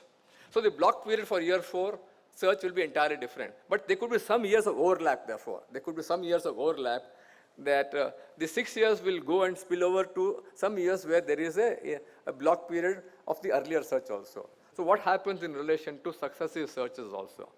If you look into the entire procedure of computation of undisclosed income that I have just outlined now, there is no reference to the search income of the earlier block. There's no reference to a returned income of the search period of the earlier search. There's no reference to the income disclosed or assessed under the block assessment of the earlier search. And that is why after we went through the provision concerned, there is a deliberate purpose for that. There is no need for you to mention for the reason that that income is carved out separately and taxed, and the income of this undisclosed income of the second block period will have to be carved out separately. There will be no double addition concern of the undisclosed income of that block period forming part of the undisclosed income of the current block period. For the reason that if you go into 158 BB4 and 158 BA subsection 2, on a conspectus reading of these two provisions concerned, the law would say that undisclosed income, we have seen, means that income which has not been disclosed or would not be disclosed. Which has not been disclosed or would not be disclosed to the tax department. Now, in the first search assessment now, if there is some undisclosed income there, can I now say that even for the second block period, it should be representing income that would not be disclosed or that has not been disclosed by me to the tax department? What do you mean by the conduct of an assessee concerned to say that he should have voluntarily or he should have attempted to disclose, he should have shown evidences to disclose to the tax department if there has been a conscious concealment by him, which therefore has been a subject matter of a first block assessment, should that not be income repeated as undisclosed income of the second block period? A situation where you can't tax the same income twice as part of two block assessments could be one way of looking at things. Second way of looking at things would be that the definition says, under this chapter, unless the context otherwise requires. Unless the context otherwise requires. The context now is saying, I have already taxed the income in the first block period. The same income, therefore, cannot be a subject matter of a second block assessment of undisclosed income. That should not happen. 158 B4 also would say that the block assessment shall happen on the basis of evidence found as a result of this search. on the basis of evidence, material, statements found as a basis of this search itself. So when this search is happening to giving rise to new materials, then materials already considered by the assessing officer in the course of earlier such assessment cannot be the basis of constituting the assessment background or backbone for the purpose of completing the second block assessment. And therefore, it's possible to eminently argue that there is no need for reiterating the undisclosed income of the first block period into the second block period. The way the law has been drafted is sufficient enough, adequate enough to carve out these separately, and there should not be any case of double addition of the two block periods, although there may be some periods of overlap and there may be some periods where there may not be any overlap at all.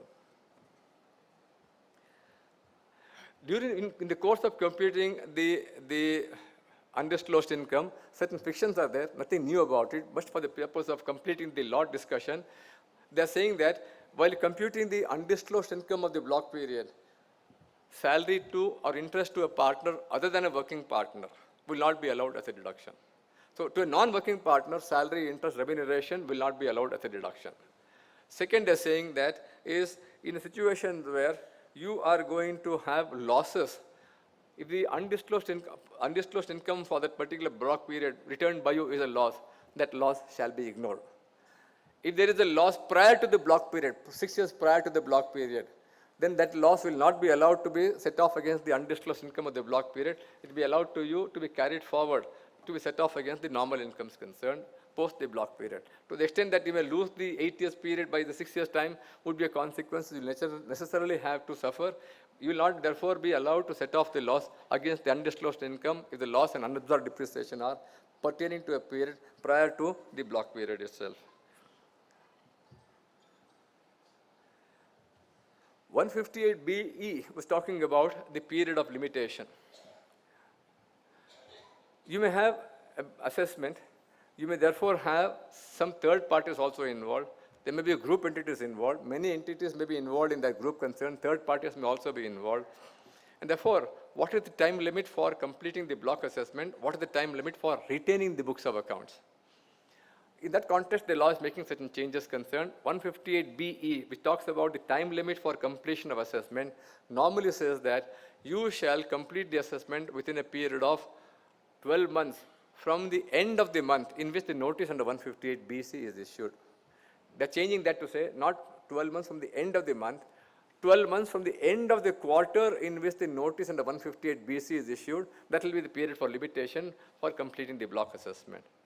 Similarly, in case of a third party for whom the assessment were to happen under 158BD now, they're saying that the period of 12 months from the end of the month will now be reckoned from as 12 months from the end of the quarter in which the books of accounts are the notice for the purpose of assessing that person has been issued to the third party concerned. In computing this 12 months period, certain exclusions have been given. One of the exclusions was that the period for which the stay had been granted by the court. If you had therefore during the course of this block assessment proceedings gone to the High Court and obtained a stay of operation of the block assessment proceedings itself, law said that the period for which the stay was enforced by the High Court will have to be excluded in computing this period of 12 months from the end of the month in which the notice has been issued. Now, what do you mean by this period of stay granted by the High Court? They're now clarifying to say the High Court may say from so-and-so date till so-and-so date, High Court passes an order that there is a stay in force. After that, the stay is vacated, stay is removed. Earlier law would say from the day the stay was granted and the day on which the High Court said the stay is no longer in operation or is vacated, that period has to be excluded.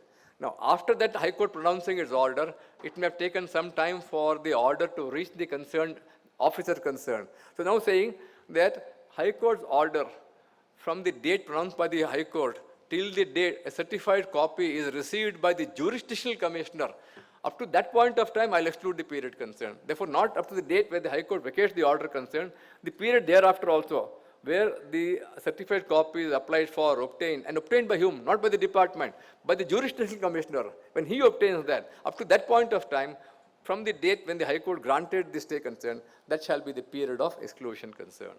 Similar exclusion has now also been provided for in the time limit for computation of penalty under 158BFA. We also have 132 as to what shall be the period for which the books of accounts shall be retained. The law earlier said that it should be a period of 30 days from the end of the date of the assessment order concerned. And the memorandum says that multiple jurisdictions, multiple assessing officers, multiple assessors may be involved, multiple proceedings are involved. Therefore, there is a requirement of a constant vigil on part of the assessing officer to say that when assessment is completed, if you were to return the books of account within 30 days time from the date of the assessment order concerned, these books may be relevant, these documents may be relevant for completing some other assessments also, and therefore there is a need for retaining those documents for a longer period of time. Therefore, they are now making a statement that these books of account documents can be retained by the assessing officer for a period of a quarter, not just a month, for a quarter from the end of the month in which the assessment is completed. Within that period, they may have to retain the book. Otherwise, the books can therefore be retained for a little longer period of time. And 132 talks about application of seized assets concerned. There was a reference to what shall be the date for the execution of the last of the warrants of authorization concerned. There is a reference now to 158 BC, that there is only an alignment provision. There is a reference to a wrong subsection there. Now, corrected the reference concerned to say an appropriate reference has been done to 158 BC to align what shall be the date for the execution of the last of the warrants of authorization. There is some confusion. What do you mean by the execution of the last of the warrants of authorization? What should be that position concerned? You may have executed many search warrants, 1, 2, 3, 4, 5, 6 search warrants concerned. So what shall be the last day of the search authorizations is one controversy. Should be referring to the last of the authorizations concerned. There were situations concerned where the last of the authorizations was executed, Panchnama drawn earlier to the fifth of the authorizations, where the proceedings took longer time, and the Panchnama for the fifth authorization was drawn technically at a time later than the completion of the proceedings of the sixth of the warrants of authorization concerned. And therefore, the question was, when do you say that the search has ended? Which is the last of the warrants of authorization? Should we reckon from the date of the sixth of the warrant of authorization, although the proceedings completed earlier, or should it be taken from the fifth, where the proceedings were completed a little later?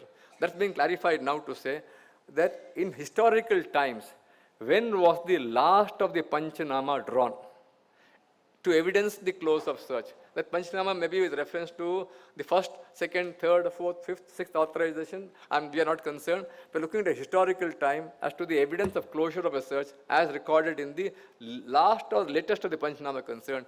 That shall be regarded as the date of the execution of the last of the authorizations concerned.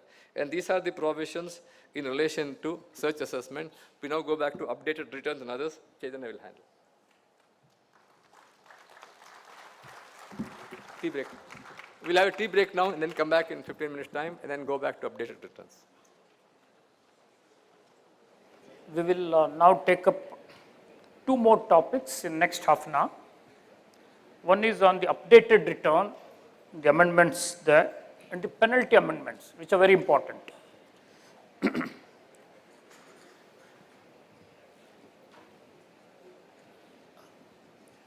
You are aware about your ability to file an updated return. There has been an overall time limit of 24 months from the end of the relevant assessment year for you to be filing updated return, which could have been filed whether or not it is preceded by a regular return. Meaning updated return could be a first return as well. 24 months time was there. Within 2 years from the end of the relevant assessment year, you could have filed updated return. Now they have extended it to 4 years, 48 months from the end of the relevant assessment year. The updated return could be filed. And you will have 3 provisos to 139(8)(a), where you are barred from filing updated return. These 3 provisos deal with different types of returns, different types of assessees, different types of circumstances under which you are not allowed to file an updated return. 3 provisos. So where your case would come under those 3 provisos, you can't be filing updated return. Now they've added 4th and 5th proviso to say that there are 4 legs for you to be in the window of updated return. First leg is 12 months from the end of the relevant assessment year. Second leg is 24 months. third leg is 36 months, fourth leg is 48 months. Now this fourth proviso has been brought in for the fourth leg. That means after 36 months and before 48 months, you could have filed an updated return. However, if a notice to you has been issued under 148A, that is pre-reassessment notice, 148A, then you are barred from filing updated return, which bar is not applicable to first 3 legs. First 12 months, next 12 months, third 12 months, no bar. Even if an updated return has been issued to you, you could go ahead and file an updated return. Even if a notice under 148A is issued, you could have gone ahead and filed an updated return. But if the updated return of the 148 notice comes in the last leg, the last 12 months of the 48 months, you are not permitted to file updated return. However, they say after having issued notice under 148A, if under 148A3, the assessing officer passes a clean order wherein it is not a fit case for issue of notice under 147, then the bar of the third proviso will go, meaning you are permitted to file an updated return. But what the department doesn't understand is, if I get a clean chit from the assessing officer that it is not a fit case to issue a notice, I should be really a fool to go ahead and file one updated return by incurring a cost of additional tax of 70%, which is 70% of tax and interest. But they would think that there are some assessees, despite having been gifted with a no reassessment clean order, they would still go ahead and file an updated return. Now 140B amendments are made here, obviously to take care of third and the fourth leg. See, in the first leg, if you are filing updated return, you will have to pay an additional tax. How much is it? 25% of what? Tax and interest. Then you are in the next leg, you will have to pay 50%. Now in the third leg, it is 60%. In the fourth leg, it is 70%. Now, 70% is very expensive, particularly when you are in the fourth leg, when you will have to decide whether you will have to go for an updated return or not. Normally, why will you go for an updated return? When there is a lurking fear that something could happen, it is imminent that some reassessment could take place. These are the fears that would possibly prompt you to go ahead and file an updated return.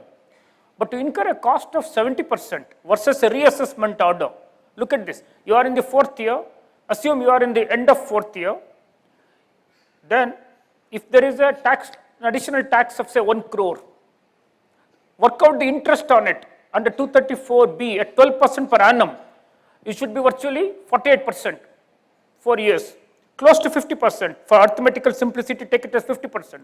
So on 1 crore, interest at 50% will make it 1.5 crore, and on that 70% of 1.5 crore would be the damage. Instead, if I are fairly sure that it would be a case of a normal assessment, and it wouldn't be a case of misreporting. It could be a case of underreporting, but not a case of misreporting. You would rather invite a reassessment, pay 1 crore tax, pay the interest which is 48 lakhs, and after the assessment order is passed, you go for immunity under 270 capital AA, where there is no penalty, no prosecution. This you could achieve if it's a case of just underreporting, not a misreporting in terms of 270 capital A 9. So you'll have to work around your remedies before you would go and grab this so-called opportunity to see as to where are you better off. So if you're doing it in the fourth year, it comes with a huge cost which will have to be borne in mind.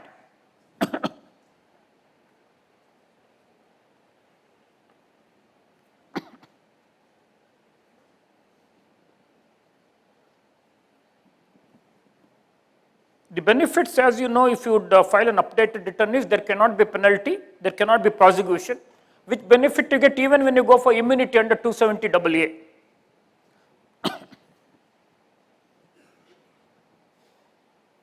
AA. These are some of the provisions which you will have to be mindful of if you go in favor of filing an updated return. See, what you have paid is only penalty under 270 capital A, but there are other penalties. 271 AAC for 68 edition, 271 AAD for the false entry. So these penalties, there is no immunity. You are liable to pay penalties under these provisions. 2, if you go for an updated return, it's most likely that it could get picked for scrutiny.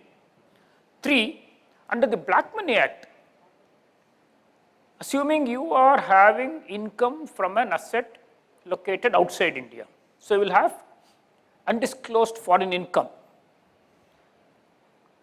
then Black Money Act would operate. The scope of total undisclosed foreign asset and foreign income is covered by section 4 of the Black Money Act. If you go for Black Money Act section 4, it says the income that is not disclosed in the return under 139(1) and 139(4) could form part of scope of Black Money Act. So the income that is reflected in 139(8) is inadvertently not there. So there could be a case where it would also be forming part of scope of black money under section 4 as well as here. And there is a provision in Black Money Act saying that if something is taxed under Black Money Act, same cannot be taxed under Income Tax Act, but not vice versa. So therefore, if at all you make the error of filing an updated return in respect of foreign income, while the assessing officer happily accepts your so-called 160%, 170% payment which you would have made, he would also initiate a black money proceeding and proceed you under the Black Money Act and let you wait for a refund in respect of tax which are paid under Income Tax Act. So therefore, if you are having any income in respect of foreign asset, be extra careful before you would go for an updated return. Likewise, section 49 of the Black Money Act and section 50 of the Black Money Act will provide for prosecution if you have a foreign asset which is not disclosed in a return of income, and where the returns referred to are 139(1), 139(4), 139(8) is not mentioned. So disclosure not made in 139(1) but an 139(8) return in respect of a foreign asset would entail prosecution under sections 49 and 50, which you will have to be careful of.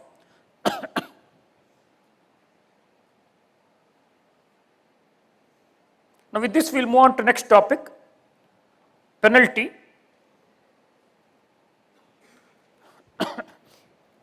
There is an amendment to section 270 AA. 270 AA provides for an immunity if you will make an application, if you pay the taxes within 1 month from the time given, you will have to make an application for immunity by paying up the taxes. It should just be a case of underreporting and not a case of misreporting. Then the assessing officer would have had 1 month from the end of the month in which you have made the application. He will have to wait till the time lapses for filing appeal, and then he shall grant you immunity under 270 AA. While the time available to you to make an application is unamended, the time available to the assessing officer to grant you immunity, which is 1 month from the end of the month in which you have made the application, is extended to 3 months. So he has larger time, and for which the explanation of the ministry, representations were received that assessees needed more time to respond.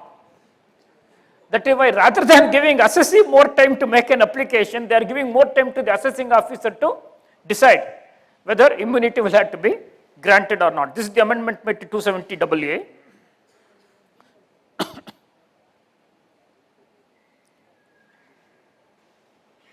This is one section, 271 AAB. See, before 1/9/2024, such assessments were handled like any other reassessments. It is only in respect of such initiated on or after 1/9/2024 that the block assessment which Mr. Padam explained would apply. During the time in respect of such as where we had the reassessment, normal 147 assessment, which we had from 1/4/21, prior to that we had 153 ABC for such initiated on or before 31st March of 2021.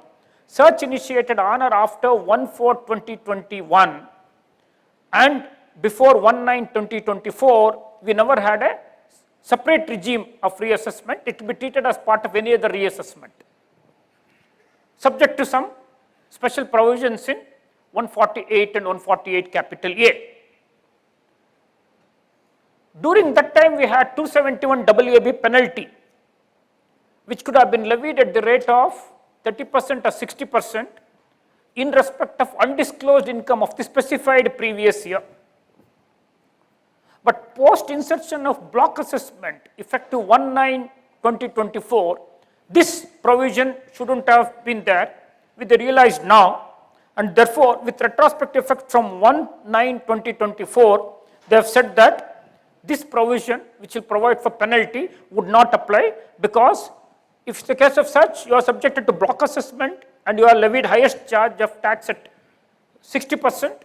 So therefore, this penalty shouldn't have a place to be there around. That's the corrective measure which they have taken now. This is one old penalty provision which had outlived its utility, has now been omitted.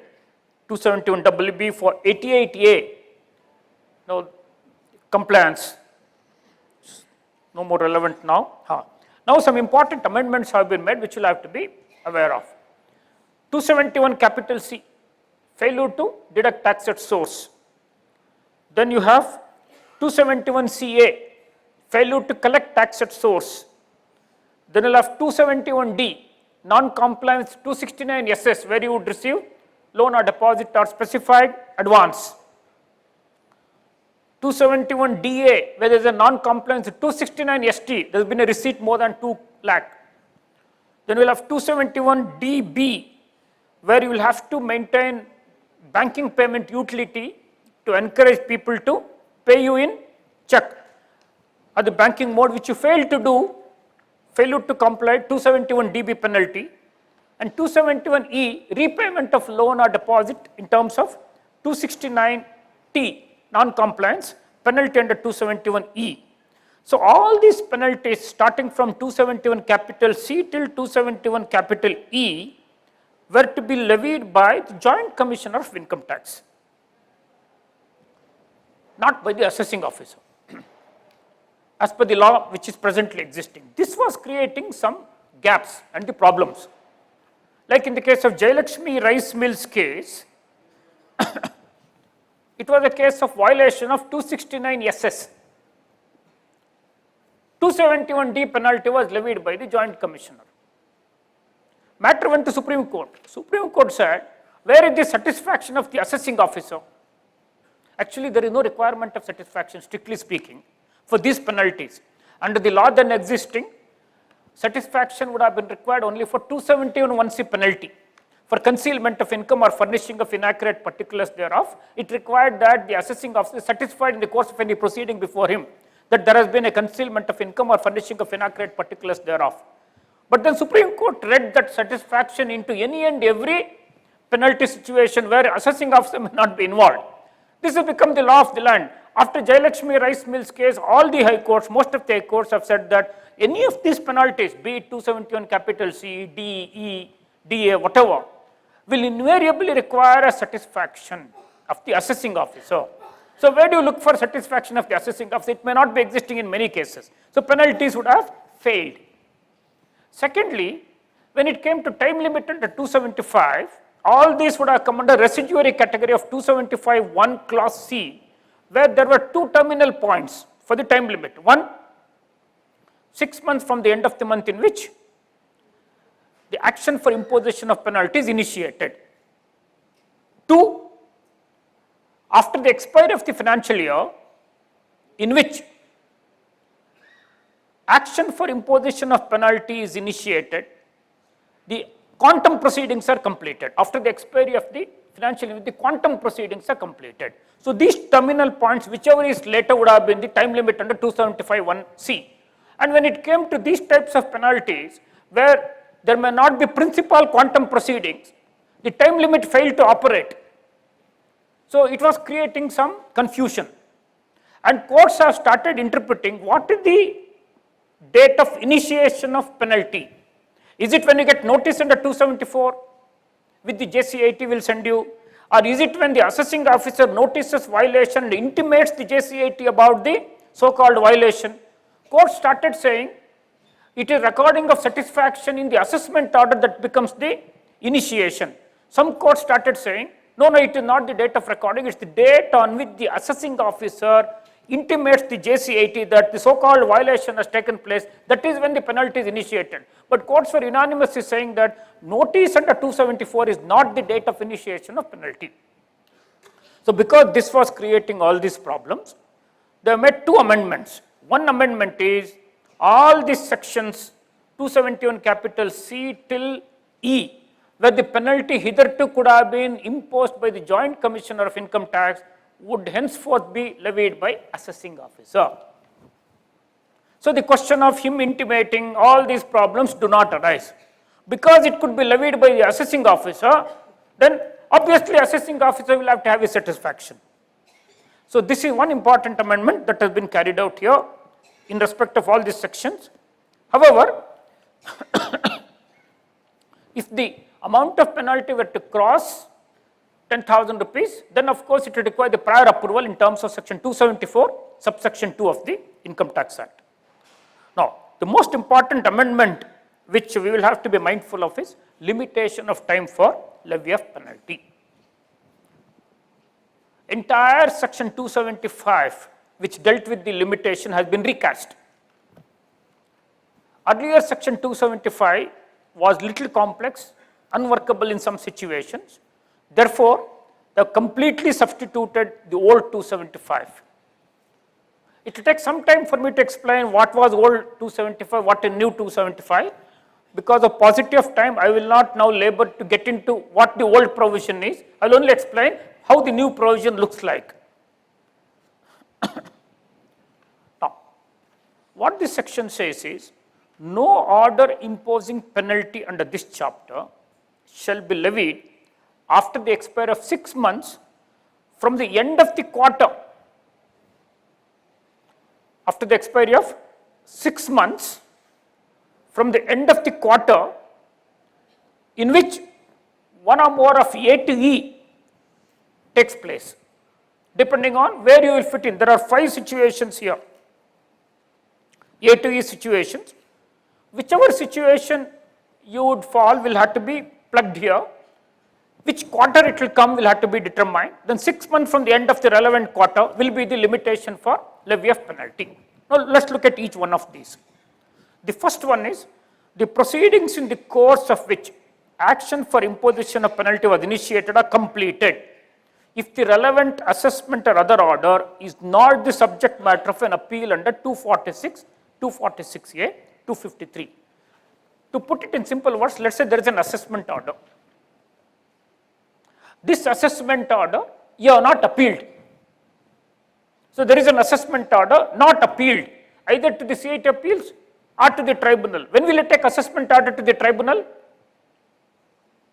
Final order under 144C13 passed after the DRP directions.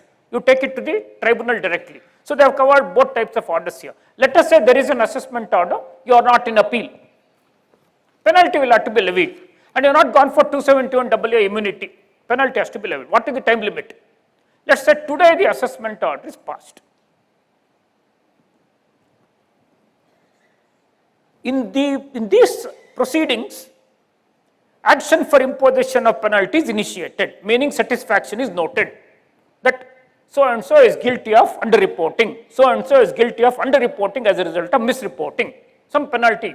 Or in the course of assessment, it is found that you have violated 269 ST. In the course of assessment proceedings, it is found that you have violated 271D, you have violated 269 SS. So as an assessing officer, I will note all that. I will conclude the assessment order today. So assessment order is the principal proceeding. In the principal proceeding, in the course of principal proceeding, action for imposition of penalty under 270 capital A or 271D or as the case may be would be initiated. So you will have to see when the assessment order is passed. Today the assessment order is passed, 14th of February of 2025. Right? What is the end of quarter? They have not defined what the quarter is. We will understand that the English 3 months which will end on 30th June, 30th September, 31st December and 31st March. What is the end of quarter? 31st March 2025 would be end of quarter. 6 months within that, 30th of September of 2025 is the time limit for him to pass the penalty order. Doesn't matter when the notice of penalty is issued. Don't bother about anything else. Just figure out the date when the unchallenged assessment order is passed. Go to the end of that quarter, add 6 months, within the time limit he has to pass the penalty. Is that clear? This is one situation. Another situation is where the order of assessment is subject matter of revision under 263 or 264. Then the assessment order is subject matter of revision. Then in whichever quarter, the order under 263 or 264 is passed. Let us say today 263 order is passed. End of quarter will be 31st March of 2025, 6 months from the end of it. Let's assume that there is an assessment order passed about a year before. Assessment order is already passed. Commission will pick it up for revision. So assessment order now has become the subject matter of revision. He will take it up, he will revise it, he passes the revision order today. Therefore, if the assessing officer wants to levy penalty in respect of this assessment, which has been the subject matter of revision, then he has time from the end of this quarter, that is 31st March of 2025, 6 months, till 30th of September 2025, 26 he will have the time to levy penalty. Now you could have a situation where in respect of original assessment he would have levied penalty. Later on that assessment may have been picked for revision, in which case it is not that he will go ahead and levy another penalty under clause B. Please understand this. Then you will have 275(2) that would come, which will permit him to revise the penalty order in line with the revised income thanks to the revision order. I'll repeat again. Let's say this law has been there for last 5-6 years. Last year an assessment order is passed. So last 14th of February of 2024, I'm assuming this law existed then also, an assessment order is passed. Case would have come under A. So what is the end of quarter? 31st March of 2024. 6 months therefrom, 30th of September of 2024. That is when a penalty order ought to have been passed. Let us say passed a penalty order. He levied some penalty. Then the commission will pick it up for revision. He will enhance the assessment. That would mean extra penalty will have to be levied. Then assessing officer need not do it under clause B. He will have to go to 275(2). He will introduce 275(2) to revise the penalty, amend the penalty order in line with the enhanced assessment. So this is what you will have to consider, keep in mind. Now, clause C is the situation where see, A dealt with what? Not subject matter appeal. C deals with where it is a subject matter appeal before the first appellate authority, but has not been further appealed to the tribunal. That means clause A dealt with a situation where matter rested with AO. Clause C deals with a situation where matter rested with CIT appeal without the further appeal to the tribunal. Then in whichever quarter the order of the appellate commissioner is received by the jurisdictional principal commissioner, not when he passes, when the jurisdictional principal commissioner would receive, determine the date of receipt, determine the quarter, add 6 months, then penalty will have to be levied accordingly. That's the time limit for levy of penalty. Now clause D, where the tribunal's order is received, where the relevant assessment here has been the subject matter of appeal before the tribunal. This is not very elegantly worded. If you challenge the CIT appeals order to the tribunal, which is the order which is subject matter appeal, assessment order or CIT appeals order? Which is the impugned order? It has to be CIT appeals order, not the assessment order. So the language should have been in clause D, the order of appeal under 253 received by the jurisdictional principal commissioner, if the relevant first appellate order is the subject matter appeal before the tribunal, ought to have been the language. But they have said relevant assessment order has been the subject matter. That would be the case already covered by A. As I have said, final order against DRP directions, directly the appeal lies before the tribunal. So there is an error in the language, it should be corrected, but the intention is to cover where the appeal escalates to the tribunal.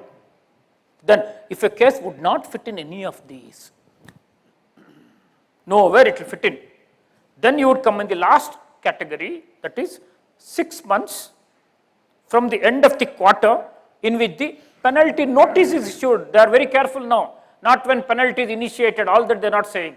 When the notice for levy of penalty, which comes under section 274, that is issued. So these are the new time limits, which according to me they have taken pains to make it fairly simple and workable, because on technical grounds we have been able to avoid penalty so far in many cases, but now it becomes more and more difficult. They are trying to ring fence here from various attempts sought to be made by SSCs to avoid penalty. Now 275(2) is something which will have to be taking note of. Here is a case where there is already one order. This order may be order imposing penalty, order enhancing penalty. See, where an order of penalty already exists, it could be an order imposing penalty, or post imposition there may be another order cancelling penalty by superior order on the basis of different levels of appeals on quantum assessments. There could be an order dropping penalty. Now, law now provides for amending such order in line with an appellate order which comes later on, or a revision order which comes later on, meaning they would want the penalty always linked to the current status of quantum assessment order.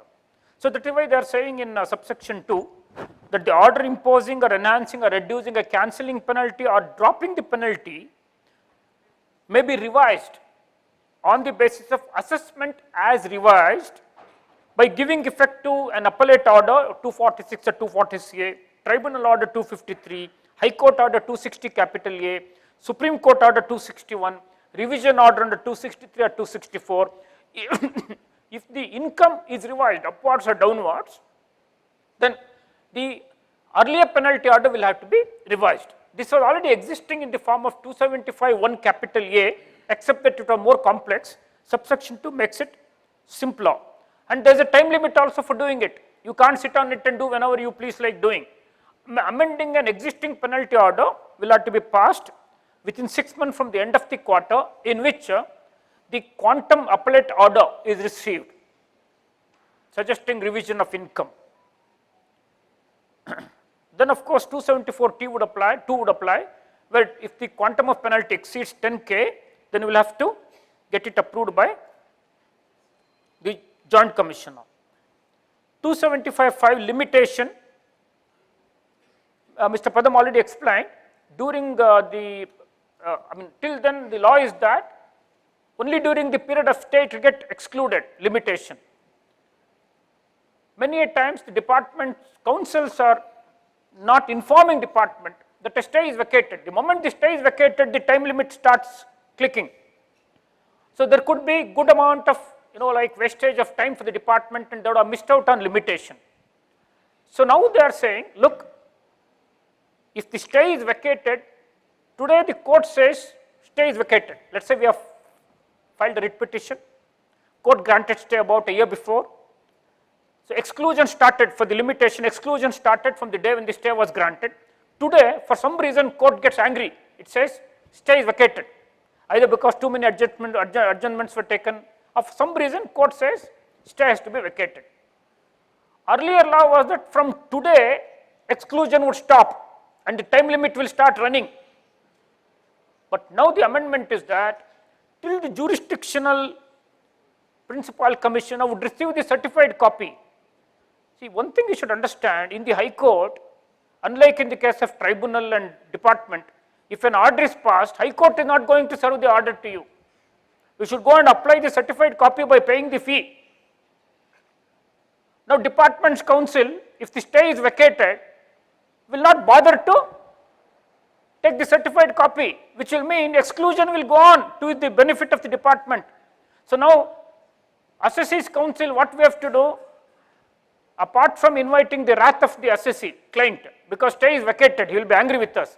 I should also immediately apply for the certified copy, send it to the jurisdictional principal commissioner myself, so that I have informed him that the stay is vacated, so that the limitation will start running henceforth.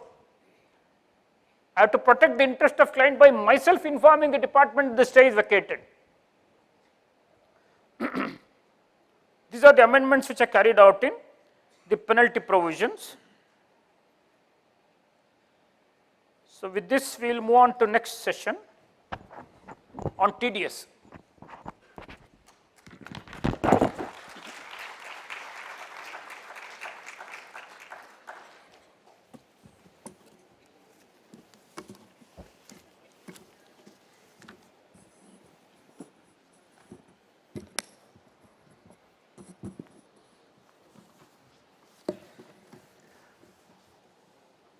Some good changes have happened in the TDS rates in the light of the philosophy being adopted, where they have said in many cases we are going to reduce the rates of TDS.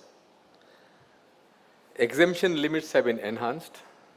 In some cases, instead of aggregate amount being considered for the purpose of TDS applicability, transaction-wise limits are given to us. And a concept of all of this, therefore, and some sections have been removed to say that we find that there is a clash between two sections concerned. It's difficult to resolve. We're finding that the public, tax-paying public is not able to apply those provisions in an appropriate manner. And keeping in view the difficulties faced by the taxpayer concerned, particular provisions have been resolved and have been deleted in a manner that we are now faced with only one of the provisions being applicable, and to that extent the uncertainty goes away. We'll therefore run through very briefly the provisions that are impacting us. If you go into the memorandum, it gives you a list of all of this concerned in a tabular form in terms of the limits that have been enhanced. Under 193, for example, we had no limits at all when they are paying interest on securities concerned. What is the quantum beyond which you are liable to withhold tax at source? No limit was placed as it is under the current law. Therefore, whatever be the quantum of interest paid, you are supposed to have a withholding done. Now they are saying we are going to have a limit of 10,000 being factored by you for the purpose of withholding tax when the interest is paid on securities concerned. Certain securities were not liable for subject matter of withholding tax. They were given in the proviso concerned. If a company were to pay interest on its debentures, and that company should have been a company in which the public are substantially interested, when it paid interest on that debenture concerned to a person, then the limit for TDS was 5,000. That has now been enhanced to 10,000 rupees. And therefore, we have two limits now within the section concerned. One within the exemption provision to say that TDS will not apply on this particular type of interest of 10,000, and an overall limit of 10,000 in the main body of the section concerned. Possibly, therefore, on a cumulative basis, both can come into the rescue of an assessee concern. They could therefore be independently applied. And you may have particular situations where up to 20,000 rupees, you may not have any withholding obligations concerned. 194A deals with interest other than interest on securities. And there are certain limits given there.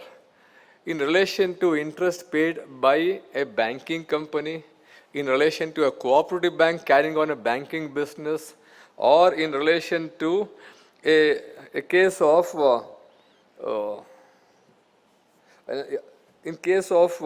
a cooperative post office, we had a limit of 40,000 rupees normally. That limit has been enhanced to 50,000 rupees for withholding tax purposes. So post office, cooperative society carrying on banking business, the banking company, when it makes a payment of interest to anybody, that is a resident individual, it has to deduct tax at source only when the amount crosses 50,000 rupees. And if the person, the recipient, is a senior citizen, that limit is now enhanced to 1 lakh of rupees, and therefore you're not supposed to withhold tax at source on interest up to 1 lakh of rupees. In relation to interest paid by somebody else or everybody else, the limit was only 5,000 rupees. That has now been enhanced to 10,000 rupees. There is also a proviso to say that interest in particular situations, you will not be required to withhold tax at source, particularly in case of some cooperative societies covered by clause 5 or clause 7b. A number of societies are mentioned there, primary agriculture society, a number of societies are mentioned there. I will not outline them.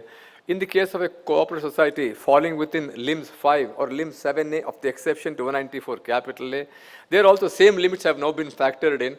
That is, the amount of interest is paid to an individual generally. The limit has been enhanced from 40,000 to 50,000 rupees. And when making a payment of interest to a senior citizen, that limit will be up from 50,000 rupees to 1 lakh of rupees. Under 194, when a company is making a payment of dividends concerned to an individual, you're not supposed to withhold tax or source if the amount of dividends were to be less than 5,000 rupees. That amount of exemption limit has now been enhanced, or is proposed to be enhanced from 5,000 to 10,000 rupees. In relation to a specified company and units under 194K, we had an exemption limit of 5,000 that has now been enhanced to 10,000 rupees. In relation to 194B and 194BB, some interesting developments have happened. 194B deals about lotteries, crosswords, the card games, gambling, betting of whatsoever nature. You're supposed to withhold tax at source if the aggregate of winnings in a particular year were to be more than 10,000 rupees. Now they are saying, I'm not going to look into the aggregate quantum of payments concerned. Transaction-wise payments, if the transaction-wise payments were to be in excess of 10,000 rupees, only then you are under an obligation to withhold tax at source. 194BB deals with winning from horse races. Similarly, also, instead of an aggregate-wise understanding of the prizes or the winnings given, you will have to apply the TDS limit per transaction. And therefore, if the amount per transaction were to exceed 10,000 rupees, amounts of winnings, then you are obliged to withhold tax at source. In between, we have 194BA, which deals with online games. There's no change there, particularly for the reason that the TDS on online games is a very complex procedure depending upon the winnings that are calculated in a particular manner given by the rules concerned, and therefore that complicated procedure of calculation continues to apply in relation to online games. No changes have happened to 194BA. Certain items of commission falling under 194D, insurance commission, 194G for lottery tickets commission, 194H for general commission. In all these situations concerned, the exemption limit for not withholding tax at source is 15,000 presently. They're now proposing to increase that to 20,000 rupees. 194J has 5 types of clauses concerned for the purpose of withholding tax at source. We generally were looking at professional services, fees for technical services, royalties. Then we had remuneration or reward or fees or commission to a person who is a person not a director, who is a director but not coming under 192. So it's who is a director but not coming under 192. And we had a situation of the non-compete payment and non-disclosure payments concerned. 5 types of payments are involved.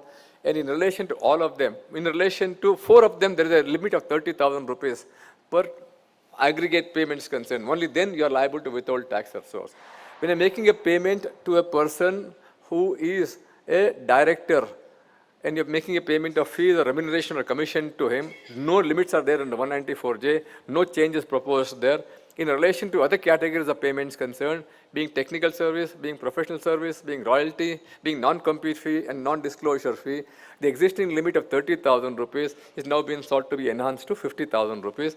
And the 30,000 rupees is per individual line of payment concerned, not the aggregate payments falling under 194J.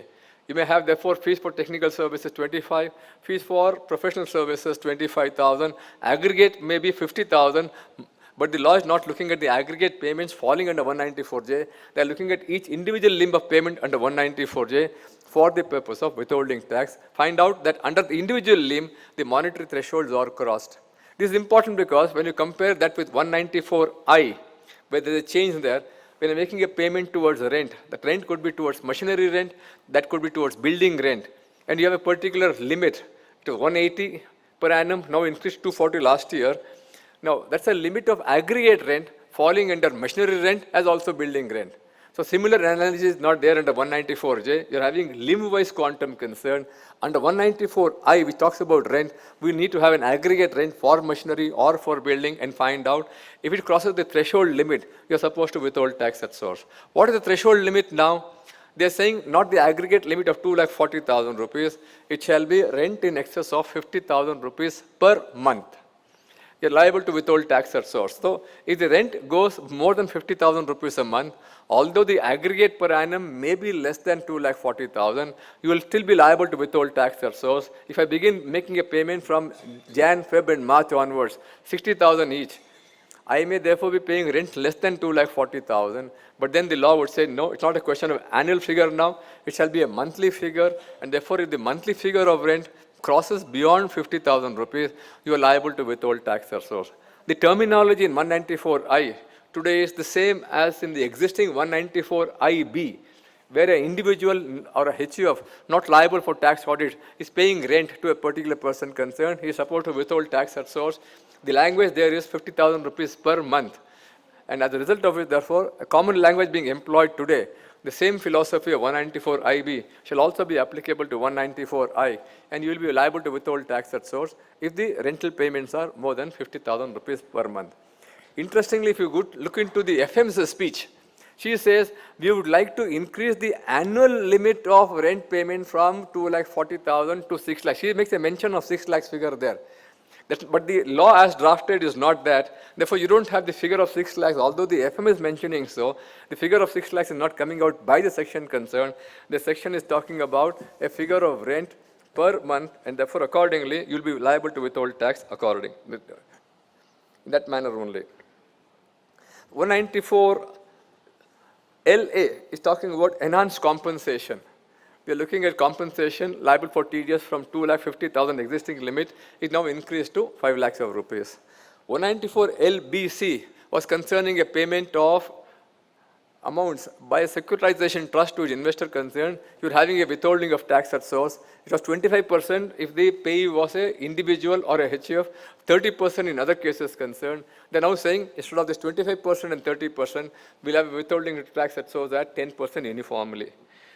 194Q was a situation where you're liable to withhold tax at source, where you are making a purchase of payments, for purchases for payment, you are making purchases and you are making payments concerned, and the value of purchases was more than 50 lakhs of rupees. Then you qualified as a buyer, provided your turnover in the preceding year was more than 10 crores of rupees. You are liable to withhold tax at a particular percentage. Now, this 194Q was having some interactions with other TDS provision and TCS provisions. They were saying that if you are liable to withhold tax under any other provisions of the statute, then 194Q will not apply.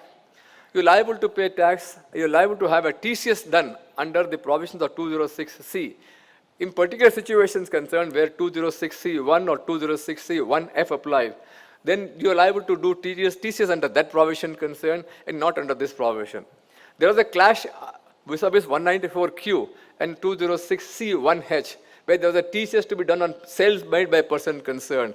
And there was some confusion as to the interplay between 206C1H vis-a-vis 194Q, what should prevail. The board came out with a clarification concern. The double negative used in 194Q5, therefore they were not very clear about a clash between 206C1H and 194Q, what shall prevail. That led to a situation where both the parties were doing, the buyer was doing TDS and the seller was doing TCS. There was therefore some sort of a multiplicity of withholding of tax and collection of tax or source on the same transaction. So what they've done now is to resolve this dispute concern, they're saying 206C1H shall not apply after 1425. Therefore, what will apply is 194Q only. 194Q, you're liable to withhold tax at source unless you are able to clearly demonstrate that hey, this is a case of a TDS and the other provisions of the Act or falling under 206C1 or 206C1F. To that extent, therefore, there is some sort of a clarity, and therefore you will have an application of 194Q in particular situations where there is little more clarity available to us. 194S was a TDS in relation to virtual digital assets concerned. There was a reference to 203A and 206CAB. 206AB was dealing with non-filers concerned, and therefore you are having a higher rate of TDS when you are dealing or making a payment to a non-filer. That non-filer condition was available on the basis of the utility of the government concerned, where they told you who are the non-filers concerned. Look at that, and accordingly, you may have had to do a withholding tax at a higher rate. The government is saying that our parties are finding it difficult to comply with 206AB. Therefore, we are deleting this provision of 206AB. Therefore, the question of having a higher withholding tax when the person to whom you are making a payment is a non-filer, that will not be applicable. You apply the normal provision of the Act. Therefore, the reference in 194S to this 206 AB has now been deleted. They've been synchronized because of the non-operation of the or removal of the provisions of 206AB concern. Under TCS provisions, we've also had certain alignments and some rationalization concern. Under 206C1, there's a table there. You are supposed to do a TCS on particular item that you are purchasing. It could be alcohol, it could be tendu leaves. Then there was a confusion. There were many line items dealing with forest produce concern. Forest produce under a lease, under a forest lease, timber under a forest lease, timber other than a forest lease, other forest produce not being timber or tendu lease. There is some confusion on all these matters concerned. How to go about applying this. And there's also a rate of 2.5% for all the TCS rates there. What they have done now is, they have said timber or forest produce obtained under a lease from the forest lease concern. You will have one single line item for the purpose of TCS, and the rate of TCS has been reduced from 2.5% to 2%. Every other item not coming under a forest lease, but constituting a forest produce, but not being a tendu leaf, you will have a bunching there, and you will have a TCS at 2% instead of the present 2.5%. And what shall be a forest lease is now proposed to be defined by an explanation there, that the word forest lease shall be understood as defined under the state legislation concerned. If not, it will be as defined under the Indian Forest Act of 1927. So they're giving you either the State Act or the Indian Forest Act. Indian Forest Act has a definition. If the state were to have its own definition, possibly there will be again a clash in understanding forest produce means by the State Act or by the Forest Act. What is the hierarchy is not laid out. We'll have therefore await the problem that may emerge from this Forest Act produce concern definition. We are not handling too many of this concern, therefore may not be of practical relevance, but from a theory point of view, there could be a clash of definitions under the Indian Forest Act and the state legislation concern, and that may invite its own controversies. 206C1H we have already seen will not apply now henceforth from 1/4/25 onwards. 206C1G deals with TCS on the LRS payments concern. LRS payments could be for various purposes concerned. If the payments are less than 7 lakhs, then till last year they said no need of doing any TCS concern. If there's more than 7 lakhs, you're supposed to do TCS. Now the law is now saying general limits for TCS purpose under 206C1G have now been enhanced from 7 lakhs to 10 lakhs. Up to 10 lakhs, no need of doing TCS. If it goes more than that, then you are liable to do a 5% TDS under specific general provisions, under specific and general provisions, 5%, default rate is 5%. Now, there could be some situations where you may have a higher rate of TCS, that means where you're having a foreign exchange for the purpose of, for any purpose other than medical or education, and the amounts you're drawing is more than 10 lakhs, then you're liable to have a TCS done. The authorized dealer will do a TCS at 20% concern. Till last year they said, if you are obtaining a loan from a banker as defined to you under 80E of the Income Tax Act, and therefore you are making a payment beyond the threshold limits concerned, TCS will apply at 0.25%. The law proposed now is, we would not like to have a TCS in relation to these transactions concerned, and therefore, if a loan has been taken from a financial institution as specified in 80E, and that is used for the purpose of overseas education concern, no TCS will apply whatsoever. Where there is a tour program, and the person who is a seller of a tour program is having a collection towards that sale of the tour program, and if the amounts were to cross 10 lakhs, then in relation to the amounts beyond 10 lakhs of rupees, you are supposed to have a withholding tax of 20%. Now, when you start reading these provisions concerned, the main body says no TCS up to 10 lakhs. Beyond that, 5% TCS. If your therefore amount goes beyond 10 lakhs, only then in relation to that excess, you may have to have a TCS of 5%. Or you may have to have applied 20% TCS in relation to that amount beyond the limits of 10 lakhs. This is interesting as compared to the language elsewhere, where the law would say, where you're making a payment of dividend, for example, let us say more than 10,000, do the TDS on the entirety of dividends concerned, not only in excess of the 10,000 rupees. But the language under 206C1G would say that if the amounts were to go beyond the threshold limits, you're supposed to do a withholding tax at a particular percentage. Now, they could also give rise to interesting combinations. For example, what would happen If I were to have a limits beyond 10 lakhs, and the law would say, hey, there should be a TCS at 20%, let us say, for example. Now, the law says 20% in relation to the excess beyond 10 lakhs, 20%. Therefore, I am going, let us say, for a foreign tour, not for medical, not for education, and the amount I am paying is 15 lakhs by a foreign exchange payment to an authorized dealer concerned. What should be the TCS in relation to this 15 lakhs payments concerned? Question number 1, has it crossed 10 lakhs? The answer is yes. Now, has it gone for a purpose other than medical education or education or for medical purposes? The answer is yes. Are you liable to therefore have a withholding tax higher than 5%? The answer is yes. But on what quantum? On what quantum? It is only on that amount that is more than 10 lakhs of rupees. Therefore, on that 5 lakhs of rupees, which is beyond 10 lakhs, I will do a higher withholding tax at 20%. What about the balance, the original 10 lakhs? Now, is it below 10 lakhs aggregate payments? The payments are not below 10 lakhs. Therefore, you are liable to do a withholding tax on this 10 lakhs also, but at the basic rate of 5%, that's the rate that will be applicable by virtue of the general provisions of law. To say that if the amount were to go more than 10 lakhs, do 5% on the entirety. Only in relation to these payments made to a person concerned for a non-medical purpose, a higher rate will apply only for that purpose of limit, which is beyond 10 lakhs concern. Therefore, that could be a situation that you don't get a basic exemption of 10 lakhs concern.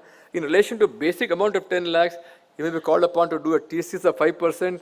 Only on the balance of 5 lakhs rupees, you may be called upon to do a TCS of 20%. That could be an interesting issue in terms of interpretation of the situation concerned. What happens if you are making a payment towards those purposes which invite a TCS at a higher percentage? 206C7A has been amended to say that there is a particular time limit for the purpose of passing the orders concerned. You are supposed to pass the orders for TCS within a period of 6 years from the end of the relevant assessment year. How do you calculate these 6 years? They are saying, while calculating these 6 years, we will borrow the philosophy of subsection 3, subsection 5, and subsection 6 of 153 and explanation 1 to 153. These are sections that give you additional time limits there, where there is setting aside of an order, where there is giving effect to an order, where you are passing an order in consequence of or to give effect to the finding of particular orders concerned, or there are particular procedures concerned where particular periods of stay have to be excluded, particular periods of time limits have to be excluded. So these factors under subsection 3, subsection 5, subsection 6, and explanation 1 to 153 will have to be understood, will have to be incorporated, will have to be added to the time available under 206C7A for the purpose of computation of the time limits concerned. 206CCA was dealing with a non-filers and what should be the rate of TCS for a non-filer concern. Consistent with removing 206AB, they are now saying we are going to remove 206CCA also, and therefore the higher rate of TCS for non-filers will not be applicable. We'll now move on to the last session from Chaitanya, and I'll come back to certain deemed dividend provision and IFSC provisions.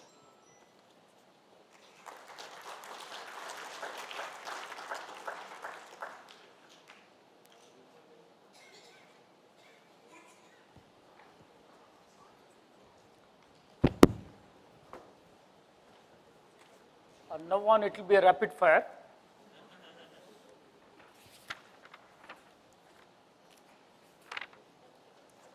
You will have an amendment made to section 2 within bracket 47A, which defines VDA. They have added one extra clause called clause D to be included as part of VDA. That is a crypto asset being a digital representation of value that relies on a cryptographically secured distributed ledger or a similar technology to validate and secure transactions. Up till here, none of us could have understood, so we are fine with it. Thereafter, problem is whether or not such asset is included in clause ABC. So, the defining what is VDA, there are already 3 elements coming there ABC. Now, the adding a D to say that whatever will fit in here would be also a VDA even if it is already included in ABC. So it will become an item that comes in D could also come in A, B, C as well as in D. So what its implications would be, they have brought in a new section called 285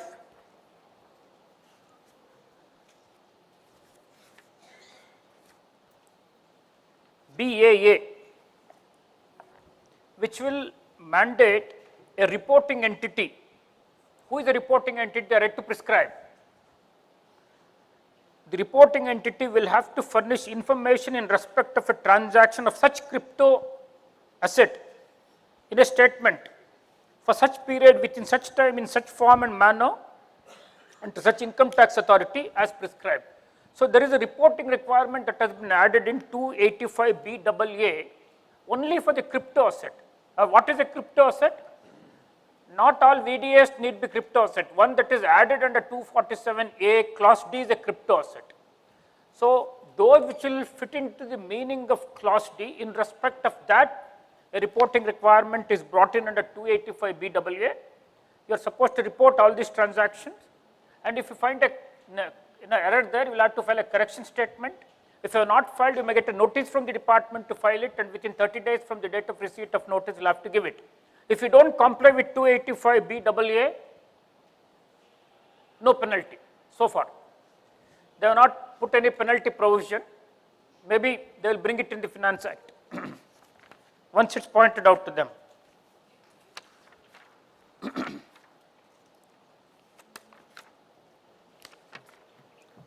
Then I will have one interesting section that has come in here called 44, provides for a presumptive tax.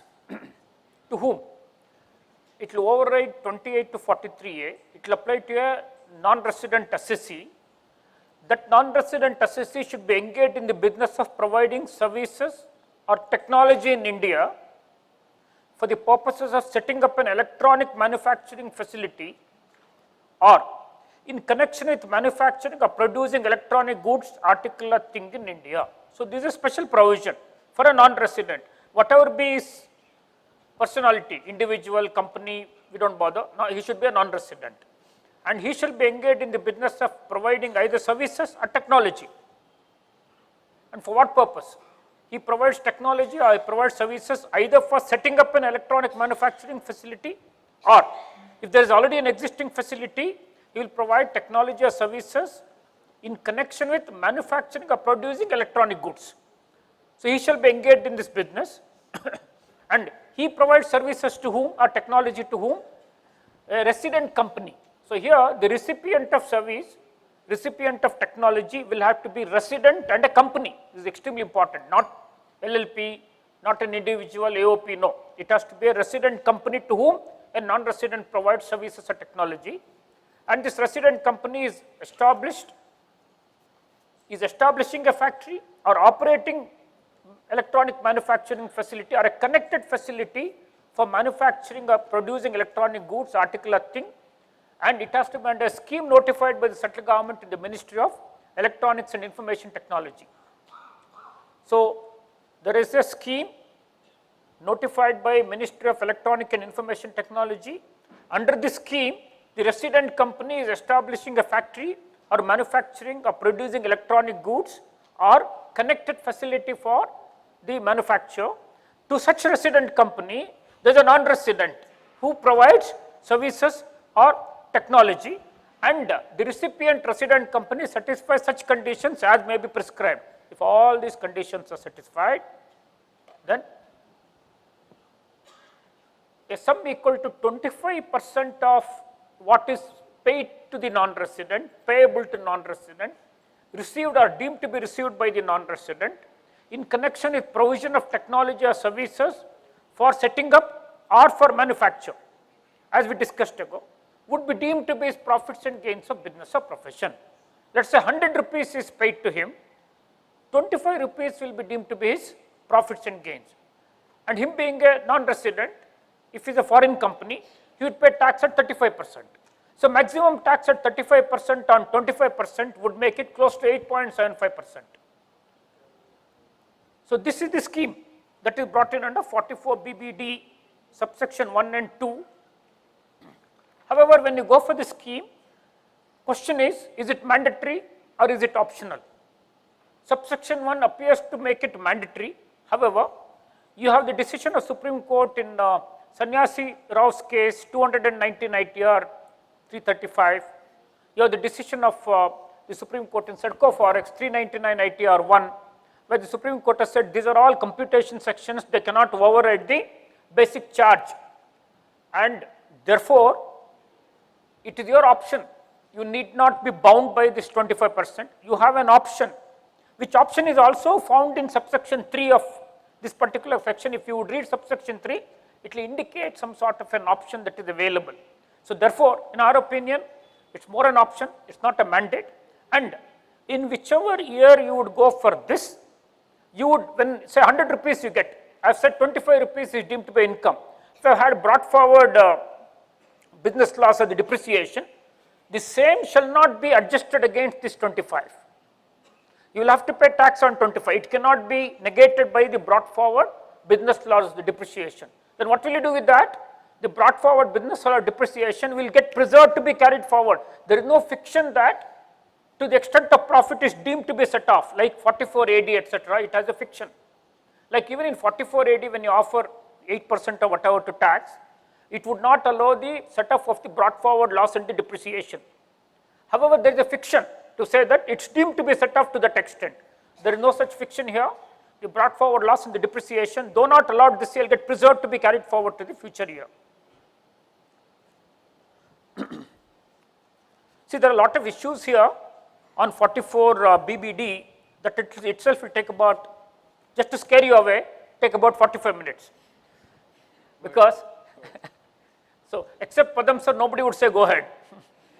There are a lot of issues in the matter of whether it will, how it interacts with royalty, how it interacts with equalization levy, how it interacts with significant economic presence, how it interacts with the double taxation avoidance treaty, whether you are required to provide services in India or services to India, should you have a basic facility here, would it require a territorial nexus for them to presume that 25% will have to be necessarily offered to tax. A lot of these important academic issues would arise, but because it's just a new provision, I've just highlighted these issues.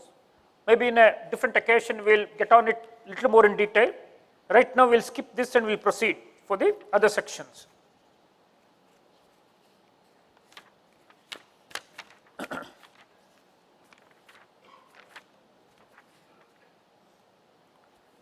In 115 UA, which will apply to the business trust, a business trust could be InvIT or REIT. So like investment fund which we discussed in the morning, business trust also is a very interesting thing. If you can plan well, you could significantly save tax by investment in business trusts, because the dividend which the SPV pays to business trust would be exempt, and it would also be exempt in your hands. So dividend would be throughout exempt, provided the special purpose vehicle in which the business trust is invested has not gone in for 115 BAA at 20%, 22%. Instead, if it will go for Finance Act schedule rate at 25%, the whole of the dividend would be exempt. So this is something to get into. But then there was one lacuna in 115 UA which dealt with the business trust, is that the business trust didn't have the benefit of 112A, where on your like listed securities, on your ULIPs, and on your like units in equity oriented mutual funds, you will have to pay concessional tax at 12.5% and 112A, which benefit was not available to the business trust. They have amended 115 UA to include that. Then there is an amendment to the tonnage tax, which you would be dealing with, tonnage tax. Yeah, this is. Then we'll go to 115 AD, FIIs. There was a lacuna in 115 AD where, when in all cases the tax was increased from 10 to 12.5, 115 AD conspicuously retained 10%. Last year, Prashant arranged for one-to-one meeting of some of us with the finance minister. We gave about 20 suggestions. which inter alia included this one revenue favoring suggestion. This only has been incorporated, rest have been ignored. Like for example, debt funds. Debt funds would now come under 50AA, where it will be deemed to be short-term capital gains. So people who have invested in debt funds hoping for indexation, to leverage on indexation, have now been like they're feeling let down, because it will all be called as short-term, no indexation benefit. So we wanted a grandfathering to those debt funds where the investments were already made prior to amendment by Finance Number Act of 2024. Those amendments have not been carried out. We pointed out that in 115 AD there is a mistake where revenue is losing 2.5%. Immediately the same has been corrected in 115 AD.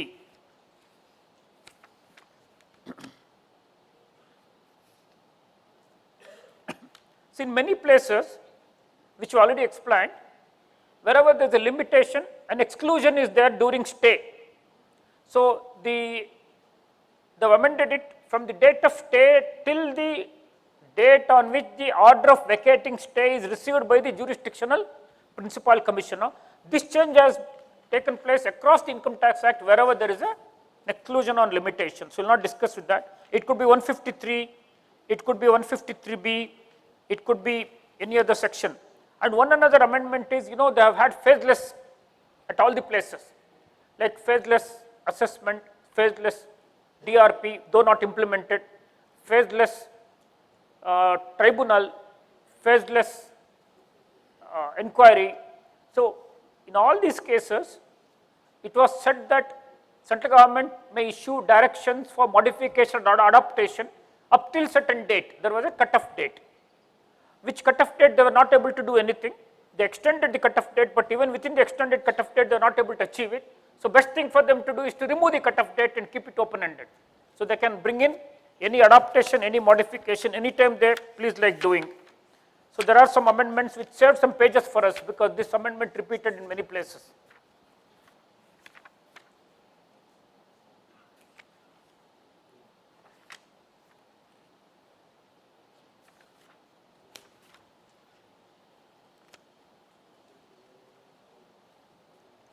A 276BB prosecution for TCS.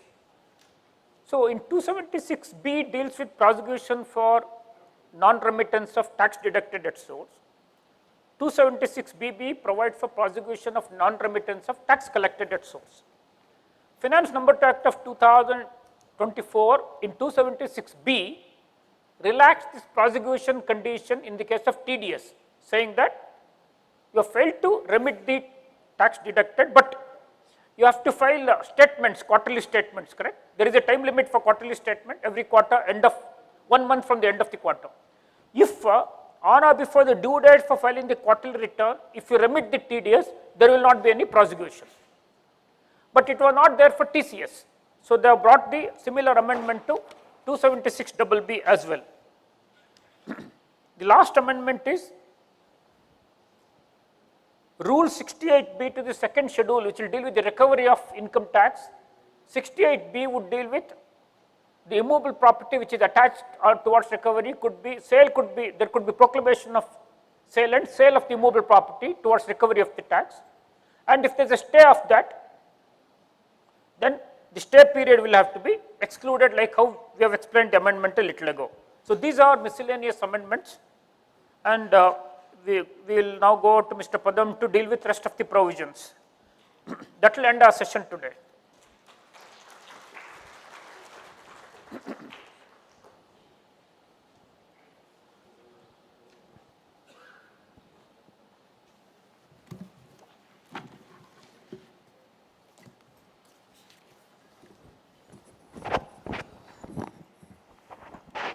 Some interesting provisions are there.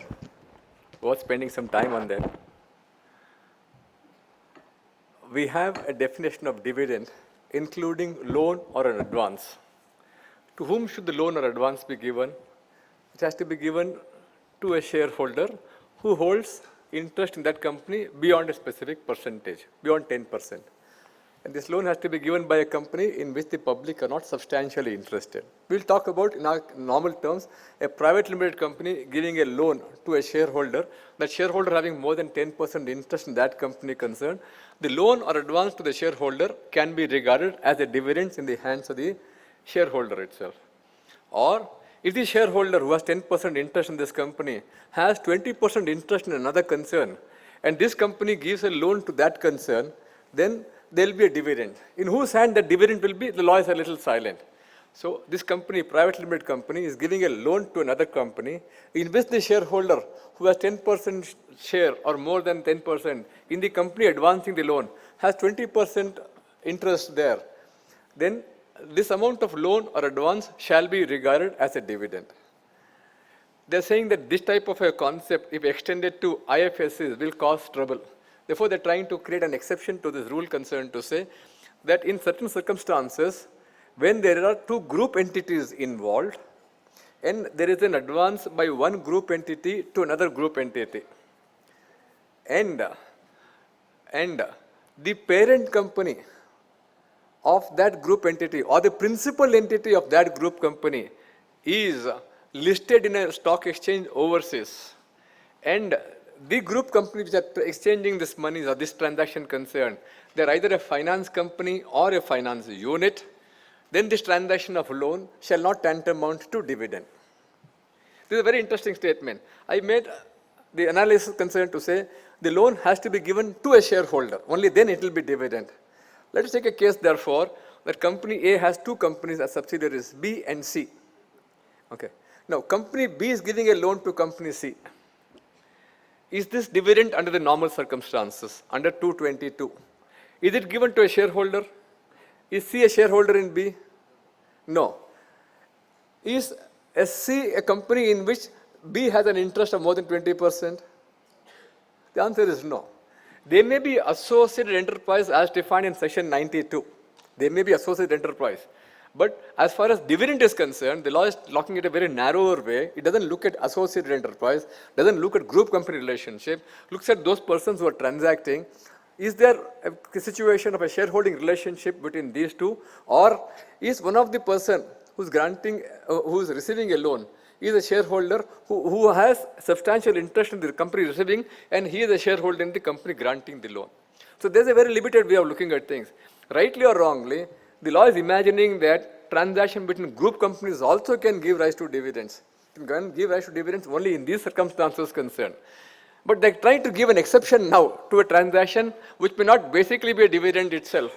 They're saying therefore, if group companies are involved and there's a loan transaction between them, then either of them can be a finance company. Need not be the grantor, need not only be the receiver. Either of them, either the grantor or the receiver or both of them, if they are a finance company. That means what? Or a finance unit means what? It means that these companies have been formed to act as a global or a regional player in treasury operations. They have to be a global player or a regional player in treasury operations. One of them therefore satisfies that definition under the IFSC regulations concerned. Then this transaction between these two of them will not be regarded as dividend. The other condition being the principal entity or the parent entity of this company should be listed on a stock exchange. Now, who is that principal entity? Who is that parent entity? Who shall be this group company is concerned? The law is saying we'll reserve the powers of not telling all of that. We are not going to tell you right now. Through the rules, we are going to make a statement. What shall be the understanding of a group entity? What shall be the meaning of a parent entity? What shall be the meaning of a principal entity concerned? We'll define to you. We'll tell you tomorrow.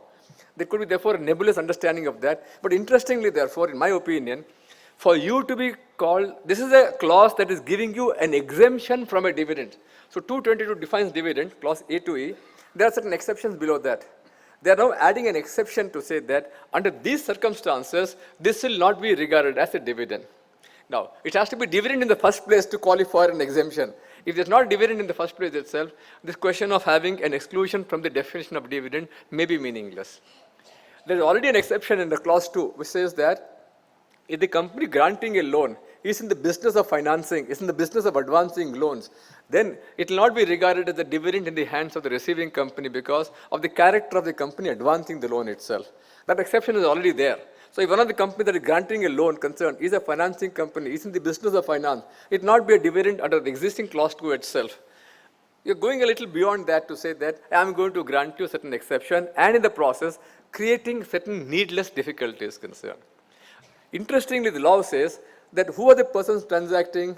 They could be a group entity. What do you mean by a group entity? They're saying this group entity should either be a finance company or a finance unit. What do you mean by unit? You have to go back to the regulations under the IFSC. What does the unit definition say? It can be a branch also. It can be a branch, which is now having its function in IFSC. Now imagine a situation that a foreign company is there. It has a unit having a branch, that means meaning a branch in an IFSC location. This branch is giving a loan to another foreign company. This branch is giving a loan to another foreign company. Now, it is a foreign company that has a unit in India, and this unit is giving a loan to another group entity concerned. Now, who is the loan from? Is this loan from a branch? The answer is yes. But is the branch a non-resident? The answer is yes. Technically, therefore, the loan is granted by a foreign entity to whom? It is to another foreign entity only. So, non-resident granting a loan to another non-resident, can it be ever taxed in India? It cannot be taxed in India. It can only be taxed under 914 if the person who is paying the dividend is an Indian company. This is not an Indian company. This is a foreign company having a unit in this country concerned, who is granting a loan to another entity concerned. Therefore, it is effectively a transaction between two non-residents concerned, having nothing to do with Section 5, having nothing to do with definition of dividend. Even if it satisfies the definition of dividend, it will stay outside Section 5, and therefore, there will be no meaning, there is no purpose of examining the taxability of dividends. So what happens in these circumstances, therefore, you have to be very mindful of the fact that where the loan is being exchanged, who is the person who is granting the loan, who is the person who is receiving the loan, does it satisfy the definition of dividend under 222 first? Then whether it satisfies the contours of Section 5.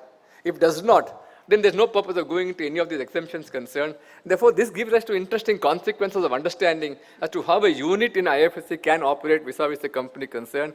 Under those circumstances, therefore, the law would say that, hey, we will grant you an exemption, but in my opinion, that exemption is worthwhile when it is dividend in the first place. If not dividend in the first place, if it does not satisfy the contours of Section 5, there's no purpose of going into the exemption and say, I'll grant you an exemption concern.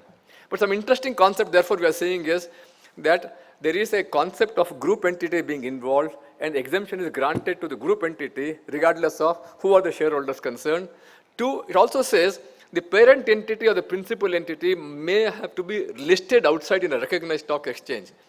So it could be anybody up the lane. Who is the principal entity, we don't know as yet. It could be therefore somebody up the chain also.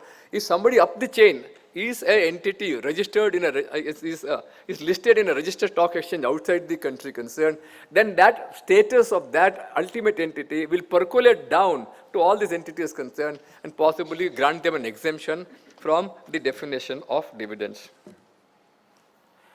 We are therefore having new terms also, because till today we are looking at concern, where the concern is interested, where the shareholder is interested.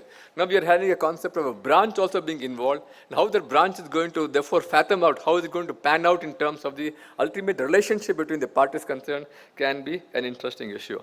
This law is applicable for assessment year 25-26.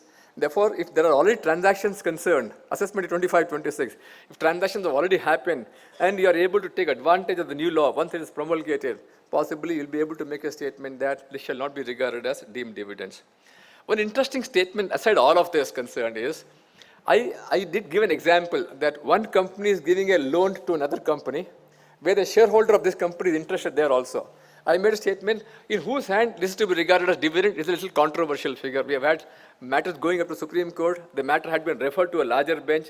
The larger bench matter didn't go on because the company satisfied its the case through VSVS itself, and therefore the reference to larger bench has now become infructuous. The prevailing judgment, therefore, would be that it shall be taxable only in the hands of the shareholder concerned. And therefore, if the company to whom I have given a loan is not a shareholder of the company granting the loan, it's possible to eminently argue that this can't be dividend because dividend can only be in the hands of a shareholder. It can't be taxed in the hands of somebody else who is not a shareholder itself. That philosophy is now possibly confirmed by a memorandum which says that, hey, we are trying to expand this loan concern. that it's the taxability in the hands of the shareholder only as dividends, not in the hands of a concern. And therefore, the memorandum says it shall be taxable as dividends only in the hands of a shareholder, possibly giving rise to the and confirmation of the Supreme Court decision in Mukund Rai Shah's and the Ankit company's case to say that it shall be only taxed in the hands of a shareholder concern. This is an interesting amendment aside from the new concept being developed as to what shall be an exemption from the aspect of deemed dividends. We have the concept of business connection. We therefore have the concept now as an extension of business connection called as significant economic presence. Significant economic presence means transaction in goods, services or property with a resident of India. So with, not in India, with a resident of India going beyond the particular prescribed time limits of 2 crores and above. Or could be sustained business activities or continued interaction with particular persons concerned above a particular number of users or a threshold will give rise to an SEP. Now, under the aspect of general business connection, there was an explanation, 1B, which says that when you are having operations which are only confined to purchases in this country, then no income shall be attributable to these transactions which are confined to the activity of purchase in this country for the purpose of export outside of India. So look at the law, very interesting to say that you may not have attribution to a business connection concept. We are not going to attribute income to a business connection concept. So that law under explanation 1B as currently in force talks about the attribution of incomes. They're now trying to say we are going to extend this logic of explanation 1B to the SCP. That's the philosophy. But in actual intent, in actual amendments, they've gone a little far beyond that. They say that if the activities in India are confined to purchase for the purpose of export, it shall not constitute SCP also. So it shall not constitute SCP. There's a difference between not constituting SCP under the new law vis-a-vis what is there under explanation 1B, which says that no income shall be attributable to the business connection. Law is now saying no. Activity of purchase for the purpose of export shall not constitute SEP. That means I shall exclude this from the value of 2 crores for the purpose of determining whether there is a transaction in transaction in goods, services or property. I shall exclude this quantum for the purpose of finding out whether DAPE is existing or not. Therefore, there is a difference in the way in which they are trying to extend the law from explanation 1B to SEP. But in the process of extending that law, they have gone far beyond that, and they are now saying that under the new law, there may not be an SAP, not the question of only quantification of income from the SAP. This gives rise to interesting consequences as to what do you mean by purchases itself.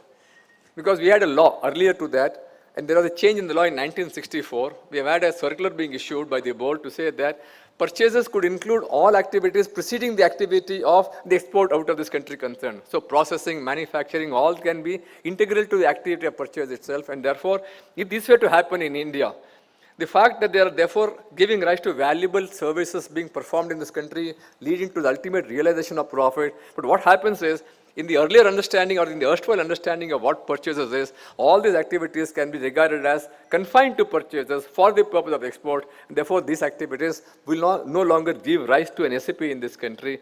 So activities preceding or being integral or essential to the activity of purchases can therefore be roped in, and those activities therefore will not give rise to an SAP. We have 9A, which talks about certain transactions. They wanted fund managers to come to this country concern. Therefore, certain activities of fund managers would not have given rise to, would otherwise have given rise to business connection. They're saying we are going to give certain conditions being prescribed there, satisfy those conditions. The presence of the fund manager, although it may give rise to some sort of a business connection, may also give rise to some sort of a residential status being in this country concerned. If provided certain conditions are fulfilled, we are not going to tax the non-resident on this income from the activity of the fund managers in this country concerned. One of the conditions there is that the specified fund should be resident outside of this country concerned, and it should be regulated by that country concerned. And the sponsor who is now setting up the fund, his interest in this fund should not be in excess of 5%. The law that is proposed now is this 5% will be examined on 1st of April and on 1st of October. If it is less than 5%, we will say you have cleared the law. There will be therefore no implications. There will be no exposure to this fund as far as the activities in India is concerned. So the dates for examination are on 1st of April and 1st of October. If on these dates, for some reason, because of somebody else has quit, there have been some redemptions, the sponsor's share were to go more than 5%, then we'll give you 4 months time from the respective dates for you to demonstrate that the interest of the sponsor in the corpus of the fund has gone below 5% now, and therefore you are set to have satisfied the law. So dates of examination are on 1st of April, 1st of October, with a window of 4 months extra for you to comply with the condition that the interest of the sponsor is less than 5% there.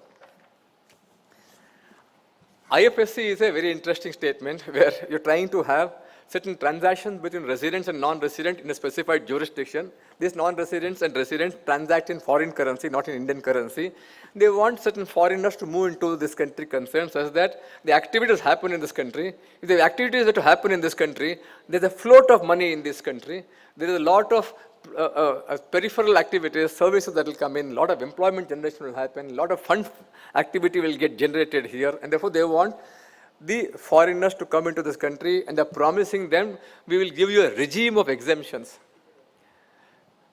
Therefore, it becomes important for us to understand this.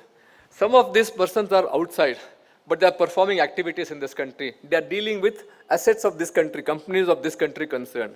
So if you were to go strictly by 9(1), if you're dealing with assets of companies of this country, let us say share of this country concerned, it becomes an asset in India. Therefore, its income deemed to accrue or rise in India. There's no fund for the non-resident to get exposed to this transaction concern. So you have to give them protection now to say that 911 shall not apply. Asset in India will be to that extent, therefore, not applicable to you. They're saying, no, you also come into this country, set up a fund in IFSC. If you set up a fund in IFSC, what happens? If you're setting up a unit in IFSC, if you're setting up a company in IFSC, you become a company incorporated in India, you become an Indian company. Therefore, technically, Indian company will have global income exposed to taxation. Now, you have to protect that also. So, looking at these examples concerned to say that I would like to protect the status of an Indian company to a foreigner having a unit in this country concerned at Gift City, or the fellow is dealing with Indian securities concerned, he should be prevented from getting exposed to 911. They are having a host of exemptions under Section 10. It becomes a maze for us to understand because there are haphazard manner. Who is the person who is entitled to, whether it's AIF1, AIF2, AIF3, CAT1, CAT2, CAT3. It has to be a specified fund, Abu Dhabi fund. It becomes a maze of entities to understand whether they're entitled to exemption. This is one part of the story.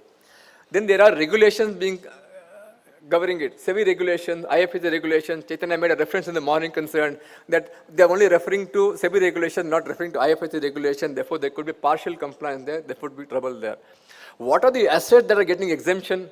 Are also a maze of assets concerned. 47 AB assets, 1023 FF income, 1023 FE income.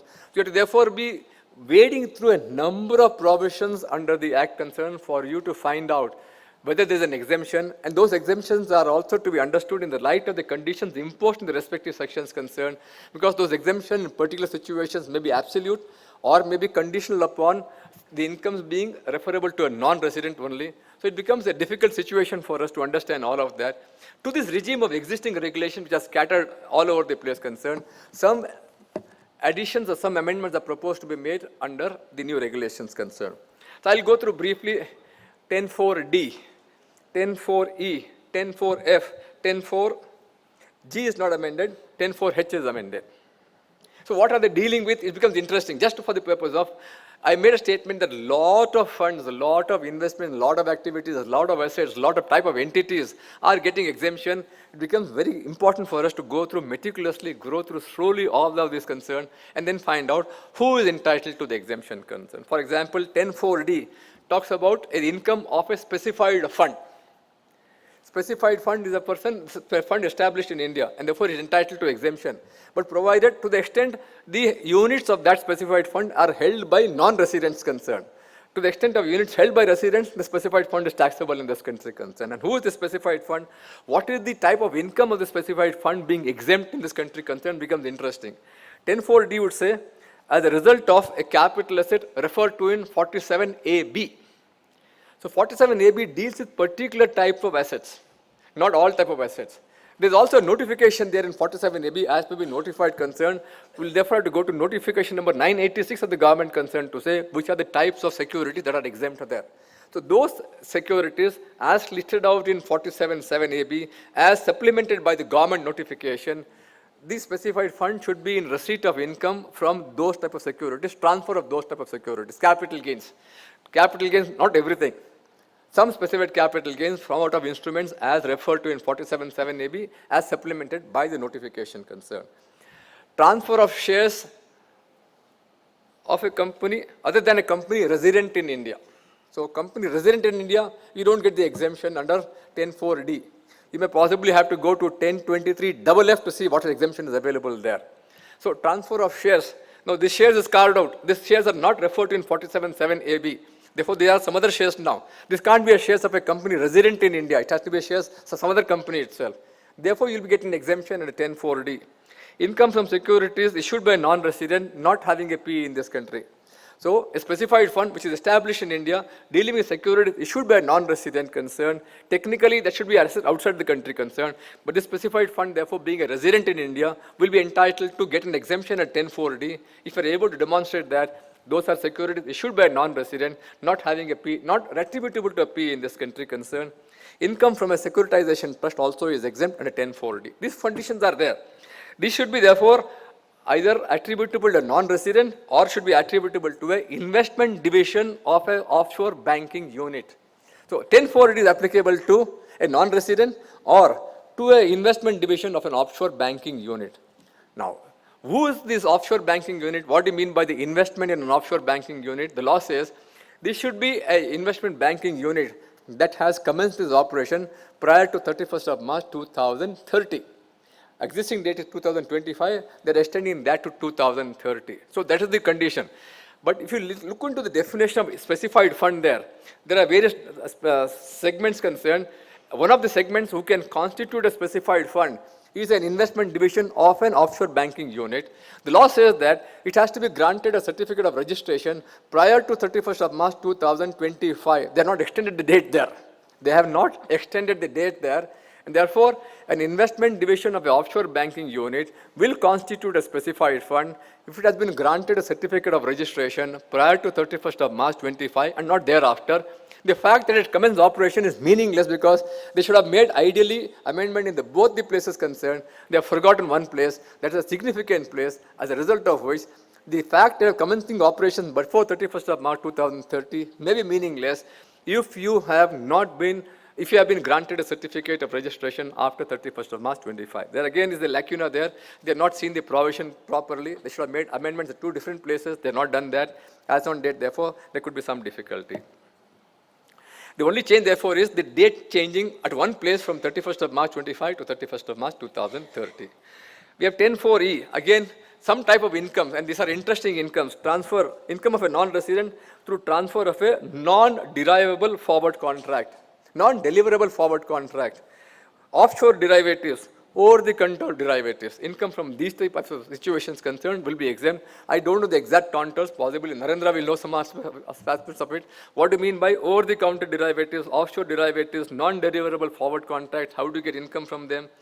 Distribution of income from an offshore derivative entered into with an OBU.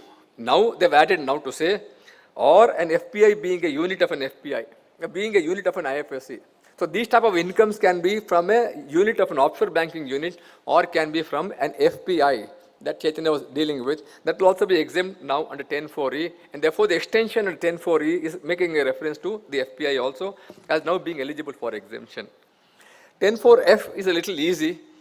There could be various units in IFSC where it could be involved in leasing. A non-resident therefore gets a royalty towards leasing and towards interest for the ships and aircraft being leased out from the unit in this country concerned, from IFSC. Now, royalty is taxable in this country, deemed to accrue a rise in this country. It may also be interest be deemed to accrue a rise in this country under 915 and 916. They are saying no. If the non-resident were to get the royalty from a unit of an IFSC under 10(4)F, exemption shall be granted to the non-resident concerned. This royalty should have been should have been from operations that were commenced prior to 31st of March 2025. They're extending the date now up to 31st of March 2030. 5 years more, you will get the exemption from royalty and interest under particular conditions being fulfilled. 10.4G, I said, is no change at all. Therefore, I will not go into. Number of securities are there again. We have to make a statement again. Portfolio securities, financial products, funds, notified activities. These are all coming exempt under 10.4G. So we are looking at different places concerned, and different type of securities, different type of incomes are now spread over for the purpose of getting an exemption to a non-resident or to a particular bodies concerned. 10.4H, we are looking at a unit paying royalty to a non-resident for shipping. Now, this unit could be a company incorporated in India doing the shipping business, and the non-resident therefore is getting royalty income, getting interest income. He is now getting capital gains from the transfer of the shares of this company, which is also involved in shipping business concern, leasing business concern. Then the capital gains from the sale of these shares concerned of the non-resident will be exempt under 10.4H. And the capital gains will be exempt provided the Indian unit has commenced operation prior to 31st of March 2030. These capital gains can arise during a period of 10 years from the date of operation of the Indian company concerned. If it has started operations on 31st of March 2029, then the capital gains can arise up to 31st of March 2039, and it will be still entitled to exemption. So 10 years is the maximum period for you to avail of the capital gains exemption. Dividends also under 1034B will be exempt, particular conditions where the dividend is paid by a shipping company involved, in leasing to a non-resident company concerned, dividends will be exempt. 47.7AD deals with the income of a specified fund, and there is a relocation that is happening. Relocation to happen, that means if foreign funds are there, the Indian government wants these foreign funds to relocate to this country concerned, such that most of the funds will come here, activities will come here, technology will come here, understanding will happen more. They want the location of the original funds outside the country into IFSC, and therefore they are saying, if you are relocating from an overseas jurisdiction to an IFSC jurisdiction, and you are allotting shares to the non-resident on a proportionate basis, I will grant you an exemption because of this relocation concern. There is not going to be any tax liability upon you concern. In that context, they are saying, who shall be a resultant fund? That resultant fund is existing definition is particularly there. They are now saying the resultant fund can also be an entity that has been granted a certificate as a retail scheme or as an exchange traded fund. So that will also be an activity permitted. It will also be called, therefore, as a resultant fund concern. If you are granted a certificate for retail scheme or an exchange traded fund, it will therefore fulfill the 10.4D conditions. You will get an exemption under 47.7AD. 80LA talks about qualifying incomes. You are going to get qualifying incomes, getting some exemption for the units in IFSC. Certain incomes are going to be exempt. In that context concern, they are making some changes to say that if there is an operation that is happening, and the operation may come in up to 31st of March 2030 from the existing time limit of 31/3/2025 concerned, I will grant you an exemption. Various types of streams of incomes are being laid out there under 80LA. I'm not going to go into that. Yeah, therefore making a statement that if you are now getting these incomes concerned from out of operation that have happened prior to 31st of March 2030, you are entitled to claim a 10 years tax holiday out of the 15-year tax holiday that may be available to a non-resident as also to resident in terms of particular streams of income. We have had a change to 115V onward section, which is giving you some sort of a concessional presumptive tax for those companies involved in shipping business. They are now trying to extend the benefit of the entire chapter concerned to inland vessels also, such that they would like to have the presumptive tax being availed of by the companies where they are going to encourage internal travel by water concern. Therefore, the extended benefit under this tonnage cap scheme will be therefore given to those companies involved in inland vessels also. 1010D, Chaitanya has already dealt with, and 1023FE is the last section. We are looking at capital gains exemption, long-term capital gains for the exemption granted to a certain fund at 1023FE. What do you mean by long-term capital gains? We have understood the definition. Last year we had an amendment to 50AA. MLDs, debentures and others, MLDs, were going to be classified as short-term capital gains regardless of the period of holding. Regardless of the period of holding, the income therefrom was to be classified as short-term capital gains only.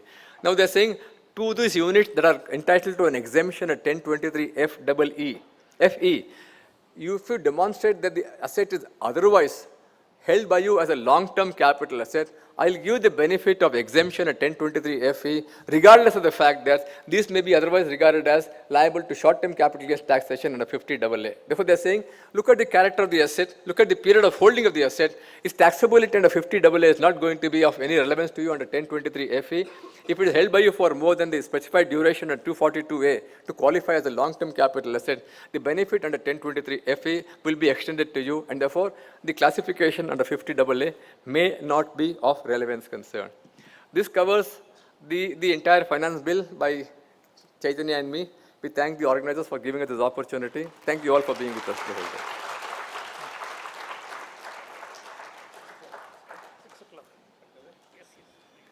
Okay. It's time to propose vote of thanks for this 6-hour seminar on the clause-by-clause analysis on the Union Budget direct tax amendments. So I thank, on behalf of Bengaluru branch, I take this opportunity to thank Padamchand Khincha sir and CA Chythanya sir for taking your time out whole day and the preparation which has gone into this. Thank you so much, sir, for your time and sharing your knowledge with us. I request Chairman to hand over the memento to them.